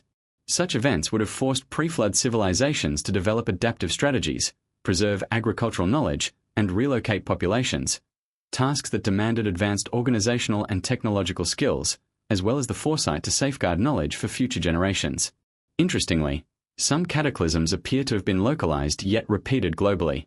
Coastal megastructures destroyed or abandoned, inland cities abandoned for higher ground, and sudden migrations all suggest societies responding to repeated environmental threats. Survivors may have carried forward knowledge of astronomy, engineering, and ritual, using it to rebuild in safer locations. This preservation of wisdom amid destruction demonstrates the resilience of pre-flood civilizations and their determination to maintain continuity in the face of existential threats. Mythological descriptions of cataclysms often include both natural and divine elements, blending observation with allegory. Floods, fire, storms, and celestial events are frequently linked to gods, divine beings, or cosmic forces. While some scholars dismiss these stories as mere allegory, a growing body of evidence suggests that myths encode actual observations, memories of meteor impacts, solar flares, tsunamis, and floods, translated into narrative form to ensure survival knowledge passed through generations. These narratives were not just stories, they were warning systems and educational tools. Survival strategies are apparent in pre-flood texts and archaeology. Ark-like structures, elevated sanctuaries, and fortified shelters suggest deliberate preparation for environmental catastrophe. Agricultural records, storage facilities, and preserved codices indicate advanced planning, reflecting societies capable of anticipating disasters and safeguarding knowledge, technology, and people. These strategies ensured that, despite widespread destruction, human civilization could recover and rebuild, preserving essential elements of the First Age. The implications of pre-flood cataclysms are profound. They suggest that humanity has experienced repeated cycles of civilization and destruction, challenging the notion of a continuous, linear history. Many of the technologies, architectural feats, and spiritual systems attributed to later civilizations may in fact be inheritances from pre-flood survivors, reconstructed after environmental collapse. Recognizing these cataclysms allows us to reinterpret archaeological anomalies, submerged structures, and myths as evidence of a sophisticated, interconnected, and resilient First Age. Ultimately, the study of pre-flood cataclysms underscores the fragility and resilience of human civilization. Floods, fires, and celestial events wiped out entire societies, yet survivors preserved knowledge, rebuilt cities, and maintained continuity of learning. The physical and mythological evidence of these events not only illuminates the catastrophic challenges faced by early civilizations but also highlights the ingenuity, foresight, and adaptability of the First Age. Through this lens, the cataclysms are not merely endings. They are catalysts for survival, innovation, and the transmission of knowledge that continues to echo through the ages. Understanding these cataclysms allows us to see pre-flood civilizations not as primitive or mythological, but as highly advanced societies, capable of enduring immense environmental stress while safeguarding wisdom that continues to inspire and challenge modern understanding. They remind us that the story of humanity is not a straight line of progress but a complex tapestry of survival, knowledge preservation, and adaptation, with the First Age at its foundation. The story of pre-flood civilizations is a journey through time, mystery, and lost knowledge, revealing a world that challenges everything we think we know about human history. As we have explored, the First Age of humanity was not primitive. It was sophisticated, interconnected, and astonishingly advanced. From monumental architecture and precise astronomy to complex medicine, symbolic art, global trade networks, and cataclysmic survival strategies, these civilizations demonstrate capabilities that modern scholarship is only beginning to acknowledge. The deeper we delve, the clearer it becomes. What we see as the beginning of history may be only a rebirth after a profound global disruption, a second act following the legacy of a forgotten first age. Pre-flood civilizations left traces across the planet, scattered in monuments, artifacts, codices, and myths, as if whispering their existence to future generations. The Great Pyramid of Giza, Sacsayhuaman, the Nazca Lines, Stonehenge, and submerged ruins beneath the oceans are not simply architectural feats, they are records of knowledge encoded in stone, evidence of a civilization capable of integrating science, art, and spirituality in ways that defy conventional explanation. They suggest that humans once had a mastery over materials, mathematics, and geometry that allowed them to create structures enduring millennia, aligned with stars, and imbued with symbolic and functional intelligence. Astronomy and calendrical systems across the globe hint at a shared understanding of the cosmos. Mayan long count calendars, Egyptian solstice alignments, and Chinese celestial records demonstrate that pre-flood peoples tracked time, celestial cycles, and planetary movements with astonishing precision. These observations were not idle. They informed agriculture, religious practice, and long-term societal planning. The sophisticated preservation of this knowledge suggests a civilization acutely aware of cycles, cosmic rhythms, and human survival, encoding this wisdom in architecture, art, and ritual to ensure continuity after catastrophic events. Medicine and biological understanding were equally advanced. Evidence from Sumerian clay tablets, Egyptian papyri, and pre-Columbian herbal knowledge shows that humans had a practical mastery of anatomy, herbal remedies, and surgical techniques, capable of curing disease, performing complex procedures, and preserving health in ways we are only beginning to rediscover. The possibility that some texts reference life extension, selective breeding, or even genetic manipulation hints at a level of understanding that goes far beyond what we typically associate with ancient civilizations. Pre-flood medicine was more than survival. It was a means of preserving humanity itself across catastrophic events. Art and symbolism were equally powerful tools for knowledge preservation. Cave paintings, murals, sculptures, and megalithic symbols encoded astronomical data, technological knowledge, and historical events, often disguised as religious or mythological imagery. From spirals and concentric circles to depictions of giants, flying machines, and advanced tools, pre-flood art becomes a repository of encoded wisdom, accessible to those initiated into its meanings. By embedding knowledge in symbols and ritualized forms, these civilizations ensured that even if a flood or catastrophe destroyed the physical centers of society, the memory of the first age could survive. Engineering and architecture reveal a mastery of construction, logistics, and material science that is astonishing. Monuments like the pyramids, Sacsayhuaman, Gunung Padang, and submerged underwater structures demonstrate a precision and scale that challenge modern engineering. The use of massive stones, complex interlocking systems, and precise alignments points to methods that may have been lost during cataclysms, techniques that could manipulate weight, leverage, or even energy in ways modern science cannot fully explain. These structures were not merely practical, they were educational, ceremonial, and mnemonic, preserving knowledge about the cosmos, mathematics, and society itself. Trade and global connectivity further illustrate the sophistication of pre-flood societies. Evidence of long-distance exchange of materials, shared technologies, and recurring symbolic systems suggests a network that spanned continents. Exotic materials, artifacts, and motifs moved thousands of miles, linking civilizations in ways that defy conventional models of isolated development. This global network allowed not only for economic exchange but for the transfer of knowledge, culture, and survival strategies, ensuring that pre-flood wisdom was not lost entirely in the chaos of floods and environmental upheavals. Military technology and strategy underscore the complexity and intelligence of these civilizations. Sophisticated weapons, defensive structures, and strategic planning reveal societies capable of organized, intelligent warfare, integrating technology, logistics, and psychological insight. Whether defending sacred knowledge, controlling trade networks, or surviving environmental threats, pre-flood peoples developed systems of protection that ensured the continuity of civilization, even in the face of devastating natural disasters. Religion and spirituality were not merely cultural expressions, they were vehicles for preserving knowledge and shaping society. Celestial observation, ritual, initiation rites, and symbolic art integrated science, ethics, and cosmology. Sacred spaces encoded astronomical and mathematical principles, while initiation and ritual ensured that critical knowledge was passed selectively to capable individuals.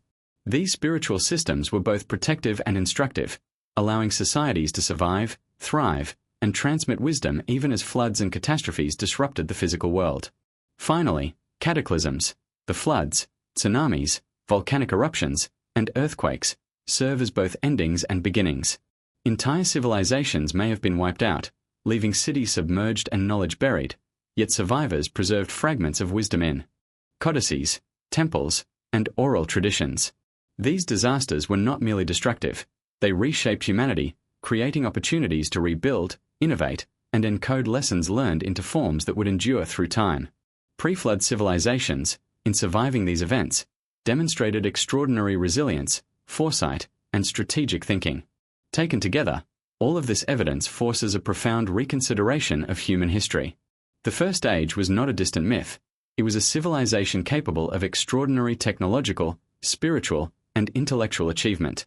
Its destruction by floods and environmental upheavals obscured its story, but the traces remain, whispering through monuments, art, texts, and myths. Modern civilization, in many ways, is built upon fragments of this lost knowledge, reconstructed slowly after cataclysm. To ignore this legacy is to overlook the ingenuity, foresight, and resilience of our ancestors. The legacy of pre-flood civilizations is both humbling and inspiring. It reminds us that humanity is capable of astonishing achievement, that knowledge can be preserved across millennia, and that survival requires foresight, organization, and creativity. By studying these remnants, we reconnect with a history far older and more complex than conventional accounts allow, a story of civilization that rose, fell, and left behind a blueprint for survival, wisdom, and innovation. In conclusion, pre-flood civilizations challenge our understanding of history, science, and human potential. They demonstrate that our ancestors were not primitive but masters of their world, capable of constructing monuments that aligned with the stars, decoding cosmic cycles, preserving medicine, and maintaining global networks of trade and knowledge. They remind us that humanity has survived unimaginable disasters before, preserving wisdom against the odds. To study them is not merely an academic exercise. It is to rediscover the roots of human ingenuity, resilience, and the extraordinary potential that has always existed within our species. The echoes of the First Age resonate in the monuments, myths, and artifacts left behind. They call on us to reconsider what is possible, to recognize the depth of human achievement, and to appreciate the hidden legacies of civilizations lost to time and cataclysm. In uncovering these mysteries, we are not only learning about the past, we are reconnecting with the lost wisdom of humanity, gaining insight into our present and inspiration for the future. The First Age endures, waiting to be understood, reminding us that the history we know is only a fraction of the story, and that the true legacy of humanity is far richer, more complex, and far more astonishing than we could have ever imagined.